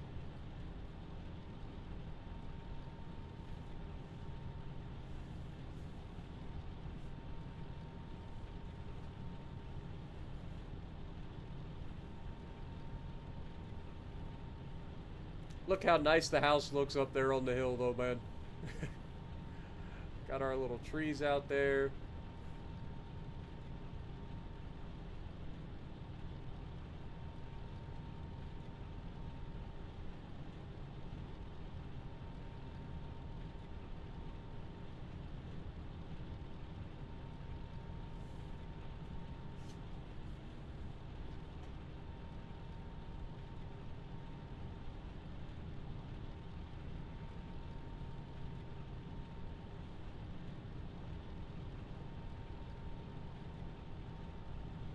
Notice that the mirrors actually work in this game.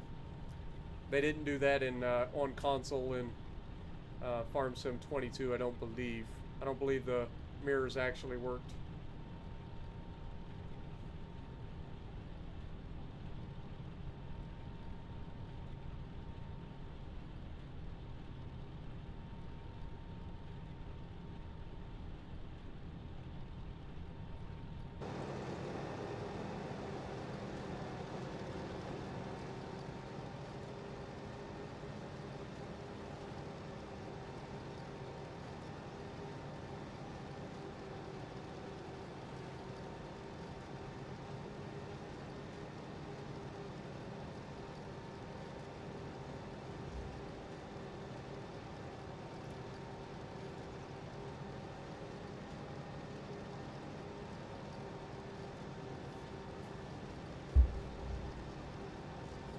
Don't forget, if you guys do enjoy what I do, make sure you slap that like button. Helps the channel out a lot. Lets YouTube know that this is a stream that people are enjoying and they should send more people to come over and look at.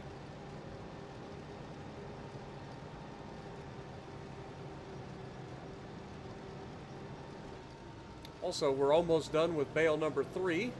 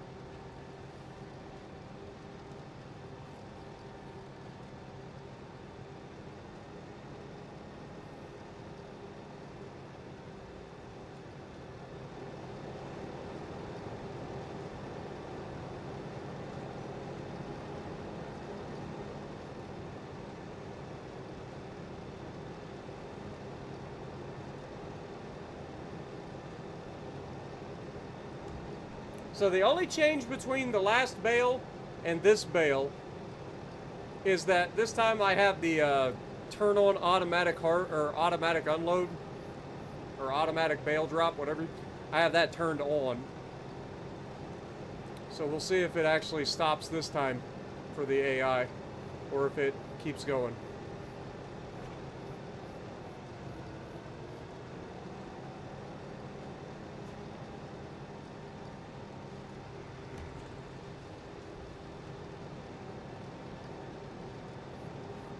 That might be a quick workaround.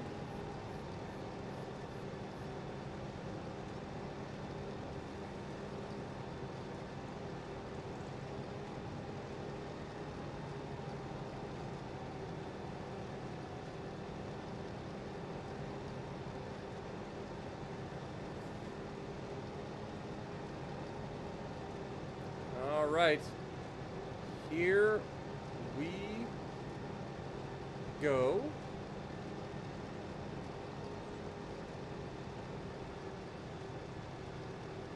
Unload.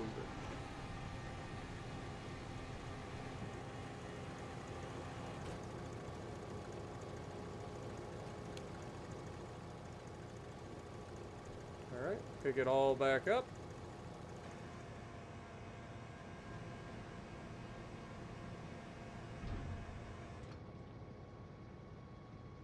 No. So, still a bug. Okay, fair enough.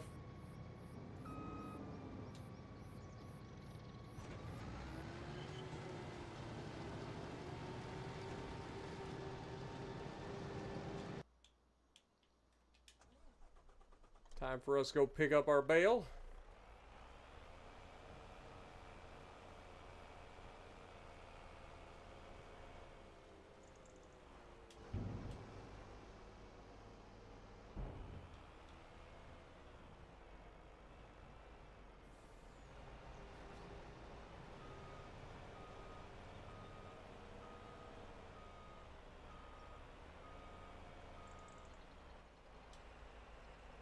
Yep. Beautiful. So that is officially our second full bale off of this field.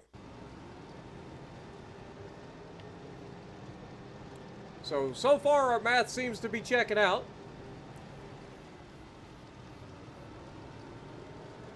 Like I said, I think it's about 5 acres equals 1 bale. So we know that we have about 13 acres here, so we should get 2 full bales and a partial. We know that we started with about 4,000 liters, I believe, in the harvester from the previous field. So we may end up with a 3rd bale here, but I don't think we'll get the full bale.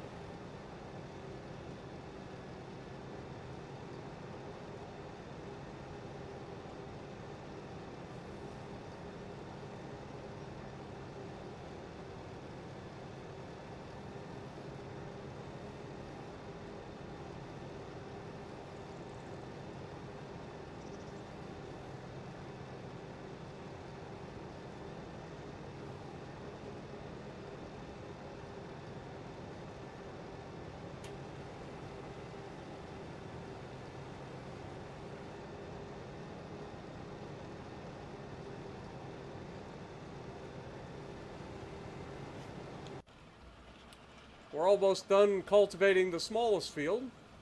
We'll have this guy head over to the next field.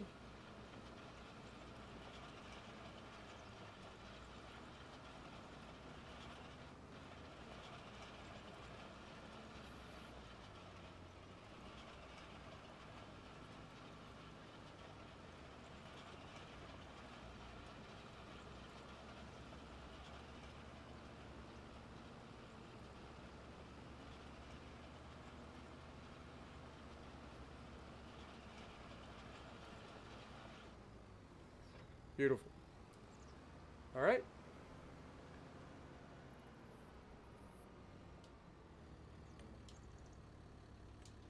You can start on the next one as well.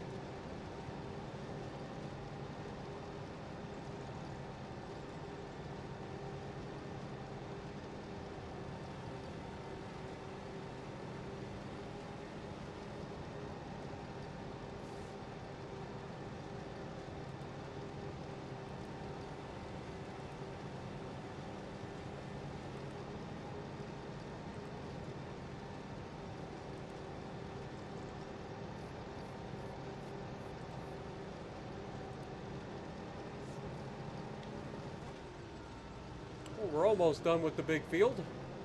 Or at least one of the big fields, anyway. We got that small field down there by the river.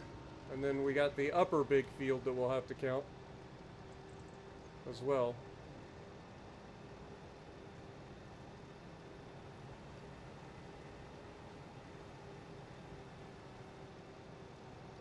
But it does seem like we're about right. I think it is about 5,000, or sorry, I think it's about 4,000 liters per acre.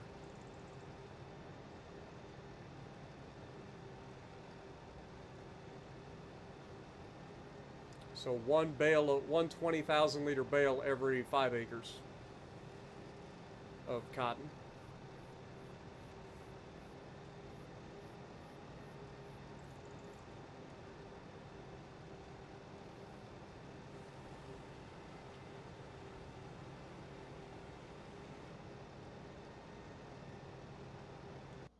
What we also could do is go ahead and grab the fertilizer, and start fertilizing our fields behind.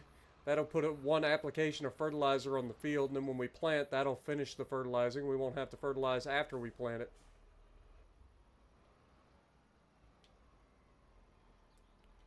Just get more work done. Can't hurt, right?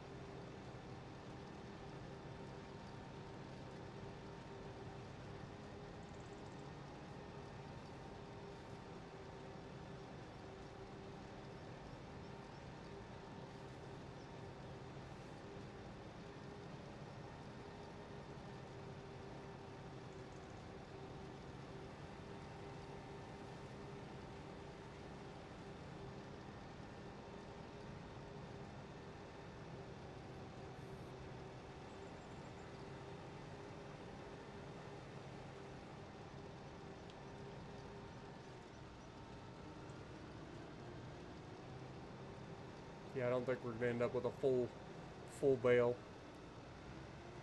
Didn't think we would. But pretty happy with our harvest so far.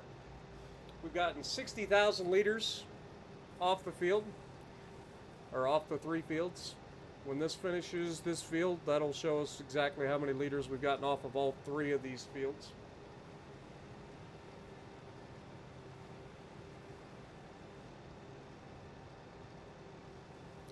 We know that this is 13.5 acres roughly, where we combined these bottom 3 fields.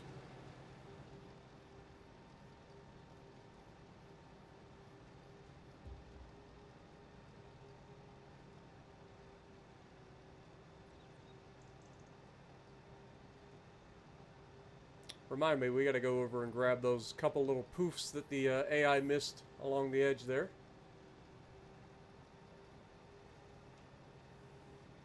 I know it's not going to really amount to anything, but I hate to leave it behind.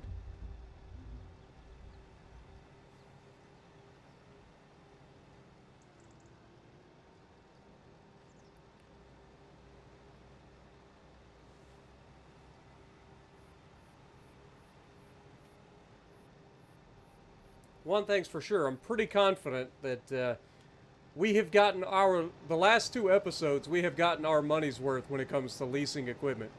I say last 2 episodes, I guess it would have been not last episode, but the episode before, when we leased the mulcher, the forestry mulcher. Now we're leasing this thing. We get our money's worth when we lease something. We don't just lease things willy-nilly. We get a lot done.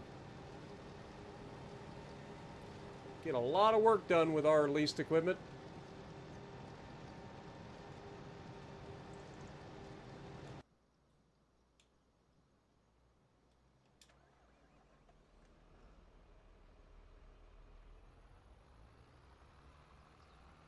Alright, this is officially done. So we'll get it ready to go into the next field once that field finishes getting cultivated.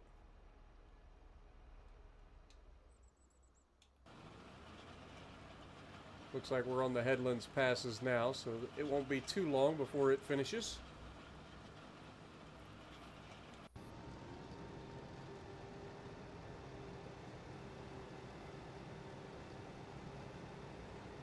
This will be done with this field soon enough.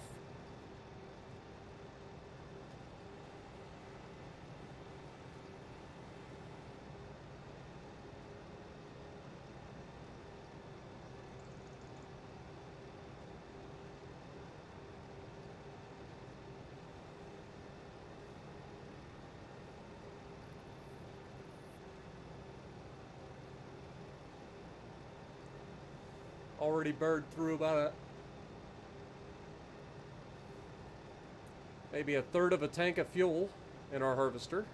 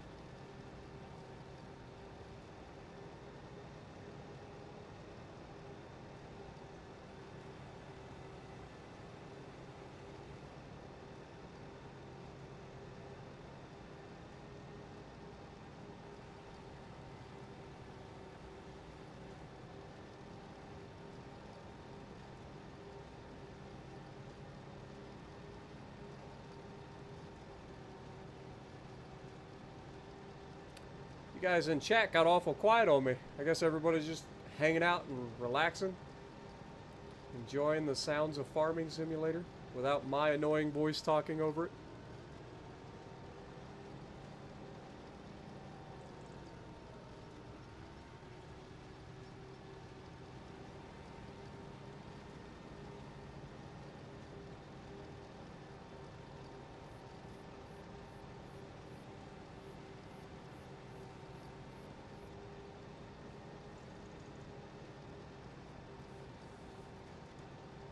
What up, Monster Jam? Awesome, good to see you.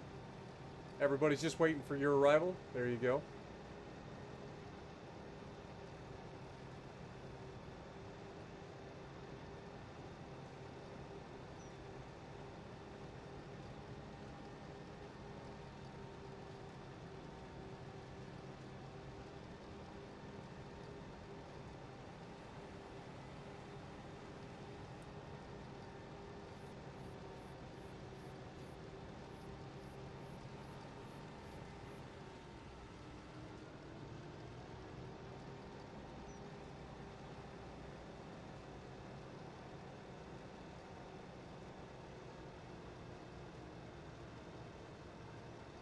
Yeah, every one of our fields that we currently own is currently cotton field. So we've got a lot of cotton to harvest. Like I said, this field is our one of our two biggest fields. I don't know if this field's technically bigger or the top field is technically bigger. They're both over 13 acres. So I'm going to just say that they're roughly the same size. I think this one might be slightly bigger. Then we've got the bottom field down there by the river and the top field, and we're done with our harvest.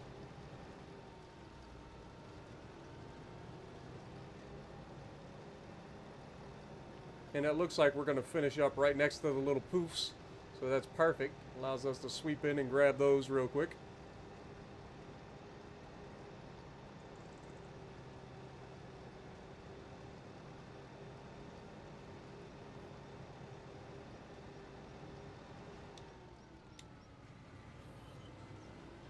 Go ahead and grab those now.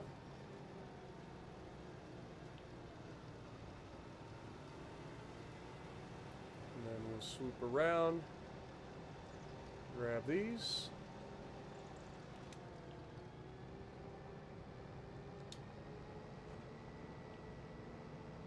We'll head on over to the bottom field.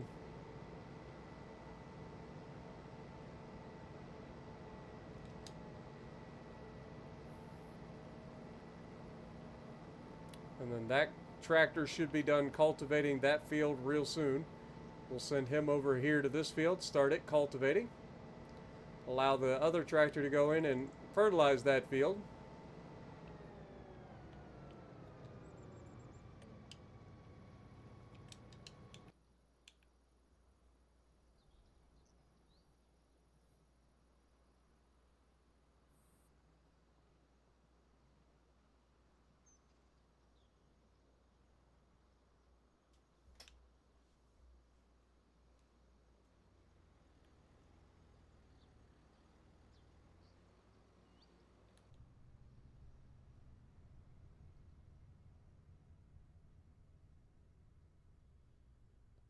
Just AI doing AI things over there.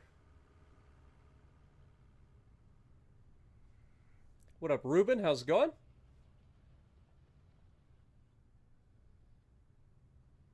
Well, I'm glad you enjoy, Ruben. What about the cotton candy field? Yeah, that's not a thing. But I've been good, Monster Jam. Hope you guys are all having a great weekend.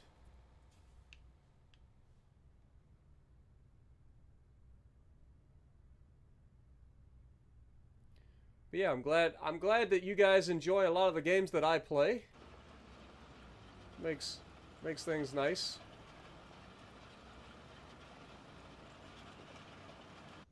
Alright, we will go ahead and fire this up as he finishes up that final pass there. This should easily be able to fertilize this field now.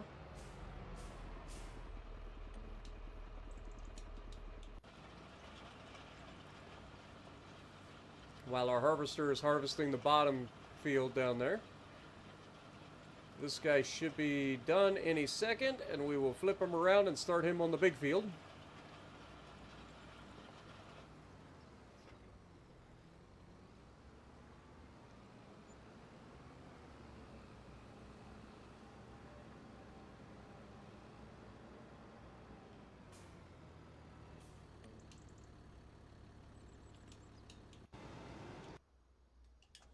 Get this out of the field.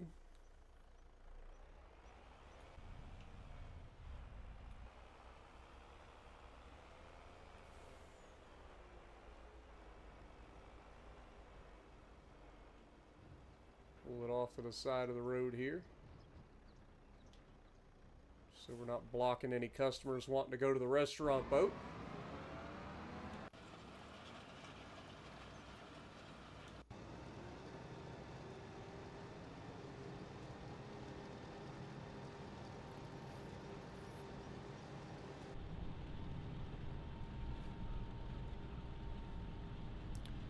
Drum service tether. To activate, engage the parking brake. If audible alarm does not sound, see your case IH dealer. Shift transmission to neutral. Set engine idle below 1300 RPMs. Engage the drivetrain. Ensure drums are not in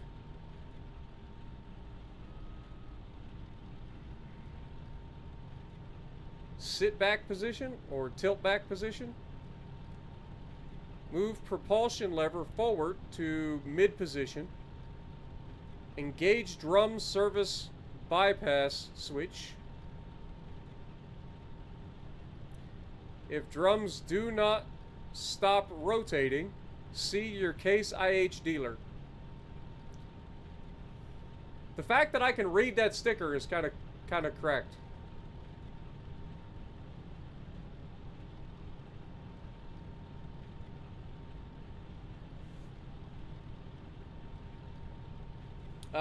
Was I able to remove all those pesky tree stumps in front of my home? Torian, I mean, look. Well, let me just jump out of the truck here. Look, isn't she beautiful? Look how nice the hill looked. Got a tree on that side, a tree on this side. Now there are a couple of tree stumps that are just not coming up. Like this big tree stump here didn't want to come up. No matter what I did, I couldn't get rid of it. All these are tree stumps that are part of the map I can't get rid of. They're permanent fixtures on the map, so nothing I can do about that. But yeah, the rest of it looks nice. Look at our house up here looking all spiffy. We got us a little swing. We got some lighting set up, a little bit of trees to break up one corner of the house. Got a swimming pool, a little grill out here. We got some lighting, so if we want to go in and take a dip late at night, we got our clothesline for hanging our clothes out to dry. A little driveway here for the garage. Got some more lighting on the front of the house. Got some lighting here by the porch. Our little sidewalk that goes around to the front or the side of the house with some garden lights to light everything up. A little flower bed, raised flower bed with a bird bath in it. And our stairs that we built for the house that actually works. They don't have stairs in the game, so this is what I went with, and it works. So yeah, pretty happy with how everything turned out. And it looks pretty good at night too. But look how nice the hill looks. Also, while we're here, why not just go in and show you guys what it looks like up top. This is the view that I was telling you guys that I was looking for the entire time. Look at this. Look at this. Beautiful view. Just imagine sitting down in one of the stools here. Oh God, I fell off the house. Don't do that. Don't fall off the second floor of the house. But just imagine coming out here and sitting in the chair. And just looking out over the valley while your employees are doing all the work in the farm fields. It's gorgeous, man. Absolutely beautiful. And then we went ahead and, whoops. Not only did we put these trees around to kind of break up the edge of the house a little bit, but we put this tree over here on this side.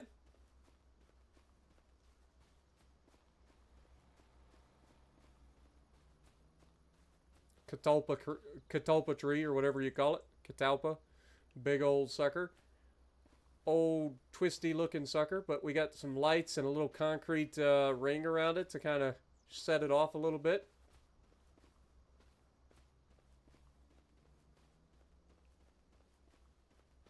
Yeah, look at the house from over here even.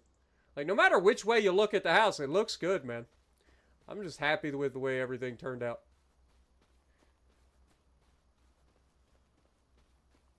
Yeah, as far as I know, there is no lumberjack mod in the game currently. At least not on console. Maybe on PC there is, but on console it doesn't exist yet. But I'm pretty sure even with the lumberjack mod, I don't think it would get rid of the permanent fixtures on the map. But at least maybe get rid of the other two stumps that are just sitting there.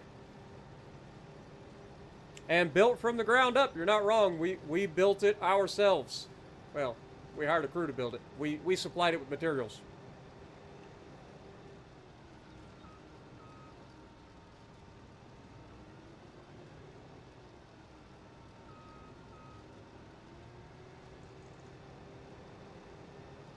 There's the grain barge coming up the river.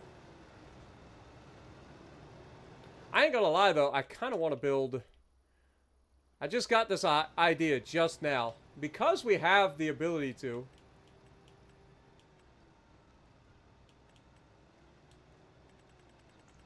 Isn't there like a swing? We put the swing up. There it is. Right there.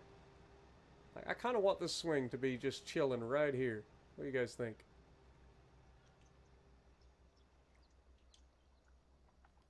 Just kind of overlooking the river.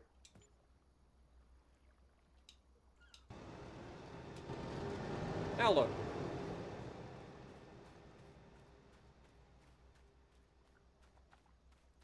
Got these two trees here.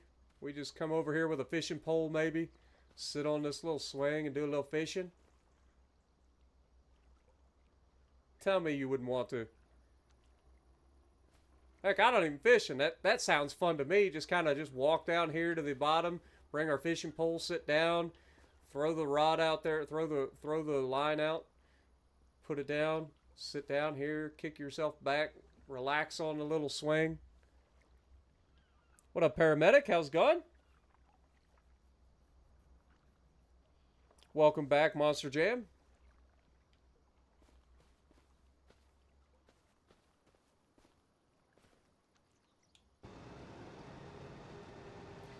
Alright, we're about to finish up our 4th bale. Hoping that we get all the way to the end of the row here. But I don't think we're going to.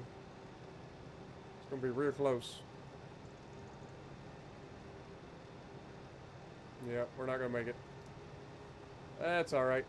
We'll have to leave the bale for the time being. So what I think is going on is as it drops the bale, it kind of pushes the baler forward. And I think that throws the AI off. Watch, as soon as it hits the ground, it starts to shove the AI or the baler forward to where it's up in the air. I think that's what's going on and why the baler like stops. And then you have to fire the guy, back it up a little bit, rehire him, and he takes over no problem.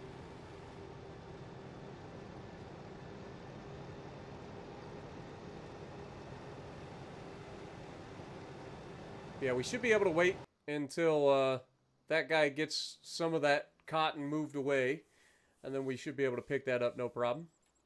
Meanwhile, look inside our brand new Volvo. This is actually something we picked up while it was on sale. I wouldn't have normally bought this truck, but it was on sale for a good price, so I couldn't turn it down.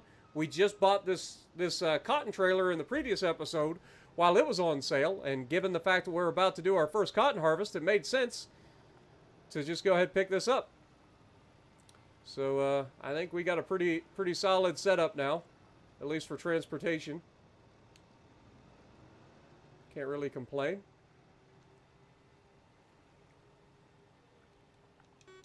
It does have a terrible horn though, I ain't gonna lie. Does have a terrible horn. Meanwhile, this guy's over here cultivating his heart's content, trying to get this stuff caught up.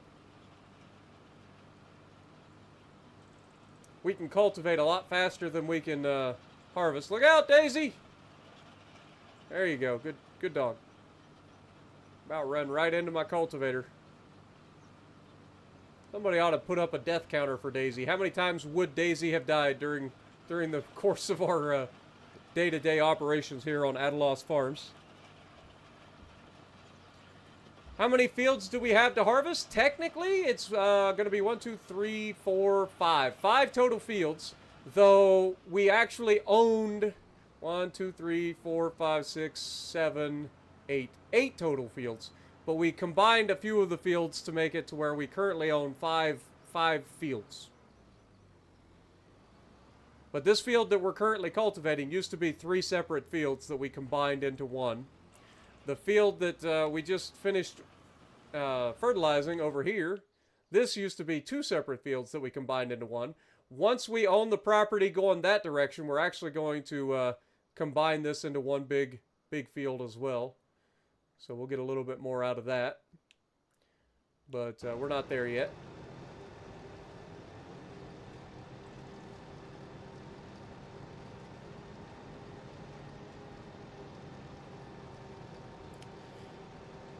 What up? You're not happy with YouTube? Had your notifications set for all of my channel and just refuses to work, huh? Yeah, I've been streaming like crazy, I'll be honest. Like, I've been streaming like a mad person.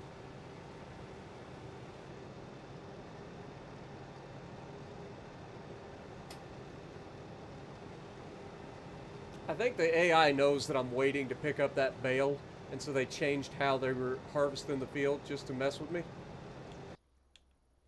I'm over here sitting patiently waiting for them to clear the cotton away from that bale so I can go pick it up without having to worry about destroying crop or anything. And he's over here taking a sweet old time. But if we look at the map, we'll go ahead and save while we're at it. If we look at the map, I'll show you the amount of property we currently own, for those of you who are just joining us. So all of the green is ours. So we own all of this property. We own all of these properties. We own all of this property. We own this property that goes up along this side. And then we own this property all the way up here to the north. So it's quite a bit. So as you can see, this is 1, 2, 3, 4, 5, 6, 7, and then of course 8 is up here. And eventually we're going to buy this field, and then we're going to combine this into this field, make it a bigger field. It'll be like a bow tie shape, kind of an awkward field, but I think it'll be pretty cool. I don't plan to expand into this area here because this is like the bees area. I don't want to mess with that. I don't plan to expand into this area here because that is part of like the Sunset Farms sort of deal. I may grab up the fields around that where I grab these fields because I do plan on doing that. But I don't plan on like moving into anything here. And then, of course, we got these fields across the top that I kind of want to start looking at and getting into these bigger fields. Not saying we'll get into all these little fields, but thinking we grab these ones at least. We can combine these into one big field here. Then move over and grab maybe these 3 fields. Combine them into one giant field. And then combine these into one giant field. And then we can buy this and combine these into a field. So, I've got ideas. I don't know if it'll work. Also, it looks like the AI crashed into my freaking cotton bale. Kind of made it a little bit more annoying to pick up, but I'm a professional. Sort of. Alright, let's put the trailer into operating position, swing her around town, and see if I can't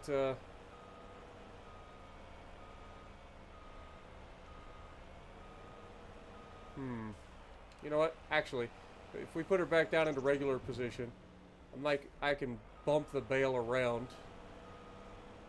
Surely. Just boop. That didn't work at all. That is the opposite of what I... That is exactly how I didn't think that was going to go. If I'm being 100%.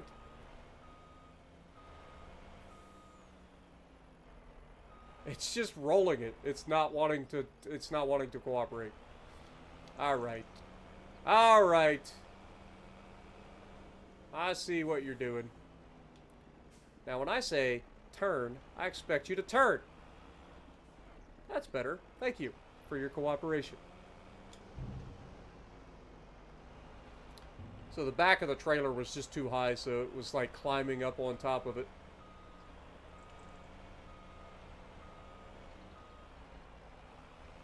There we go. Alright, we're not going to get another bale off of this field, so we're going to go ahead and send the truck up to the top of the map, where we will be waiting patiently to grab bales from the top field.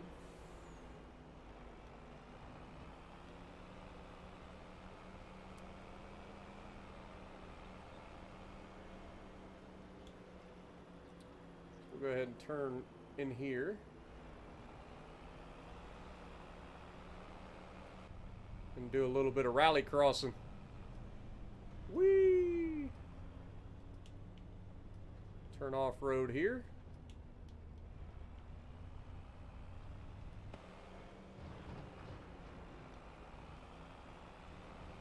Boy, this Volvo has plenty of power. It doesn't seem to struggle off-road at all.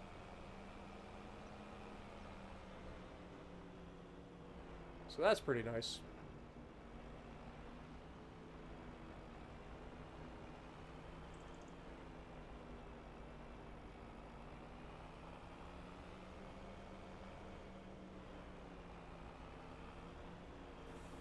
Could have just went to the next road and then came up this way. But that'd be too easy.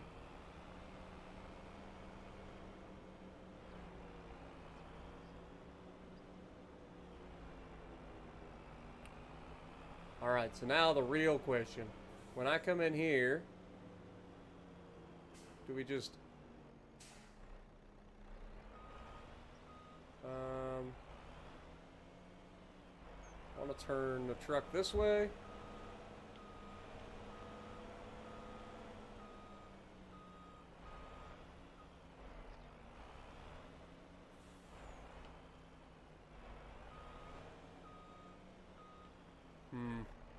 Let's try that again. I can do better. I was trying to do too fast.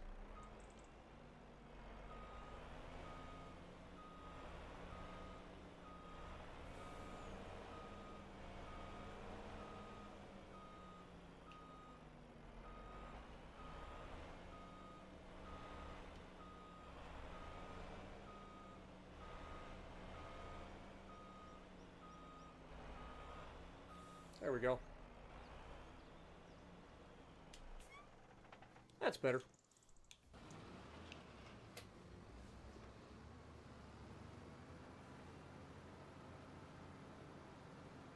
I'm full? No, I wasn't full. I've got one bale on board. Right? No, I do have 2 bales. Crap! You're right. I do have 2 bales. That was bale number 6.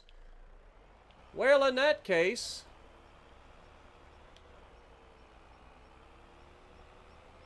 let's go offload our bales. Here I go parking up all nice and pretty and screwed everything up anyway. Alright, now we learned our lesson the last time, right? We want to come in here, stay to the right side, do a little loop-de-loop. Don't knock out the fence. Do a little loop-de-loop here.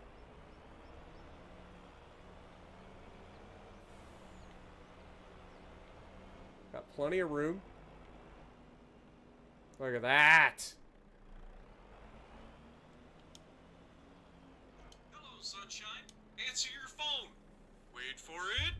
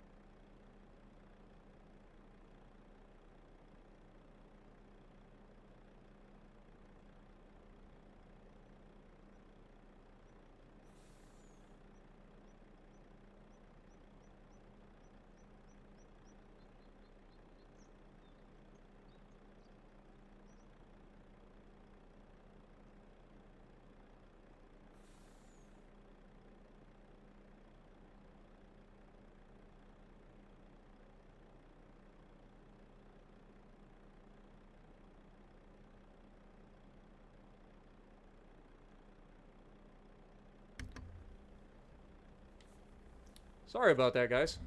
My dad called again. Alright. Unload, please.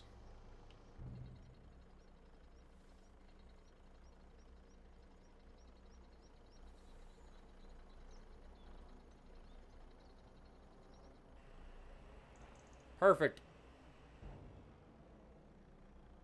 Boop, boop. And then we pull out.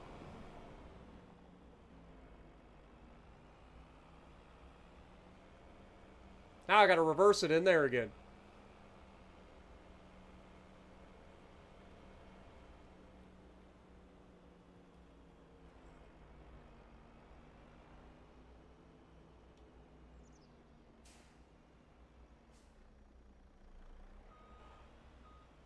Why do I do that? That is the third time in a row that I've done the wrong turn initially.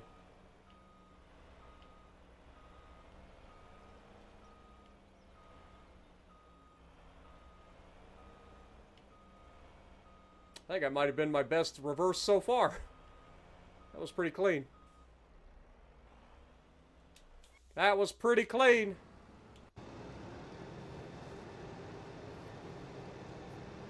Also, what up, John? How's it going? What are my thoughts on the new steering update for Farm Sim 25? I don't like the new steering. I end up having to turn the steering all the way up. I think I've got it to 200% or whatever right now. I don't like the new steering. The speed sensitive steering, it's crazy. I don't like it. What do you think?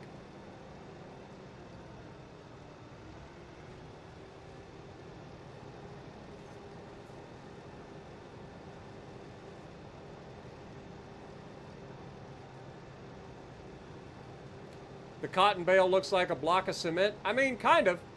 But what it is this cotton bale, the cotton comes in through the top. You can see, like, on the front, you can see the little blades. I don't know, you can't really see it from this angle because it's kind of dark. But there's little blades that shred the cotton off of the plant, right? And then it gets blown up through the ducts here. Across the top, you can see the little cotton balls being fed in through the top there. Comes down through into the top. It would kind of be snowing down through the gaps. And then there's a press. You can see the little arms occasionally go down. That presses everything down into compacting. We'll see if we see it again here in the near future. But yeah, you'll see like these little black struts that go down the sides are there to keep the platen from twisting. There it goes. See how it compresses? It shoves that down, compresses everything.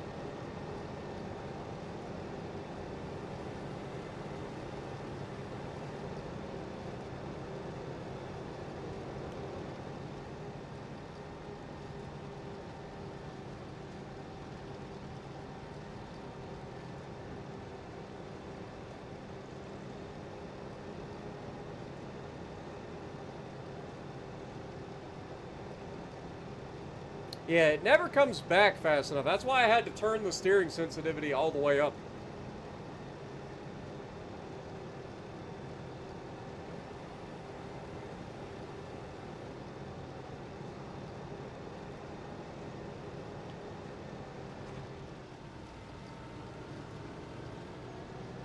Crashed so many times, it's forced you to slow down your turns. Yeah, for sure.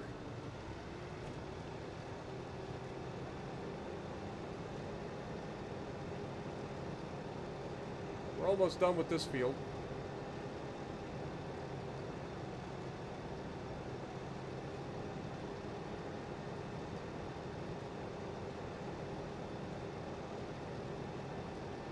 I think Daisy's over there watching us.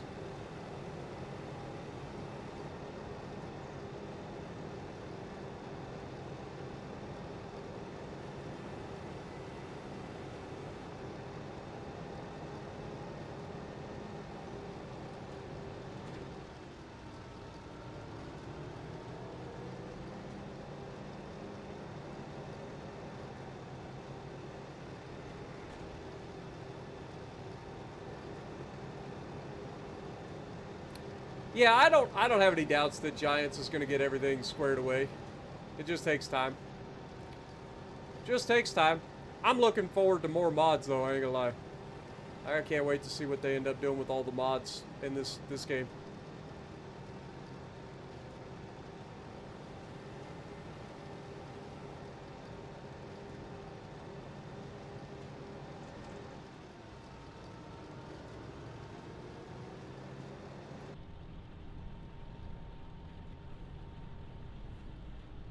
Almost used a half a tank of fuel so far. So we should have plenty of fuel to get the harvest done, so I'm not too worried about that.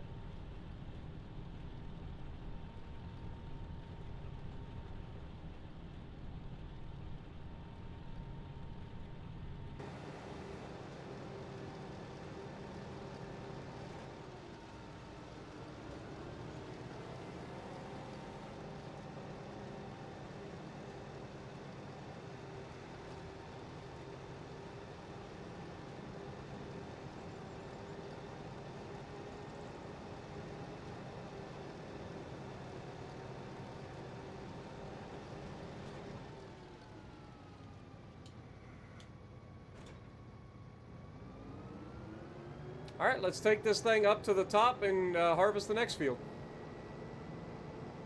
He's doing the headlands passes officially for the big field now, so that's good. As soon as he's done with that, we'll have them throw some fertilizer on that field.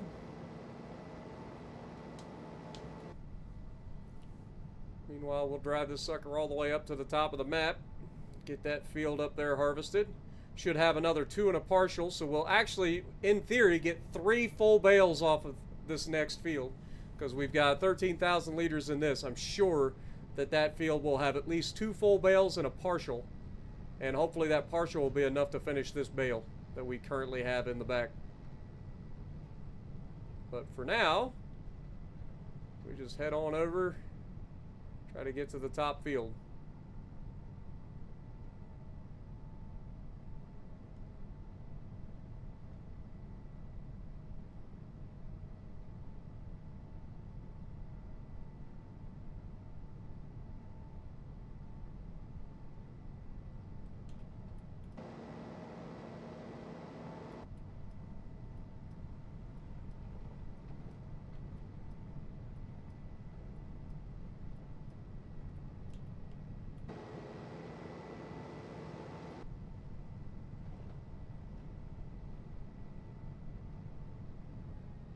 Oh God.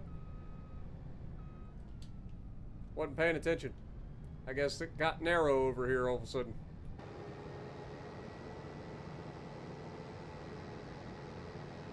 You want a decent pickup truck? And a gooseneck setup. Fair. I'm sure there'll be mods for that. 100%.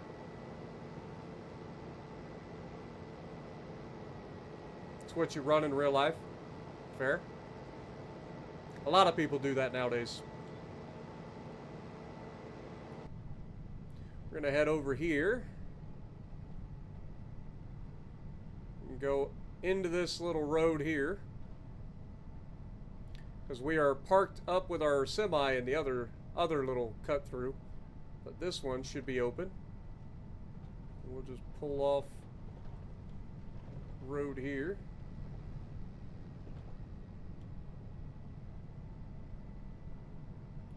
And hope that I can fit through this fence. I didn't think about that. It's not going to fit through the fence, is it? Please fit through the fence. It ain't going to fit through the fence. Dadgummit. Alright, well, I guess we will drive through this man's field. Sure he won't mind. Looks like he's growing carrots or something. Who knows? We're going to go cut through this Sunset Farm slash Farmer's Market.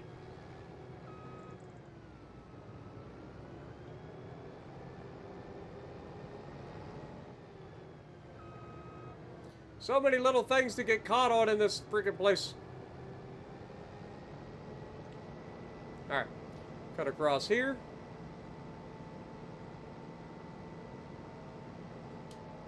One way or another, we're getting to that field.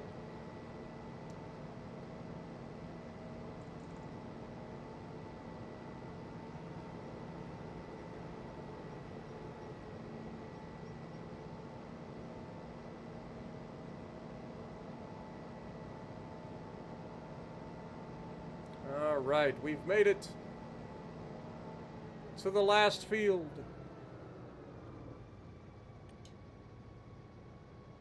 Boop. And while he's doing that, this should be wrapping up. Let's go ahead and save real quick.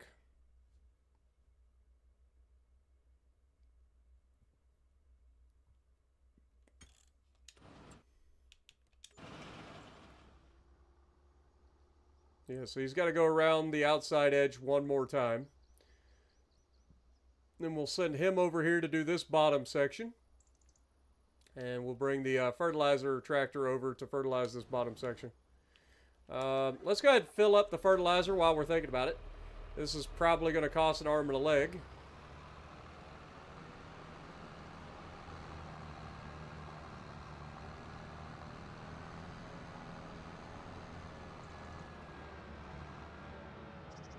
Also, I just realized we were getting very low on the money. We're about to be real low on the money here in a second.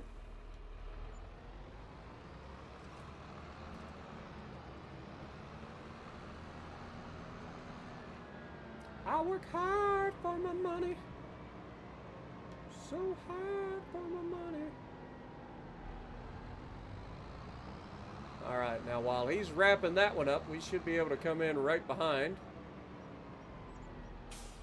Oh, see how he goofs that up every single time? We got to fix that. We got to make sure that we get that this time. Every time. He does that every single time. As a matter of fact, let's just go ahead and fire him.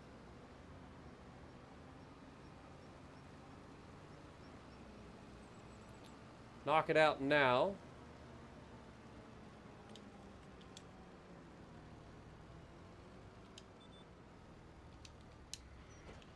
Pull this up the hill. See, it doesn't have any problems for me, but for whatever reason, the AI always misses his little chunk. Every time. Alright, now we can lock back onto heading going the other direction. Get close and then knock that out.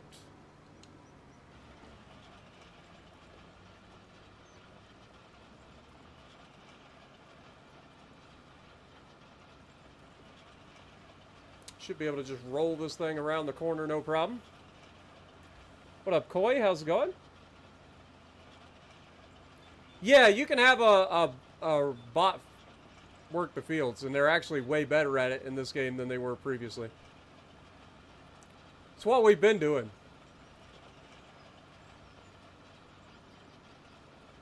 And you can have them drive back and forth to the different fields and stuff too.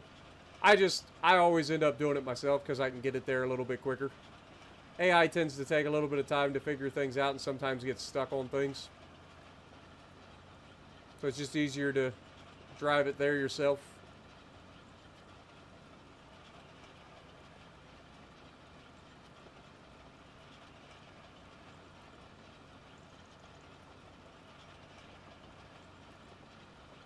But yeah, you can use AI for that if you want.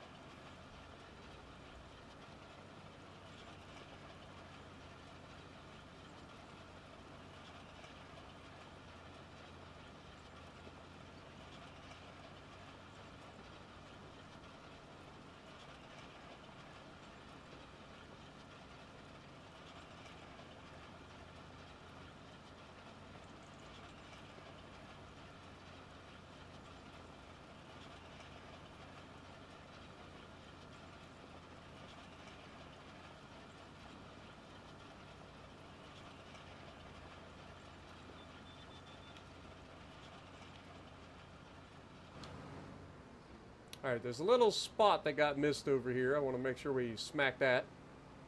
Smack that all on the floor. Smack that. give me some more. Smack that till you get sore. Whoa.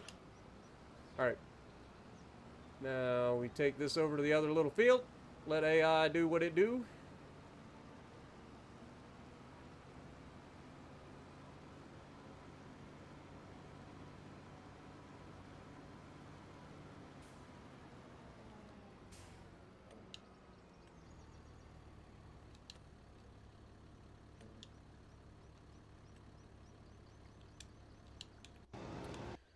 Jump in this tractor that I left running like a dum-dum.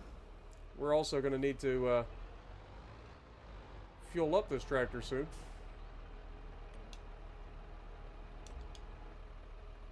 Let AI take over spreading some fertilizer over here.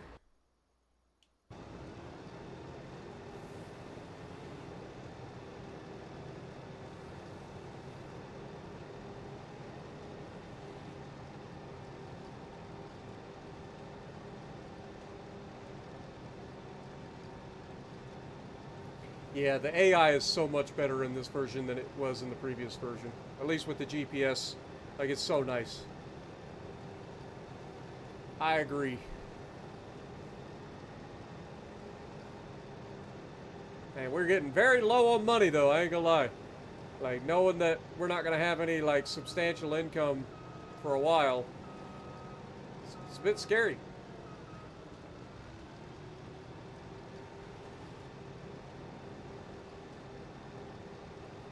Especially considering we're going to be selling or not selling, but giving our wood planks and beams to the grain elevator museum.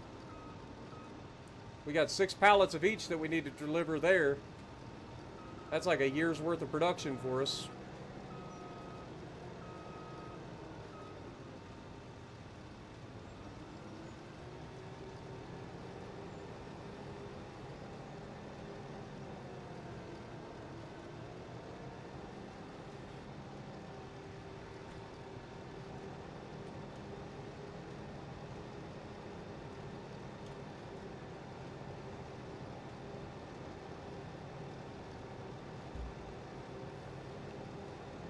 Also, we're only 26 likes away from hitting the 100 like goal, so thank you guys so much for that. Appreciate you guys.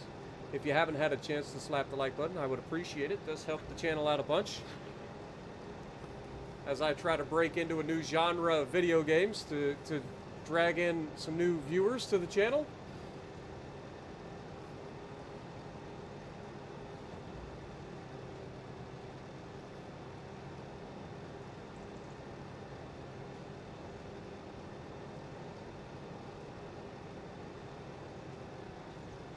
I wonder if that's a thing.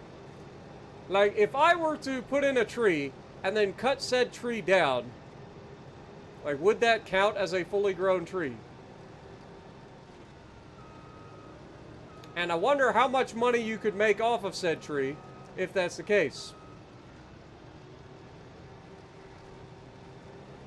Because if that's the case, like, is it profitable to just spawn in fully grown trees one at a time instead of planting them?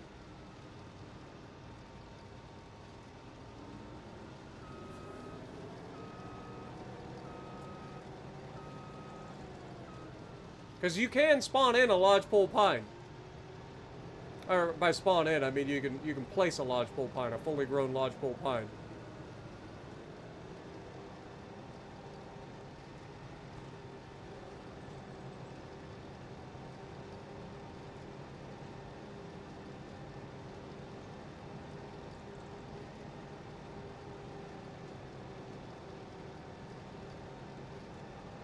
Okay, we are getting close to another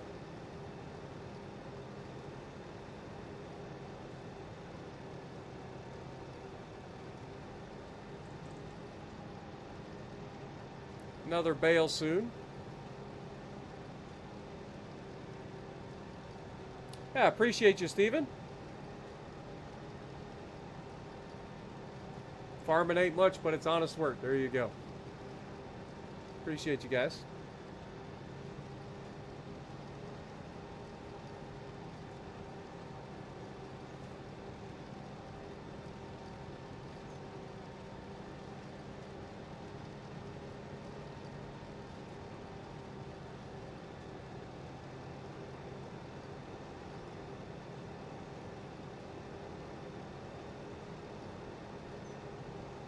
And the only issue that we seem to have with the cotton so far is just that when it goes to unload the bale, that it gets stuck. You have to fire the AI and then rehire the AI, and it seems to do just fine.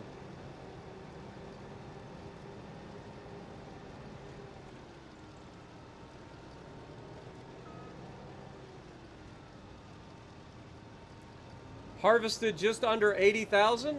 I'm assuming 80,000 liters. Not too shabby, Jess. Not too shabby at all. We're about to finish another bale. This is bale number 5.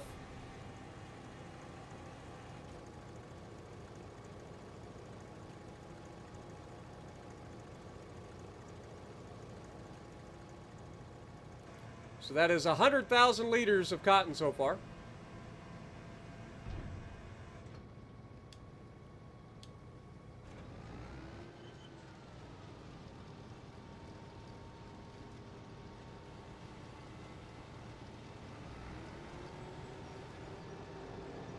And we should get at least 2 more bales off of this field, I would imagine.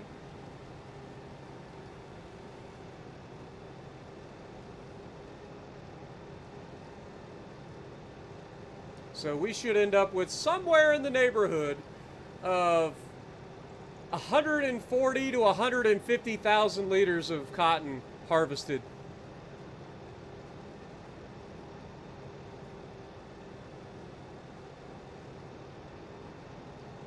Yeah, the limited head width is a thing. You're not wrong. But hopefully the Colossus harvesters will be around before long, and that'll help quite a bit. I think they're made by Giants, the Colossus harvesters. I could be wrong.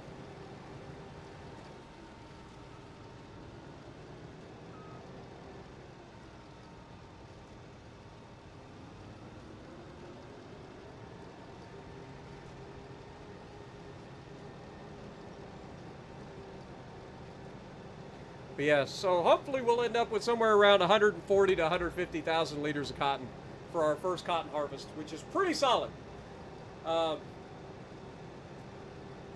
That would put us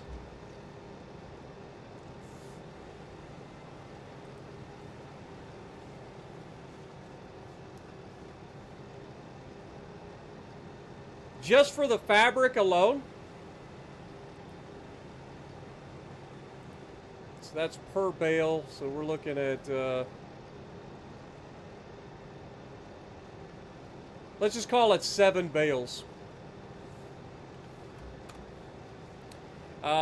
We know we'll end up with more than 7 bales, but rough ballpark of what this harvest will be once it's turned into fabric, if we just sell the fabric, is about $444,000. If we just sell it as fabric.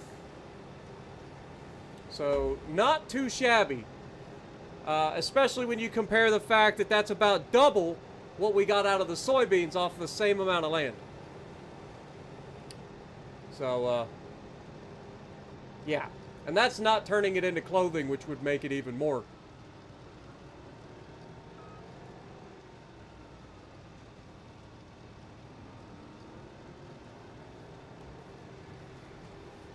But there's a lot more that goes into doing cotton than there is soybeans, right? Soybeans I can have a much wider working width, so they're easier to work with. You don't have to worry about production, so they're cheaper to get into. So, yeah, it just comes down to what you're willing to put up with, I guess.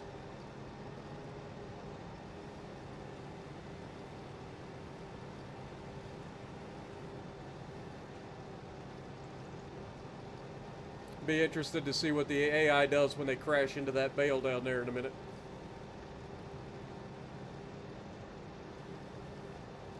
I'm sure they'll just shove it out the way. AI doesn't seem to recognize anything that's not an actual vehicle as a thing. Like, they don't care about trailers, they don't care about bales, they don't care about any of that, implements. The only thing they care about is the actual, like, truck or tractor or whatever, harvester.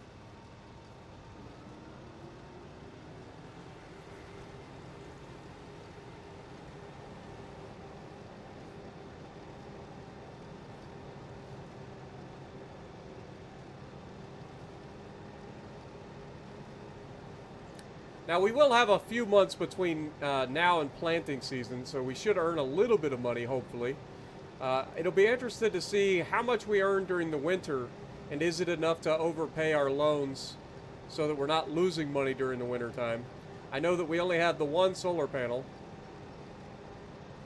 so during the winter, will it produce enough solar power to actually pay off our loans? I don't know. I'm gonna probably press X to doubt on that one. Alright, how are we looking down at the bottom? Okay, we're done with the fertilizing. This guy's starting to do the headlands passes now on the smaller field.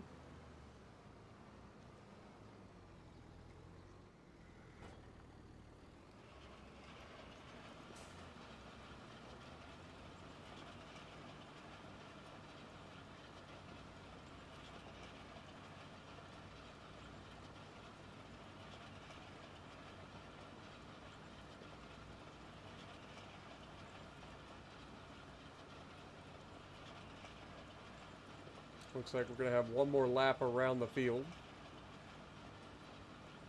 in theory.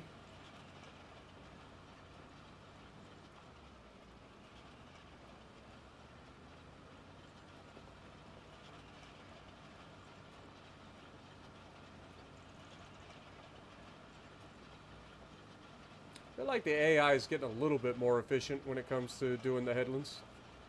Not the best, but a little better.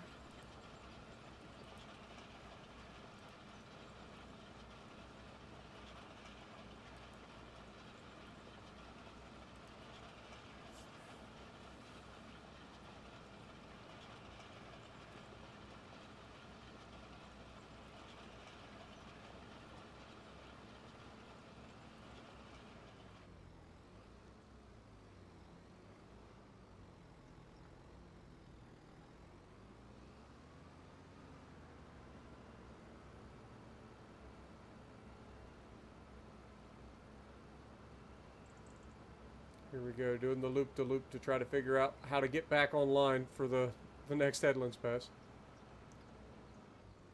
Just don't drive into the river. That would be counterproductive.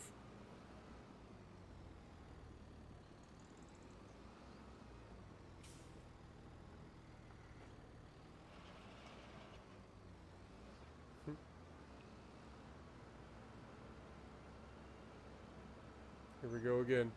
Loop the loop. Come all the way back around. Get online. Straighten her out. Reverse.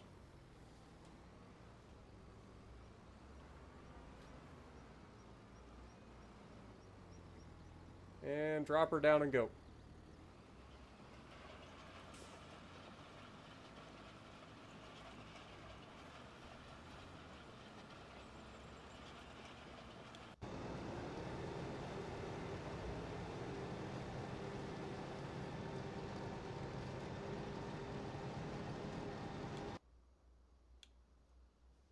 Okay, we got 56% left in the fertilizer bin. So that would be enough to do the top field, but I don't know if it'll be enough to do the top field plus the bottom field.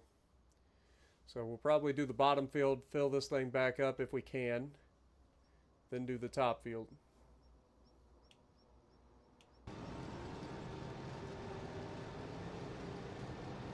But overall, pretty happy with our first cotton harvest. I feel like as long as we can stay alive until we are able to sell everything in a few months, then hopefully that will be enough to keep us rocking and rolling.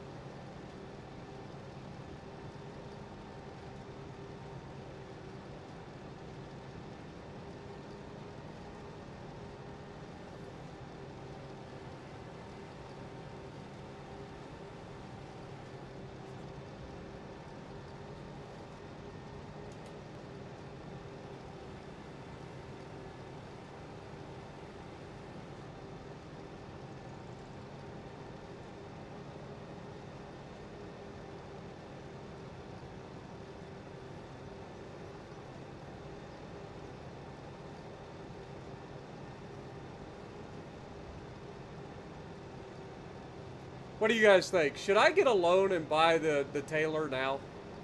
Should we just do that? Just to knock it out?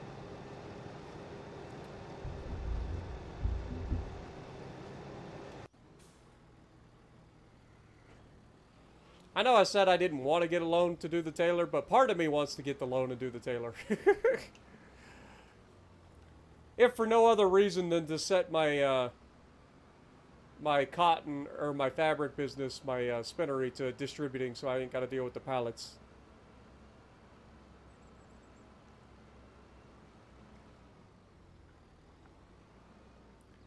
Like I said, I don't necessarily like skipping progression by getting loans, but at the same time, like, it is simply a smart decision to go ahead and do that, because you're going to be maximizing your profits off of the same amount of production.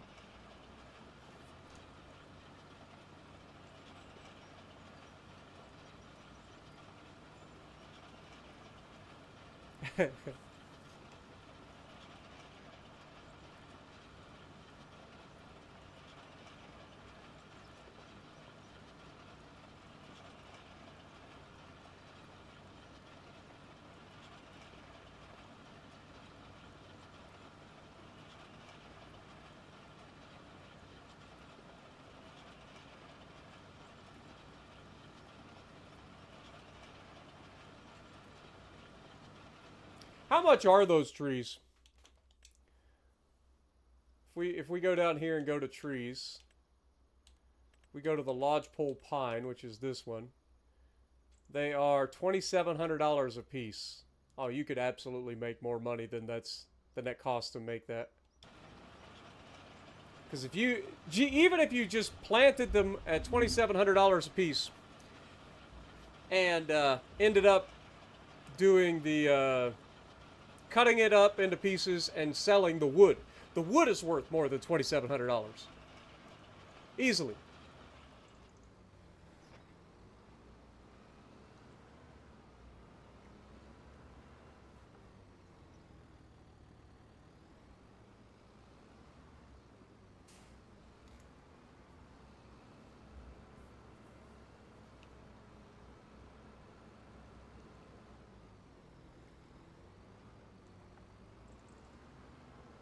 Welcome back, Uncle Breda.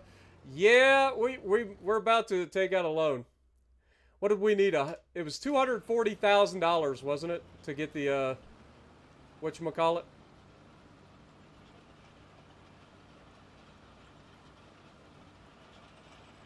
The tailor shop. All right, let's save real quick. Let's go to the map to the tailor shop. I'm pretty sure it's $240,000. That's a lot of money. It's another big loan, man. $240,000. Let's do it. Let's do it. What's the worst that could happen? So we currently have a $700,000 loan, so we want to stop when we get about $840,000. Might as well call it $900,000 at that point. Dude, we're gonna have so much money to have to pay off. Oh, and I went over. Whoopsie. Alright. Let's buy it. You mean I don't have enough? It's 240,000. We had that'd be 940,000, you dum-dum. Math.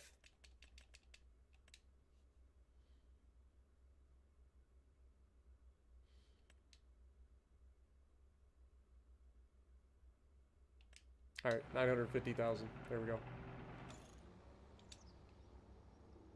Alright, so we will make clothing and start it. It is going to be getting stored. And then if we go into our production chains, go to our spinnery, instead of storing the fabric, we should be able to change to distributing. So now that will be getting placed into our wonderful tailor shop.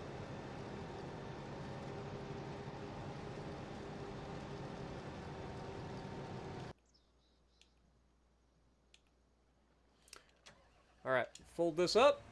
Get this. I can go ahead and show you guys right here. If we click on this, set destination, set it to come over here, for instance.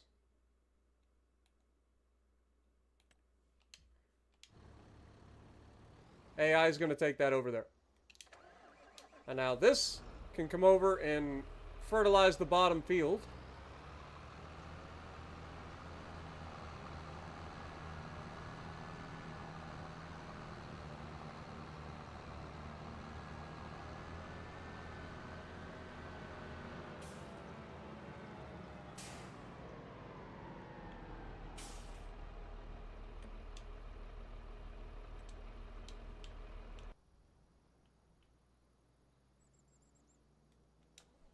Might as well go ahead and start the old Volvo up and go pick up that bale.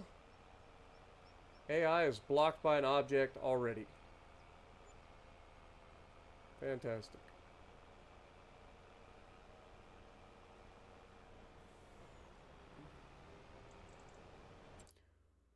Well, where is he blocked?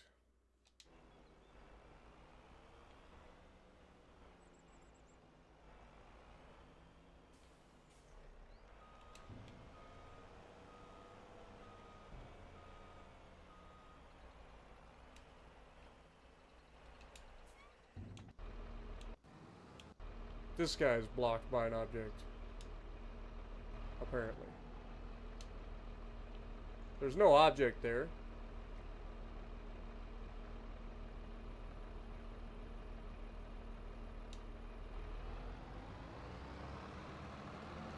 I don't know what it's saying is blocking it, but...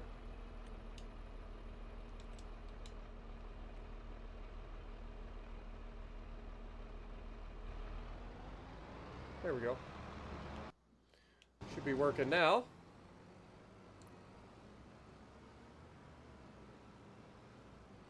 I have no idea what this guy's doing.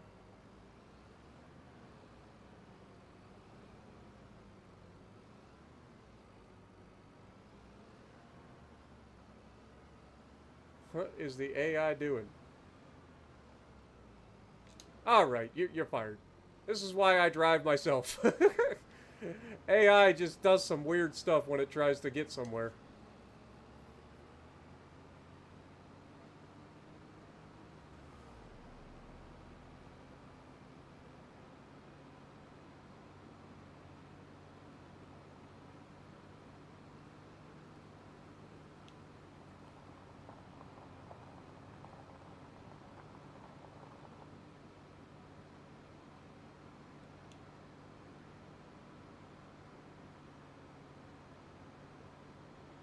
Drive this down this way. Across the bridge. It's technically not a truck. I don't think the weight limit would care one way or the other if it was a truck or not. It's heavy.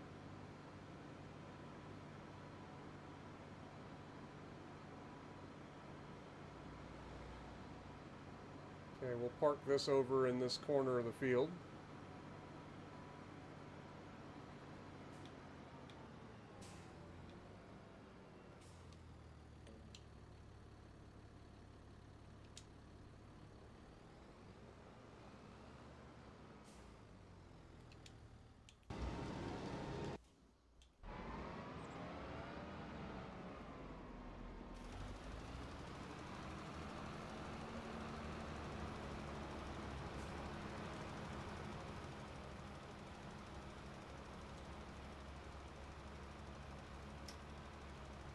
What up, Kenneth? How's it going?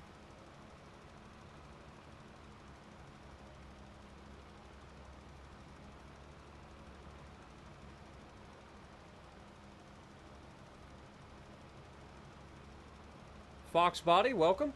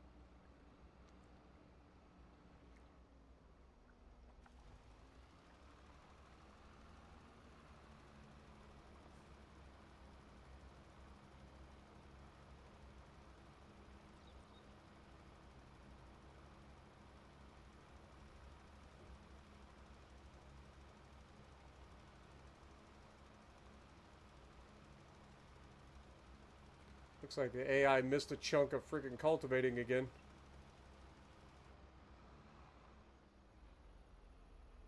Kind of annoying. Also, this looks like it's not fertilized.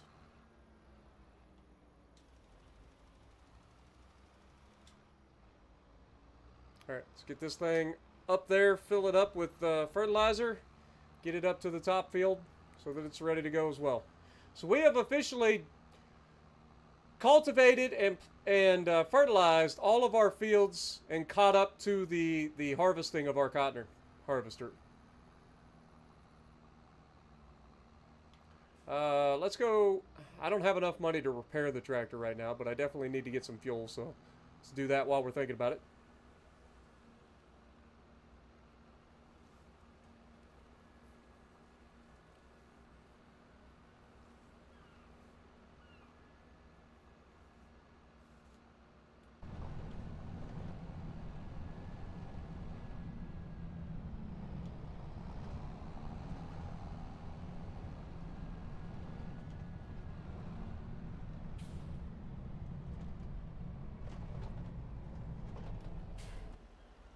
Now we spend like $700 in fuel.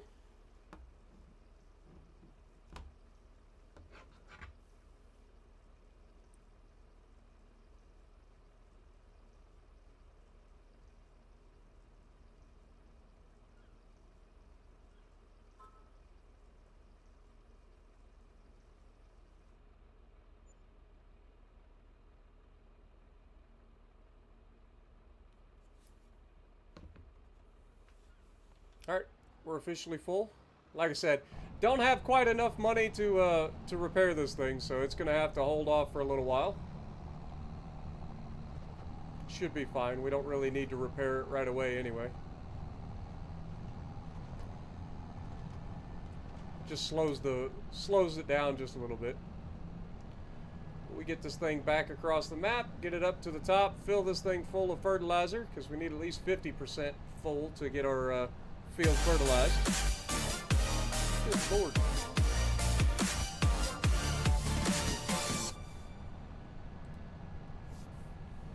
It only took 4 months in the spinnery to use up all 80k liters of my cotton.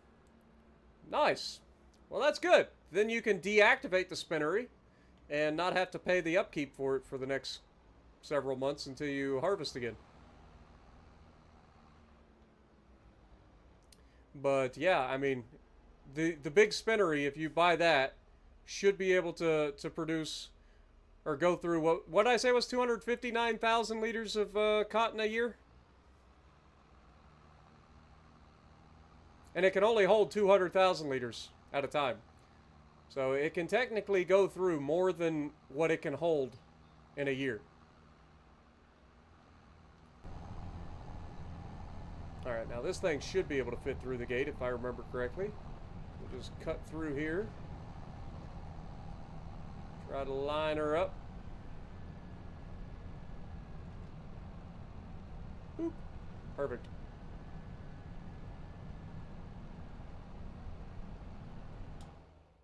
Shut her down. Oh god, oh god, oh god, no brakes! Hey, if you're... Pro tip. This game does not simulate air brakes properly. For those of you who don't know how air brakes work, which this thing should have, pretty confident this thing has air brakes, but anyway, the way air brakes work is the air pressure is what keeps them from being applied, right? So when you think of when you tap your brakes, you're actually lowering the air pressure to the cylinder that is opening the brake pads. Meaning that if you have no air pressure, the brakes lock up. Which is what should have happened when I shut the tractor off there, but it just decided to keep on rolling. And of course there had to be a car there to make sure that I run into it too.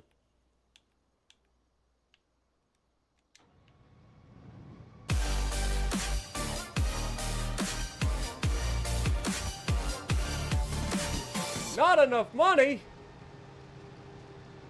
80 k-liters roughly of cotton made 26.5 k-liters of fabric, and the playground is buying for over $10,000 per 1,000 liters.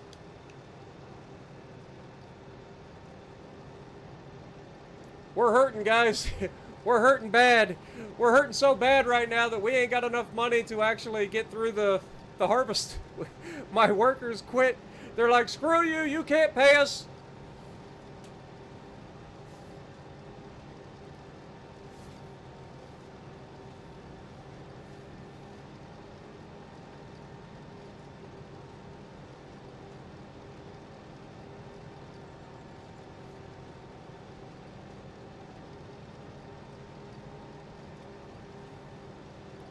Is the Tier 5 Republique B any good? Just wondering. What is a... There's no way there's a Tier 5 Republique B.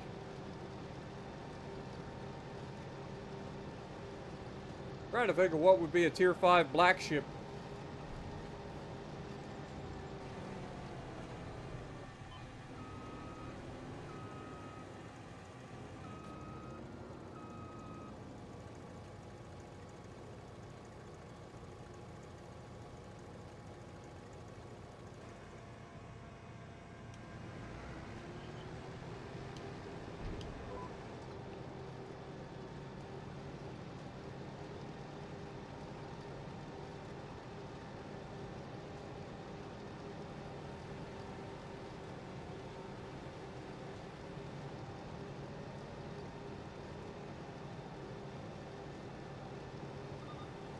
Oh, you're not even wanting me to spawn in the lodgepole pines. You're wanting me to do the catalpas. Gotcha.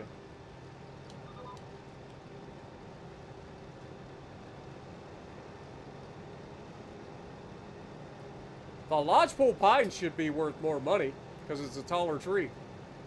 If you cut it into sections and sell it, like you'd get more out of logs selling those trees than you would otherwise. The Mac is off or on sale on your Steam. Nice. Nope, I already got a truck, Jess. You had your chance. You had your chance to buy me a truck that I would reimburse you for, and you decided, no, you were too good for me. Fields are going. We're down to the final field, guys. Down to the final field. It looks like we're going to have to do all the work ourselves because we ran out of money. Ran out of money. Which is not ideal.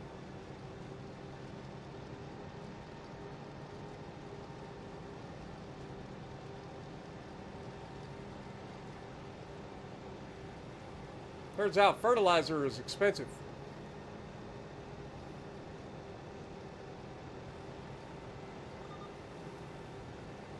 The one in my yard are 19.5 tons, yes. But a lodgepole pine is much taller. And like I said, if you cut them into the 6-meter long lengths, I'm pretty sure a lodgepole pine would earn more money than the catalpa would. If you were to sell it as logs.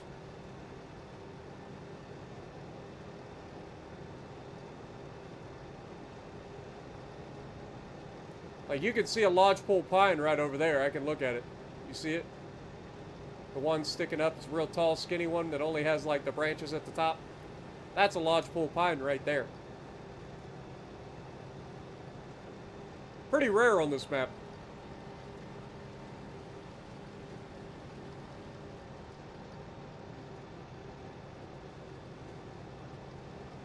But that's a fully grown lodgepole pine that's taller than any other tree.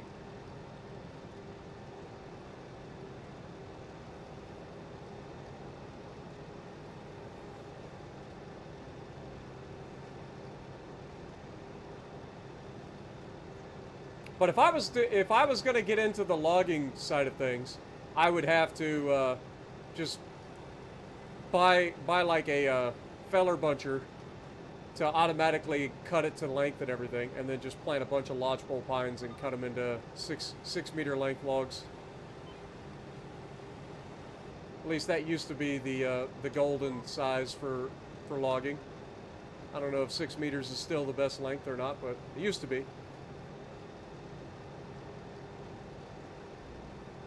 Right now, we are cotton harvesters. That's our game plan.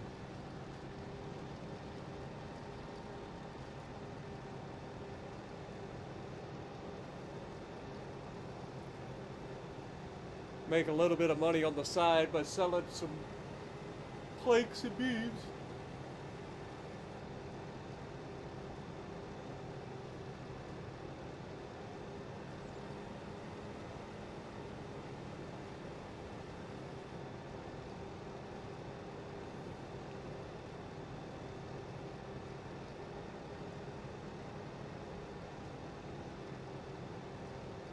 Alright, so if all goes well, we should get one more full pallet, or full bale off of this field.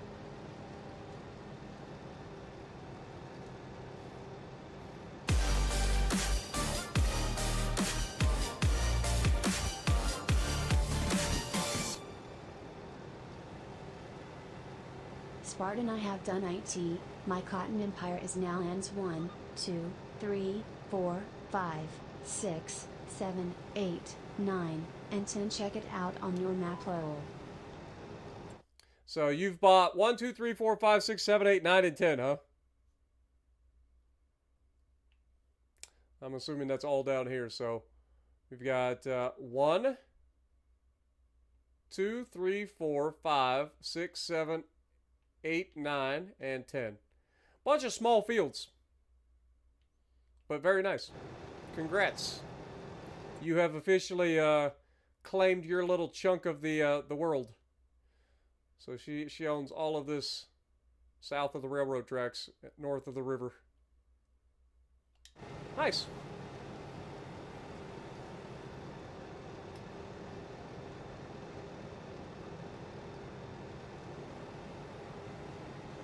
What are my plans for funds? We have a couple of things that we can sell. We've got our grain wagon we don't need. We've got our silos that we can sell if we need to, because we don't need them. If we're going to be doing cotton full-time like this, then we don't need grain silos. We don't need the trailer. So like we can sell that off to get a little bit of money. Or I'm sure I've got a couple of pallets worth of planks and beams. We could sell that real quick to make a little bit of quick money. So we're not hurting that bad.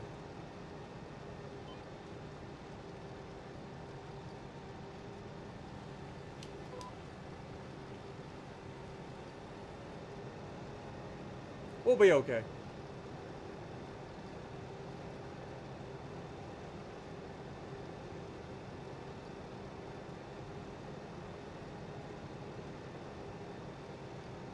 The Dunkirk bee. Okay, well there's a big difference. I was like, what is a Republic bee at tier 5?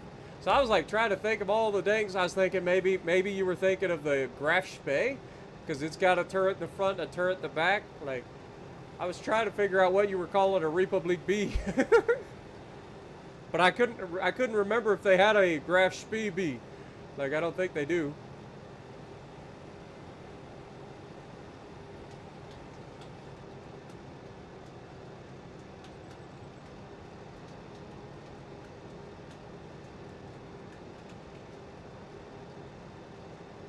So is Dunkirk bee any good? I like the donkey, honestly. I don't know that the Dunkirk bee has anything different from the regular Dunkirk. I don't think it does. But I like the Dunkirk. It's unique. But again, it's got small guns just like the Arizona. Like, you don't overmatch anything. A lot of stuff overmatches you. So you got to be a little bit careful. But yeah, it's a good ship. I enjoy it. It's a different style.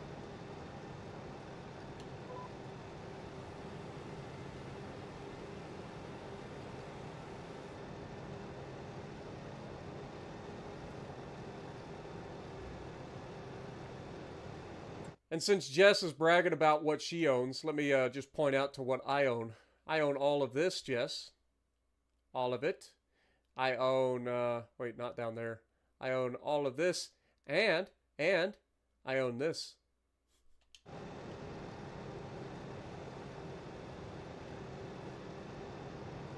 What up, CT? Yep, we're getting our cotton. But yeah, we'll be fine. I know it looks like we're losing right now. It looks like we're gonna go bankrupt, but I promise we're not bankrupt just yet. We'll be okay. We'll make it.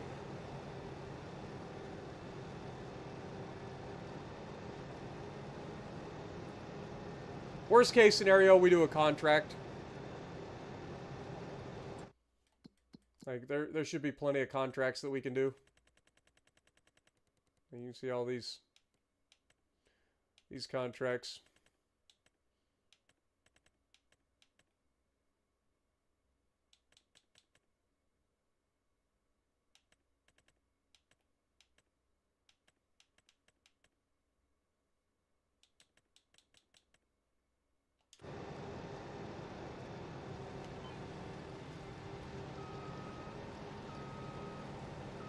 Y'all got me distracted. I forgot I was the one that was like working on the fields.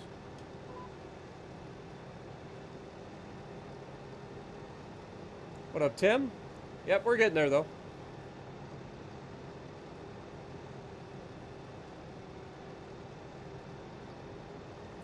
Les Terrible's actually not too bad. I don't think you get a smoke screen. I think it's like a pure French destroyer. It's kind of a chaos monster. I could be wrong. It's been a long time since I played those ships.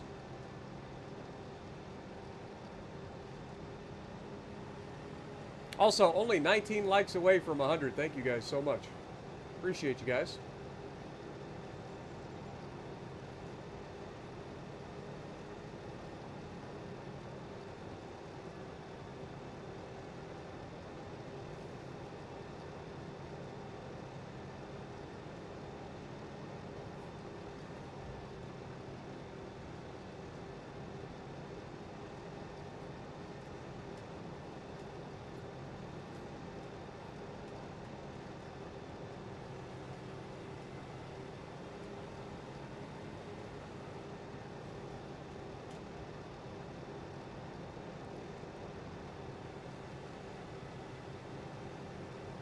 Me a nice drink of water again. I went ahead and filled up my cup and had it sitting right next to me so that if I got thirsty again, all I had to do was grab it and drink it. That way I didn't have to leave you guys alone again. I know you guys are afraid of the dark.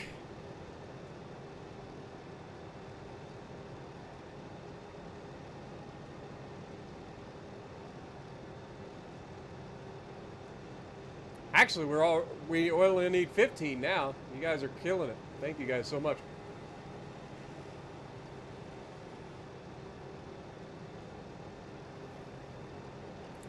You're coming back to focus on me now? Aw. I feel loved. I feel all warm and fuzzy. Remember, I got those two feelings. I got a feeling. Woo-hoo. Oh. That tonight's gonna be a good night. That tonight's gonna be a good night. That tonight's gonna be a good, good night. Feel it. Woo-hoo. Tonight's gonna be a good night. Soybean farms is extremely easy, but it isn't as profitable either. Like I said, in the previous soybean harvest, we had 104,000 liters of soybeans. That 104,000 liters of soybeans turned into a profit or a sell total of 200 and some odd $1,000, right? If we sold this as fabric alone, we're looking at somewhere in the neighborhood of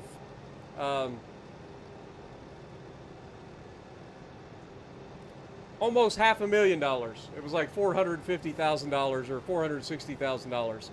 But now that we actually have the ability to, I want to look at my production. For the tailor is capable of turning a 4 fabric into 2 clothes. Okay, so now that we have that number,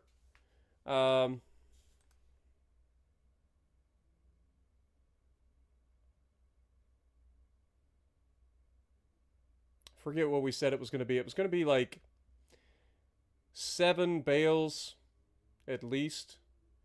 So that would be, that's 140,000 turned into this. So 140,000 divided by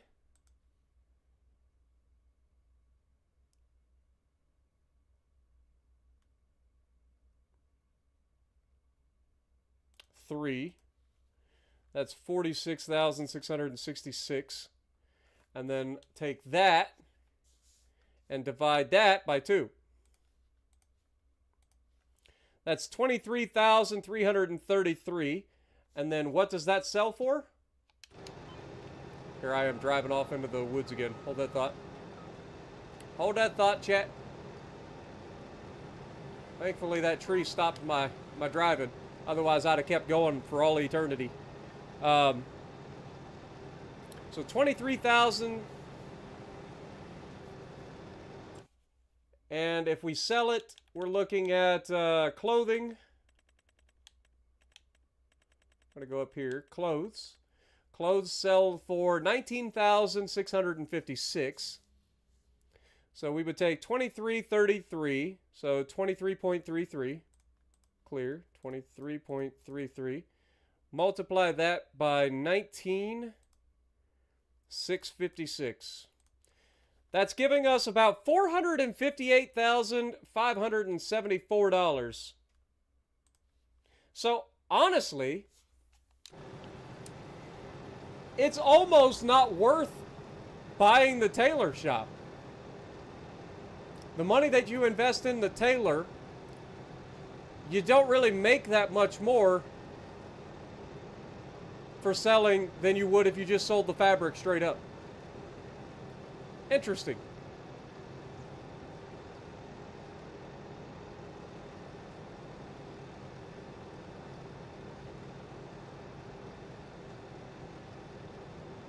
Yeah, I know. We're technically overdrawing our account right now.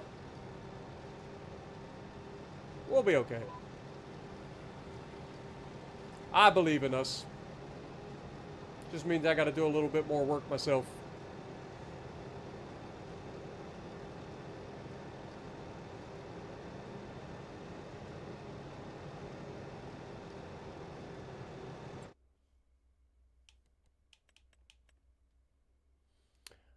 Let's go ahead and just make it an even million. How about that?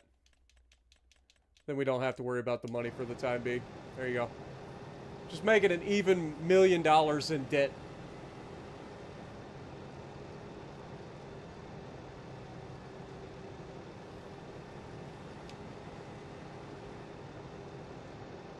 But from here on out, no more loans. We got to pay off our loan before we decide to do anything crazy.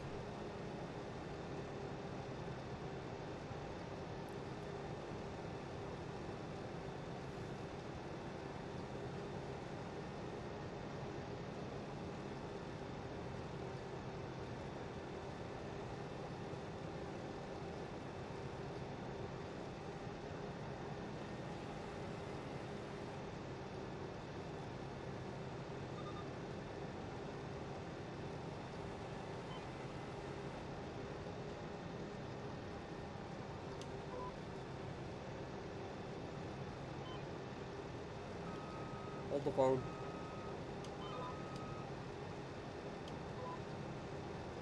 There we go.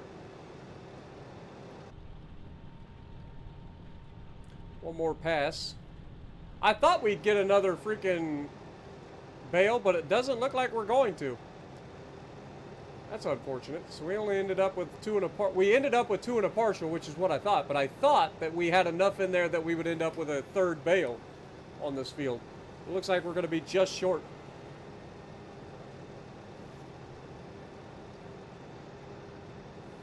Unfortunate.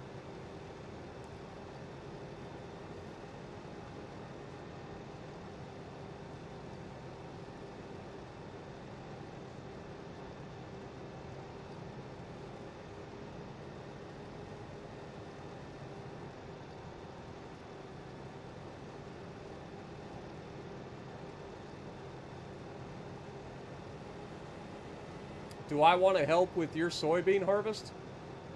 Probably not. Once we finish up here, we'll be calling it a night. Because I streamed for a couple of hours this morning, and then I turned around and streamed for the last 6 hours.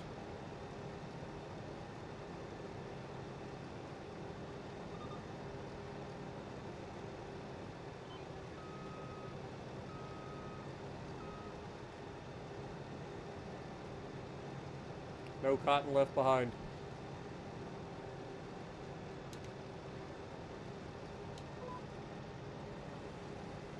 See, why does it take so long to return to Central? Come on.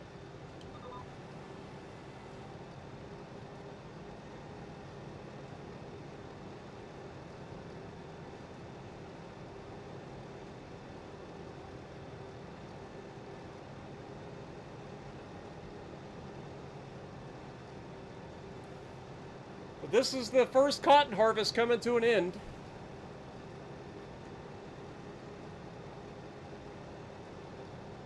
We did start our productions, right? Like, I'm not crazy.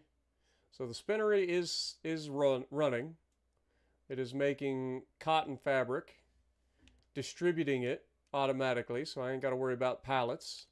And then the tailor shop is taking the fabric and turning it into clothes and storing it. And then all of that sells in April. What made me start to, or what made me decide to go for cotton? I've done cotton in the past. I know it's a pretty profitable business, even if it does take a lot longer to harvest. So that's basically what it was. Plus, there's new production and stuff with the rope and all that stuff that I might get into at some point too.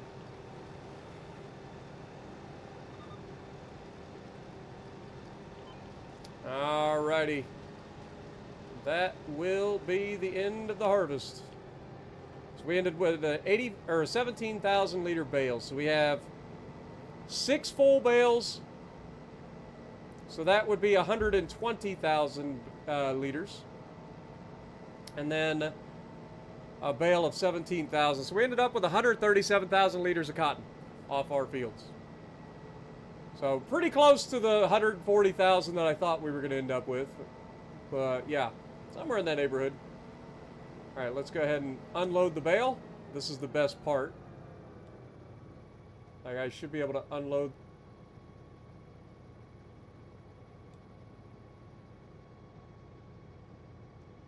No. Wait a second.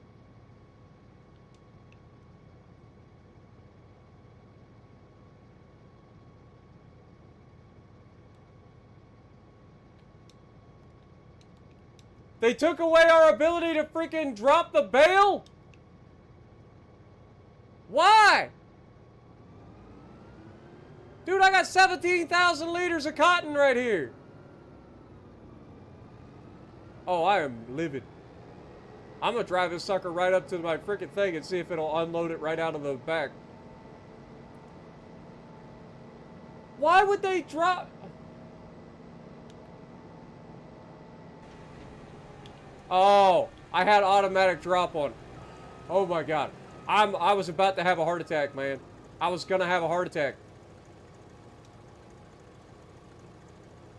Because I had the automatic drop on, it wouldn't let me unload the bale manually. I was gonna say, the whole reason I chose this thing was for that reason. So that I could easily just get rid of it. Alright, we're out of it. We can return that now. Let's save. Whew. I screwed up. I was like, I was about to lose it, man. All right, let's go. Boop, and return.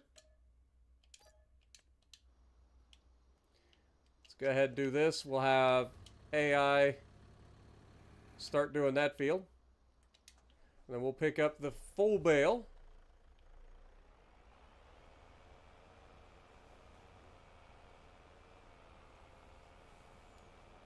What up, Lucky? How's it going?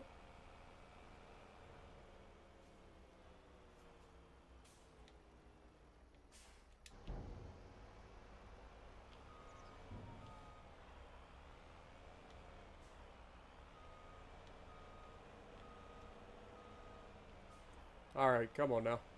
What is going on with my reversing skills? Seriously?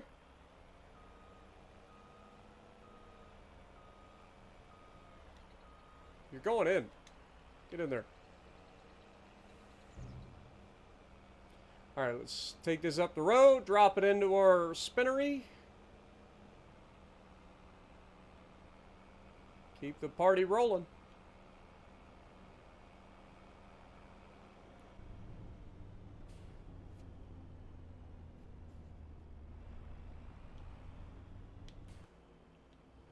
So again, if we come in from this side and do a little swing around, try not to hit the car. Do a little swingy swing.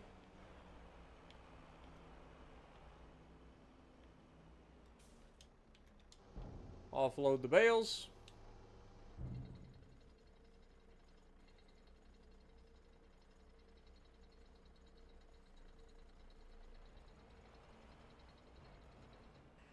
Beautiful.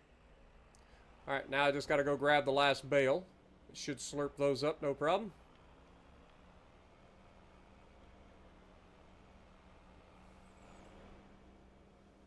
Over here and grab this last bale.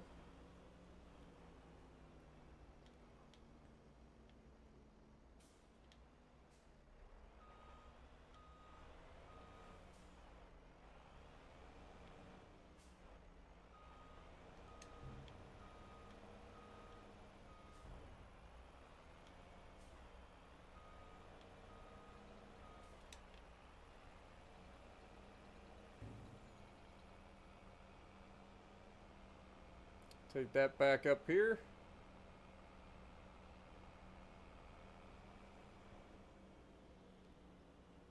Do the same thing.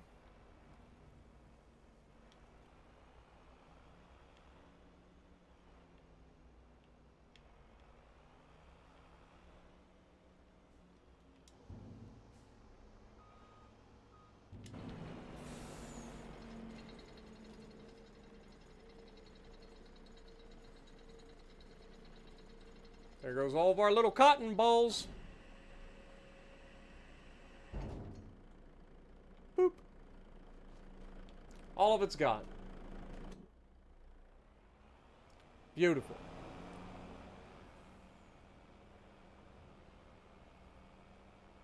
Alright, now this can go back over to our farm and be parked. We don't need it for another year.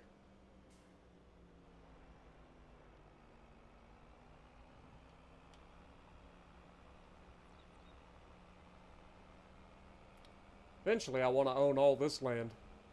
Just not the maize and all that stuff, because I like that. I think we'll park this over here by our front house. Why not? I think this is too close to the road. Shouldn't be. Surely traffic can still drive past. We'll find out. Alright, so AI is working on this.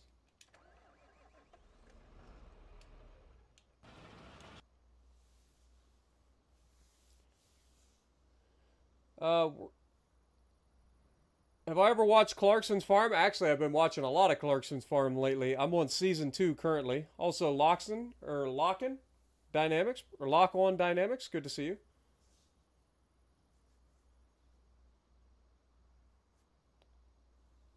Glad you're able to at least stop in and see the Farm Sim streams. Sorry you miss out on the World of Warships streams.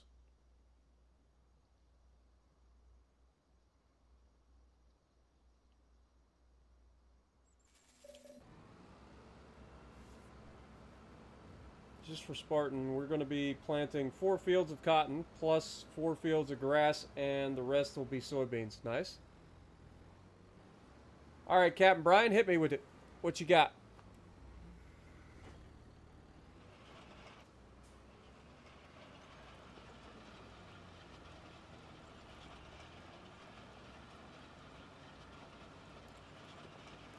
Well, I'm glad you enjoy Lock-On. I really am. I'm glad I could help you out a little bit.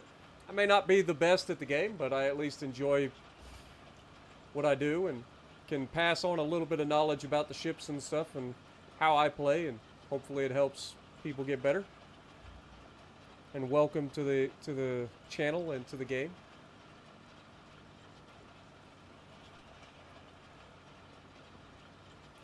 Is the La Foudre enough of an improvement over Richelieu to be worth buying? You get a premium bonus, so it's a tier 7 premium bonus. But La Foudre is essentially a knockoff Jean Bart. I don't know what the differences are between the Richelieu and the La Foudre because I've never actually played the La Foudre. I don't have it. Never tried to even get it. Back when it came out, I wasn't a CC yet. But I would say it's probably most certainly an improvement over the Richelieu.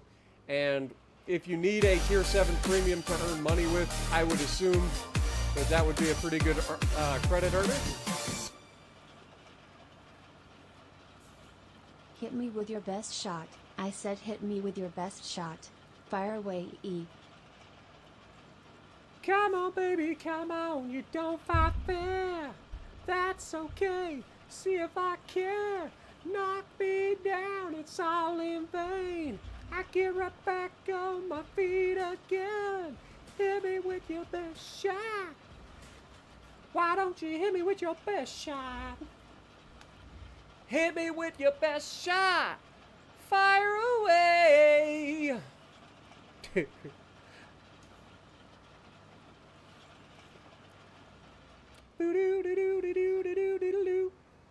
Yo, Lock On coming in, becoming the newest member on the channel. Welcome to the Sparshites, my dude. Appreciate you.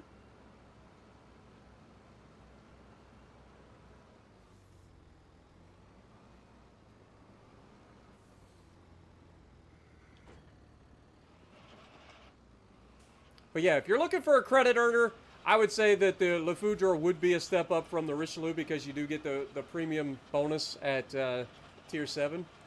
But I don't know the key differences between the La Foudre and the Jean Bart to really be able to sit here and be like, yes, it is way better than the Richelieu. I would assume that it is. Like, if it's got the reload boosters and stuff, which I would assume it does, then it should be pretty solid.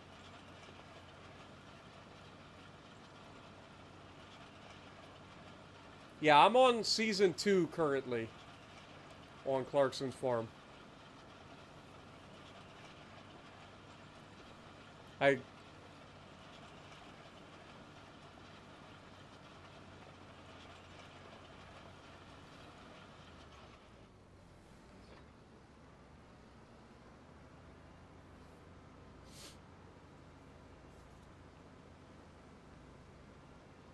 Yeah, I mean, comparing it to JB is the most apt comparison just due to the fact that it is literally nerfed JB. It was Wargaming's attempt at bringing the JB back into mass production because a lot of people have been asking for it, but they know that the actual JB is a bit too strong. So they didn't want to bring it back, so they brought it back as a slightly changed version. If you take the camo off of the La Foudre, it actually says Jean Bart right across the back of the ship.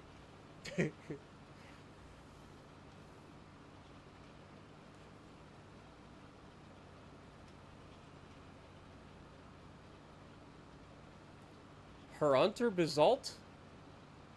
I don't know what that means, but welcome to the stream. Appreciate you dropping in.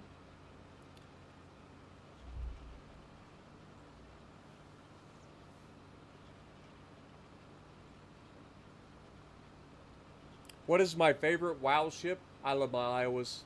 I don't really have a favorite of the Iowas, but just basically any Iowa class battleship. I just really enjoy them.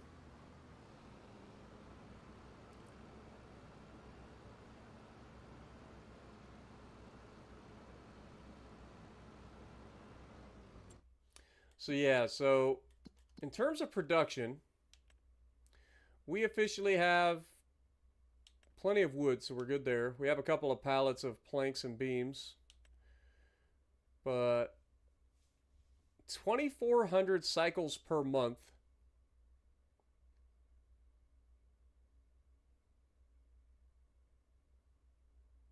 So So we should take the 135,000 liters,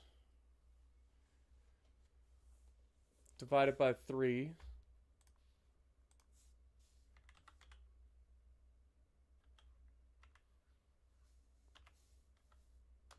That's 4517. Okay.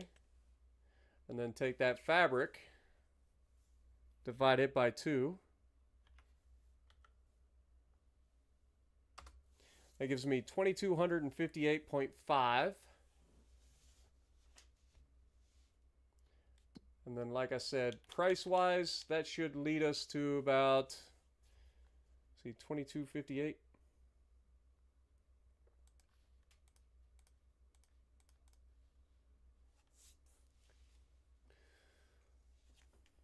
Times 19,656. That is $443,000 and $443,832 is roughly what we should get for our cotton harvest once it's all processed.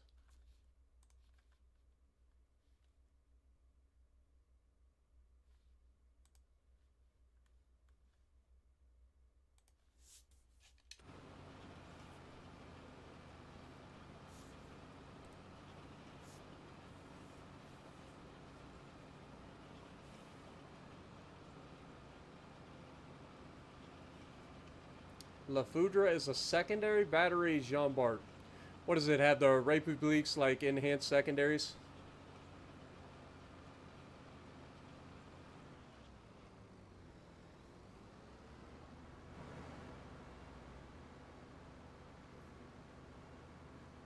But all your secondaries are at the back, so I don't know why anybody would want to build a Jean Bart for secondaries.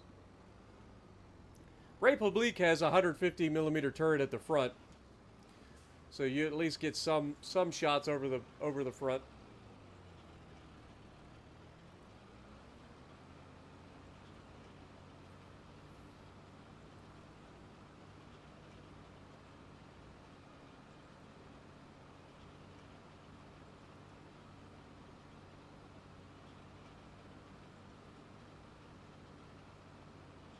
Yeah.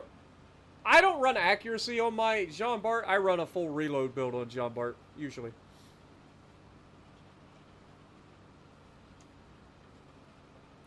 But I'm a hyper aggressive player in my Jean Bart. I like to use it to really push flanks and get into some entertaining positions.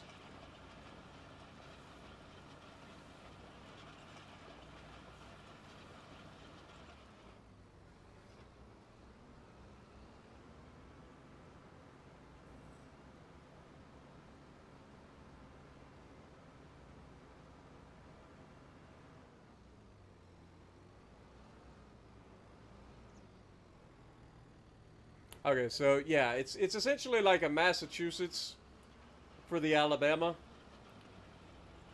except like most of the secondaries are at the back of the ship, so I don't know how well that's gonna work out for you.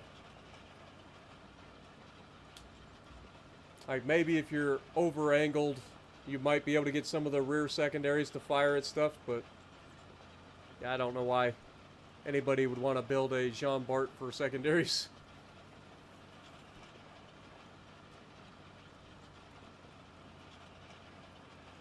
Repub is great. Repub is absolutely fantastic. And you'd be surprised what those secondaries can do even without going for a secondary build. Like I said, ask the destroyers that decide to get a little too close, thinking that they can get away with stuff, and have a Repub slap them and then have the secondaries finish them off real quick.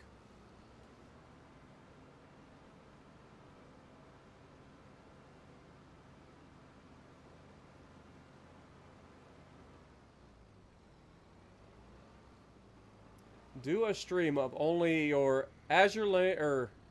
Arizona, Kansas, and Iowa's standard build.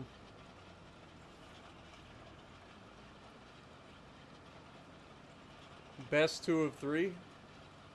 3 games each. I don't know. Feel like that get kind of boring.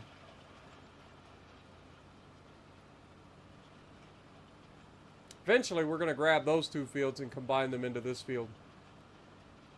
Look how much extra that'll add. That'll basically double this field size. Just by looking at it, that's what it looks like. It looks like those 2 would add up to about the size of this field. So that would basically double this field size. So this field is currently 13.24 acres. This is 8.5. This is 4.86. So 8 and 4, that's 12. 0.86 and 0.54, that's another 1.3, 1.4. So yeah, this is roughly, if you combine these 2 fields, you'll have exactly the same size field as this right here. So if we combine them, we get a little bit more than doubling the field.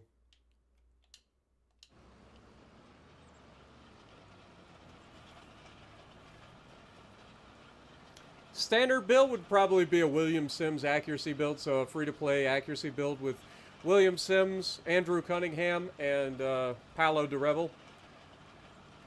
That's what I would consider a standard United States battleship build.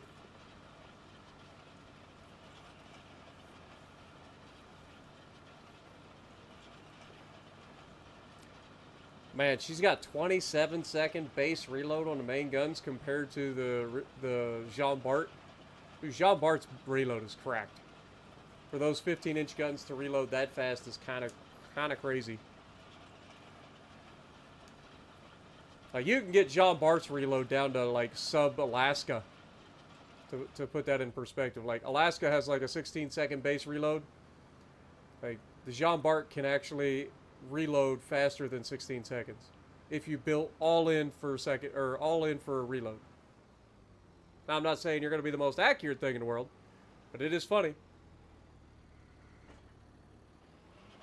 And that also allows you, when you hit the reload booster button, to get multiple reloads in during a reload booster.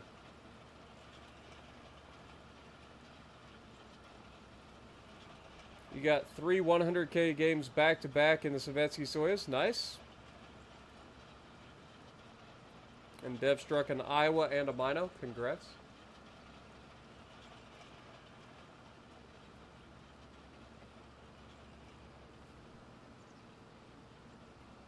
Starting to get dark out here. I say that, it's only 1 o'clock in the afternoon, but it just seems darker than that. I think it's the overcast.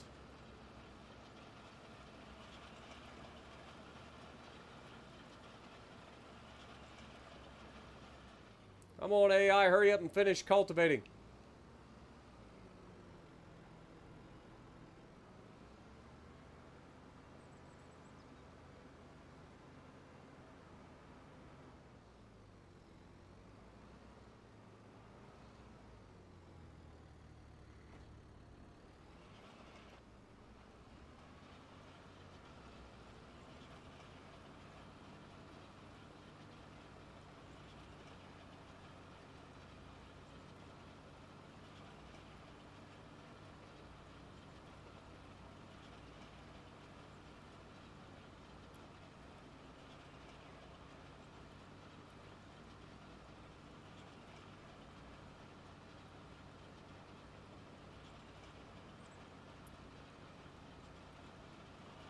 So you're saying play 3 games in each of my ships. So Iowa class battleships, Kansas, and Arizona.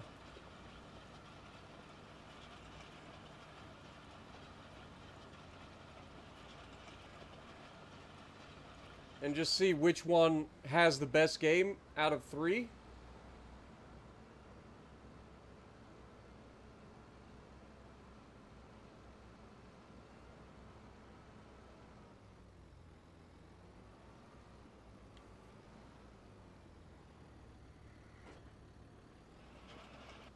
What up, Loops? How's it going?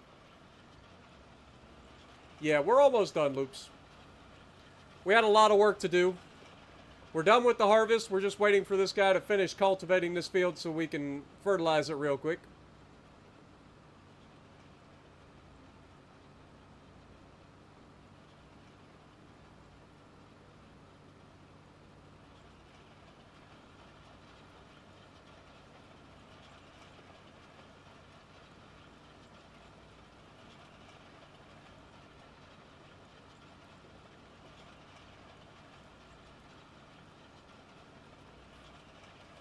Loops, yes, this does have tornadoes in it.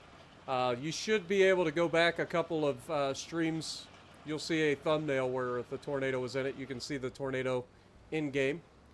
We actually find the tornado close to our own property and chase it down and watch it. And then we proceed to work around it for the entire stream because it doesn't go away. It just sits there for the entire month.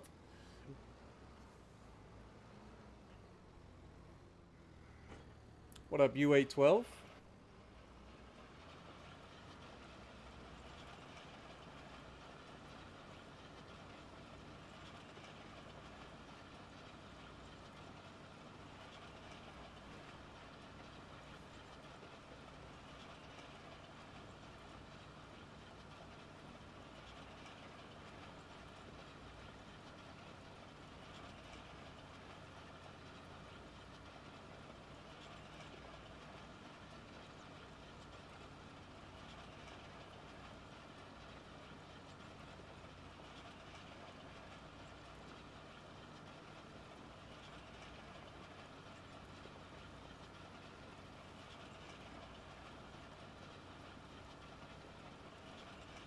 All right, Jess, have a good night. Appreciate you dropping in.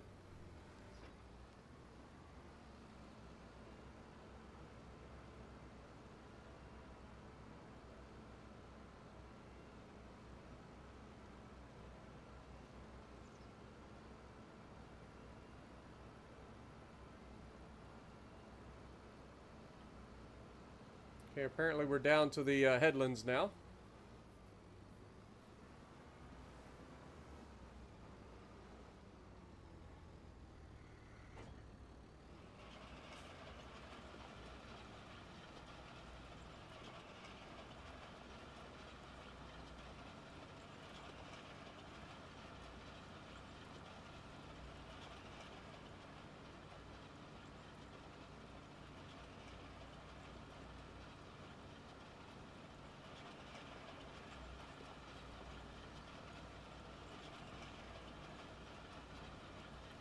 Shot down 60 planes in the D7. D7 is fully capable of shooting down 60 planes.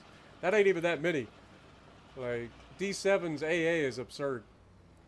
I mean, you guys saw me on stream the other day shoot down, what, 67 or 72 or something like that in the Mino? Because the Hakuru just kept coming after me. Like, if they keep flying into your AA is not going to continue to, like, get worse unless they are hitting you with HE or something. If your AA isn't got knocked out, it's fully capable of continuing to yeet any plane that comes near them.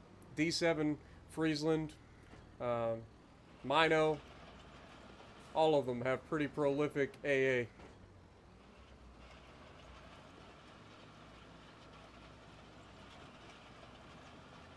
Boy, doesn't this seem like a waste. We're literally working on like one row of...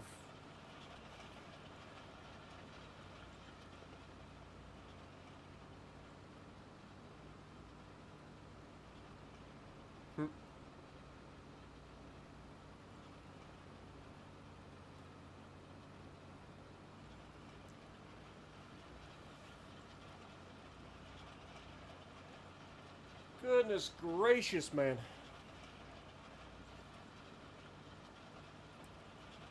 We're at 6.5 hours. Worcester's another one. Worcester has a lot of AA as well. Especially if you build into like extending the AA range, which is always hilarious. Because carrier players are used to flying around basically not having to worry about their planes getting shot down until they're on top of people. If you build into your AA range, it's hilarious. Even though my Iowas, when I run the AA module in slot 1, my Iowas will shred planes. Because they just don't think about it. They just like, oh, battleship, let me go get it. And then all of a sudden their planes start dropping out of the sky before they realize what's going on. They're like, oh, crap, what the heck? Yeah. Welcome to AA, sunshine. It does work. Sometimes. Do I know what Richelieu Sigma is? No, I have no idea. What up, Vince?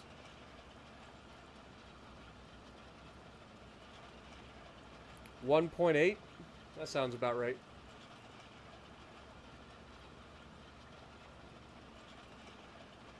I know sometimes they change some of the stats coming from PC, so even if you did look up what the stats were going to be or whatever, it's not always accurate for Legends. Most of it is, but they do change some of the stats. Accuracy being one of them that they tend to tweak, especially for battleships.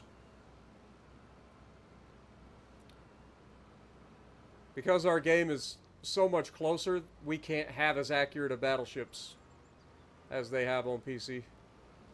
So most of our battleships get slightly nerfed.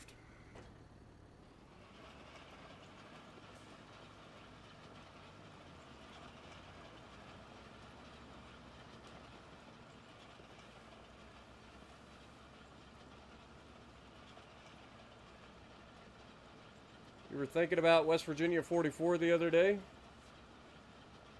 An AA barge with a Kong build? Nah.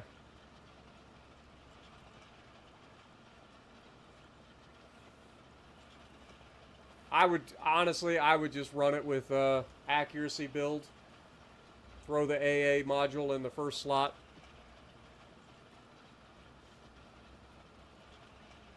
Get some extra AA range. Going full Kong just destroys any hope of accuracy and range. Just makes you miserable. Nothing more frustrating in World of Warships Legends than having the inability to hit a target because you just don't have the range, and being in a super slow ship so you can't ever close the distance. That is the worst. Why no GPS? We're running the AI. Letting the AI do it.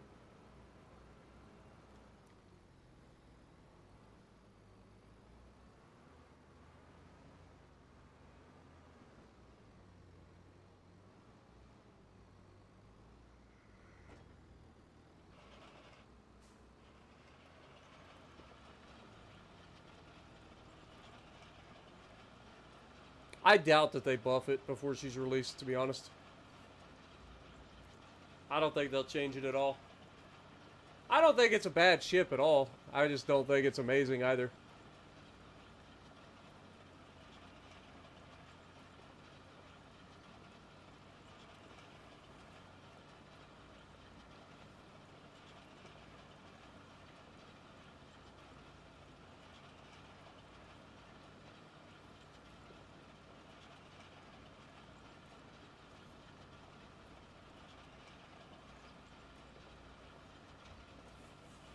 I just don't think she offers enough of a boost over the tier 5 version to warrant going up tiered.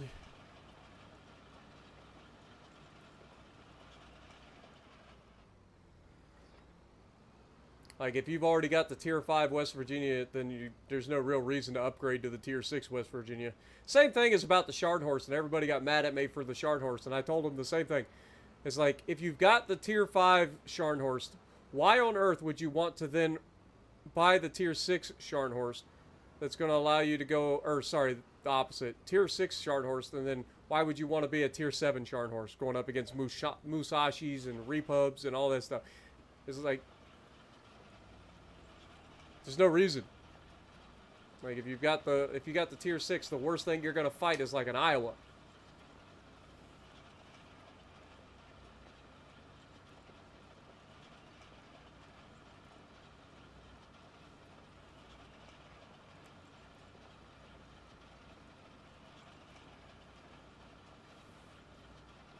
Sigma is what everybody talks about when it comes to the ability for the shells to hit within a certain distance of your point of aim. So it's referring to your overall accuracy, right?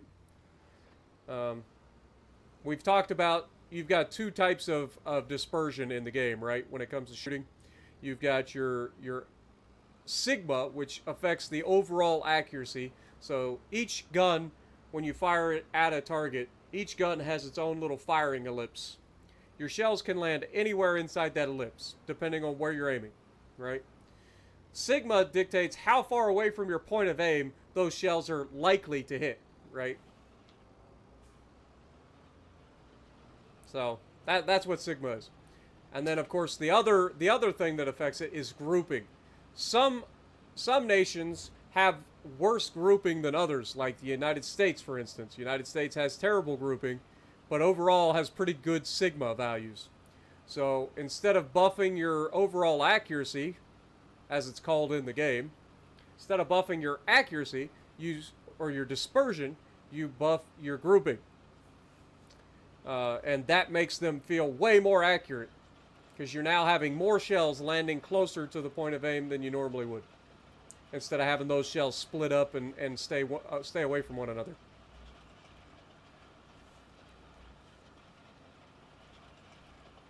As far as I know, yeah, you get the pirates tomorrow.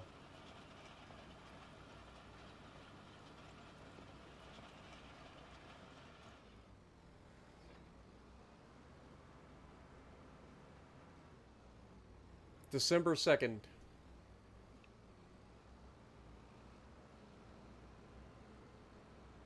Alright. Should be able to go ahead and start this now.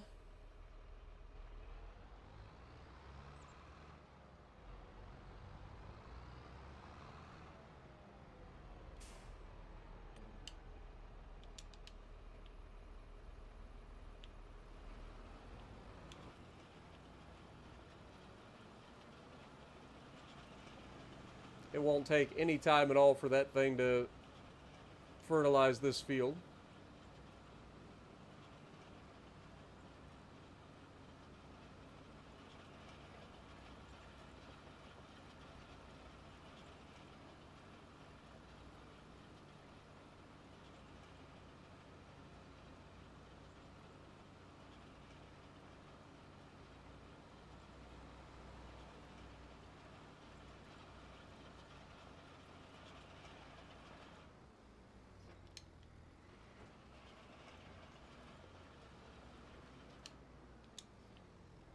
Alright, take us back over to the farm.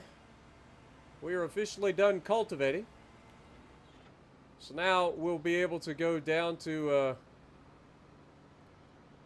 when we get into planting season, all we'll have to do is plant and spray the weeder and be done.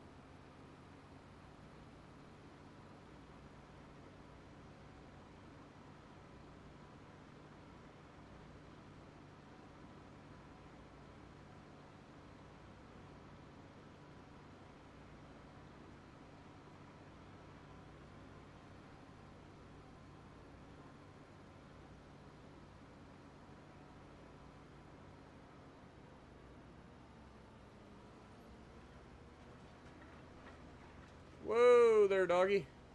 Don't be falling over on me. Drop that down, leave her there.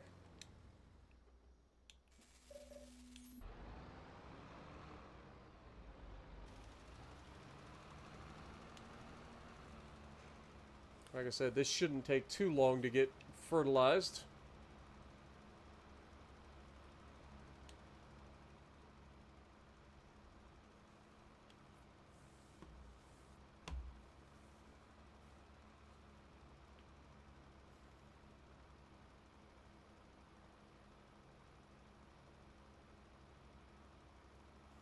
Do you know if RNG affects grouping, dispersion, or both? Both. Random number generator, man. When we talk about grouping and dispersion, that's where the RNGesus comes from, right?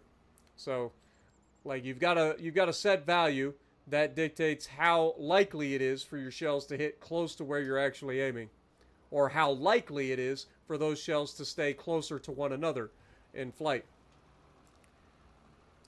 So that's what shell grouping is, and that's what your overall dispersion is. Like I said, dispersion is the likelihood that, dispersion, aka sigma, is the likelihood of the shells landing closer to your point of aim, right? Inside the shell ellipse. Essentially making the firing ellipse of the guns smaller, meaning more accurate, right? And then grouping is taking your shells while they're flying through the air and dictating how likely they are to hit closer to one another.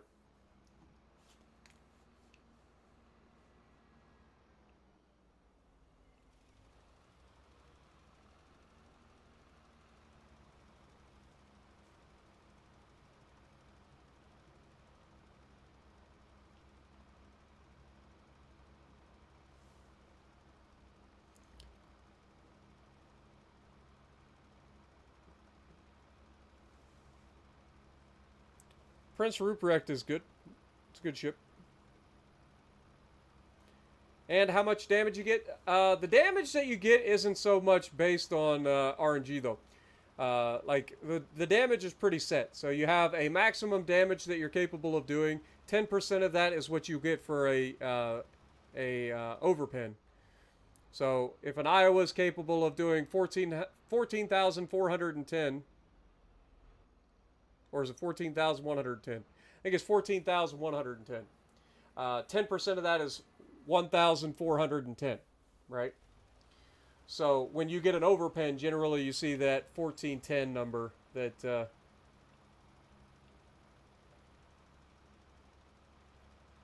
is 10% of the full damage value that you could be inflicting. So it's less RNG dependent. What is RNG dependent, seemingly, is shell fuse timers and where they impact a ship and whatnot. Because, like, I swear to God, like, you can hit the same spot 100 times and not always score a Citadel hit.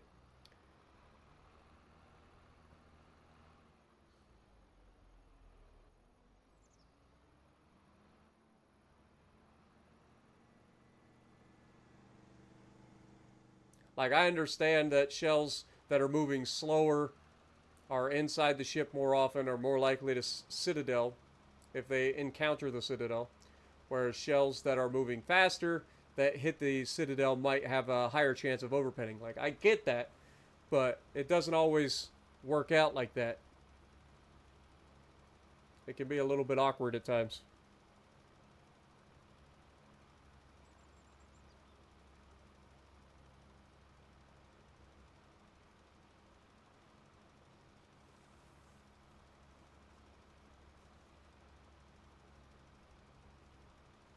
Uncle Breda, you are on crack. In every sense of the word.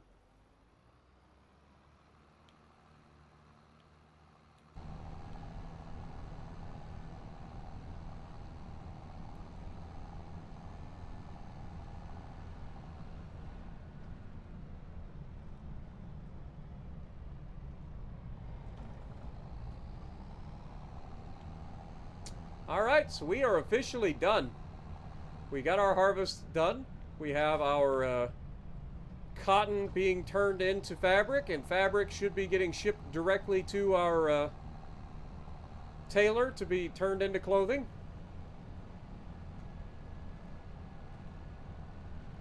All is right with the world.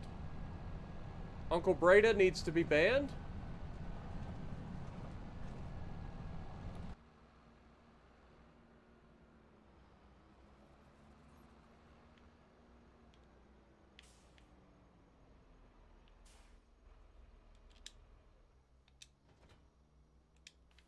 All right. Now, before we call it a night, I do want to kind of do a couple of little touch-up jobs real quick. I want to make this walkway just a little bit bigger, so let's do that real quick. We go into painting. We've got gravel. Zoom in.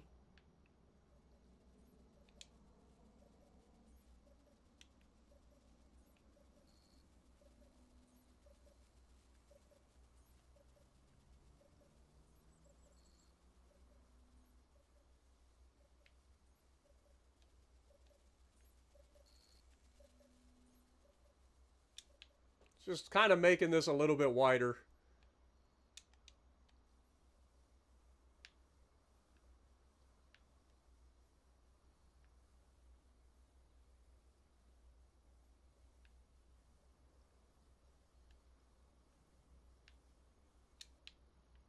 There we go. That way we've got a nice little sidewalk.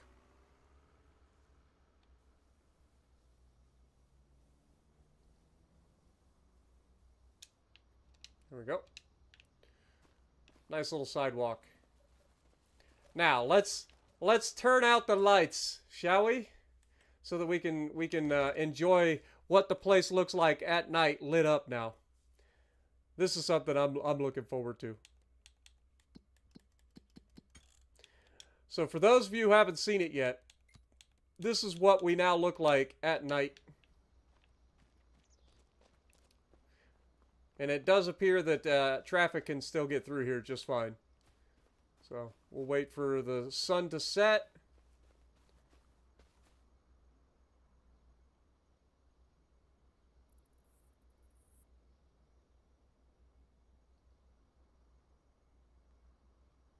Apparently it was a lot longer away from sunset than I thought because of the clouds. We're getting there, slowly.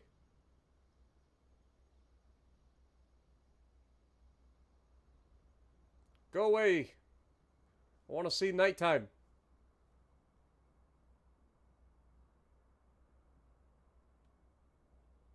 Alright, that should be dark enough. Alright. So, as you guys can see, we've got this side of the house all nice and lit up. We got our garage door lit up. We've got our little garden lights here lighting our way around to our stairs, which are lit up on both sides. And you can see this side of the house is nice and lit up as well.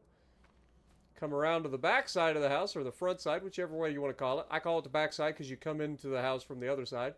But we got this all lit up. We got our trees over here. Our little swing is here. Looking nice and pretty. Then, of course, we got our grill next to our swimming pool. Swimming pool's got the little flood lighting set up so that you can go out here at night if you want to swim in the swimming pool. Of course, Daisy's up there doing her thing, probably taking a nap. Let's go over and check out the tree that we lit up. I want to see what this looks like.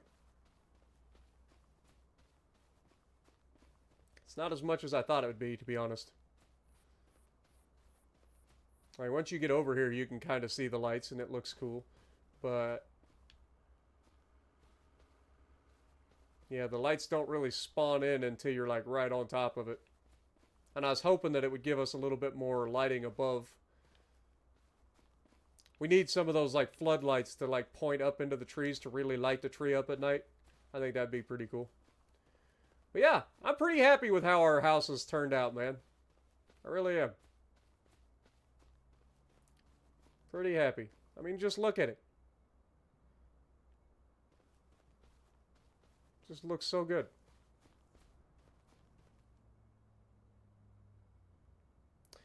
But anyway, we are going to call right there. Thank you guys so much for hanging out with me. I'll go ahead and go forward into November here so that we get back into daytime. Broken Mouse, appreciate you dropping in as well.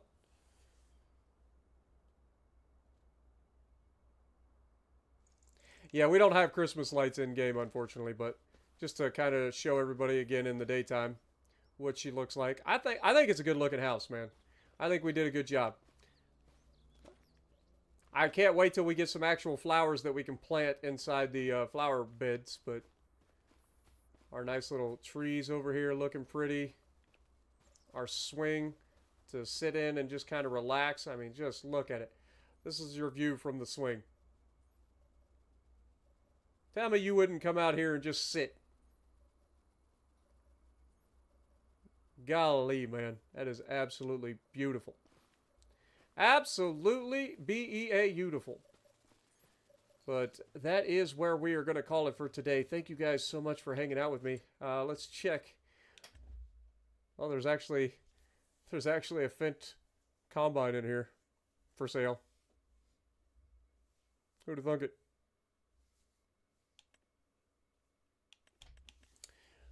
We don't need it because we're cotton folks now.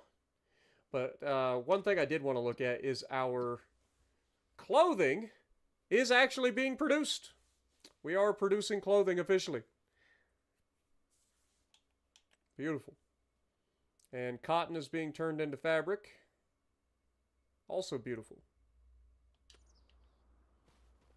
How much money are we in debt each month now because of the loan?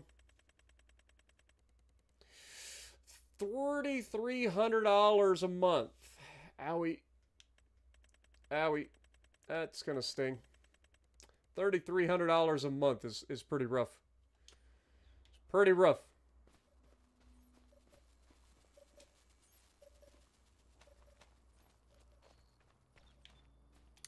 But thank you guys so much for hanging out with me. I appreciate you guys. And if you like what I'm doing, punch the like button, leave a comment below, subscribe to the channel if you haven't already, and as always, I will see you in the next video.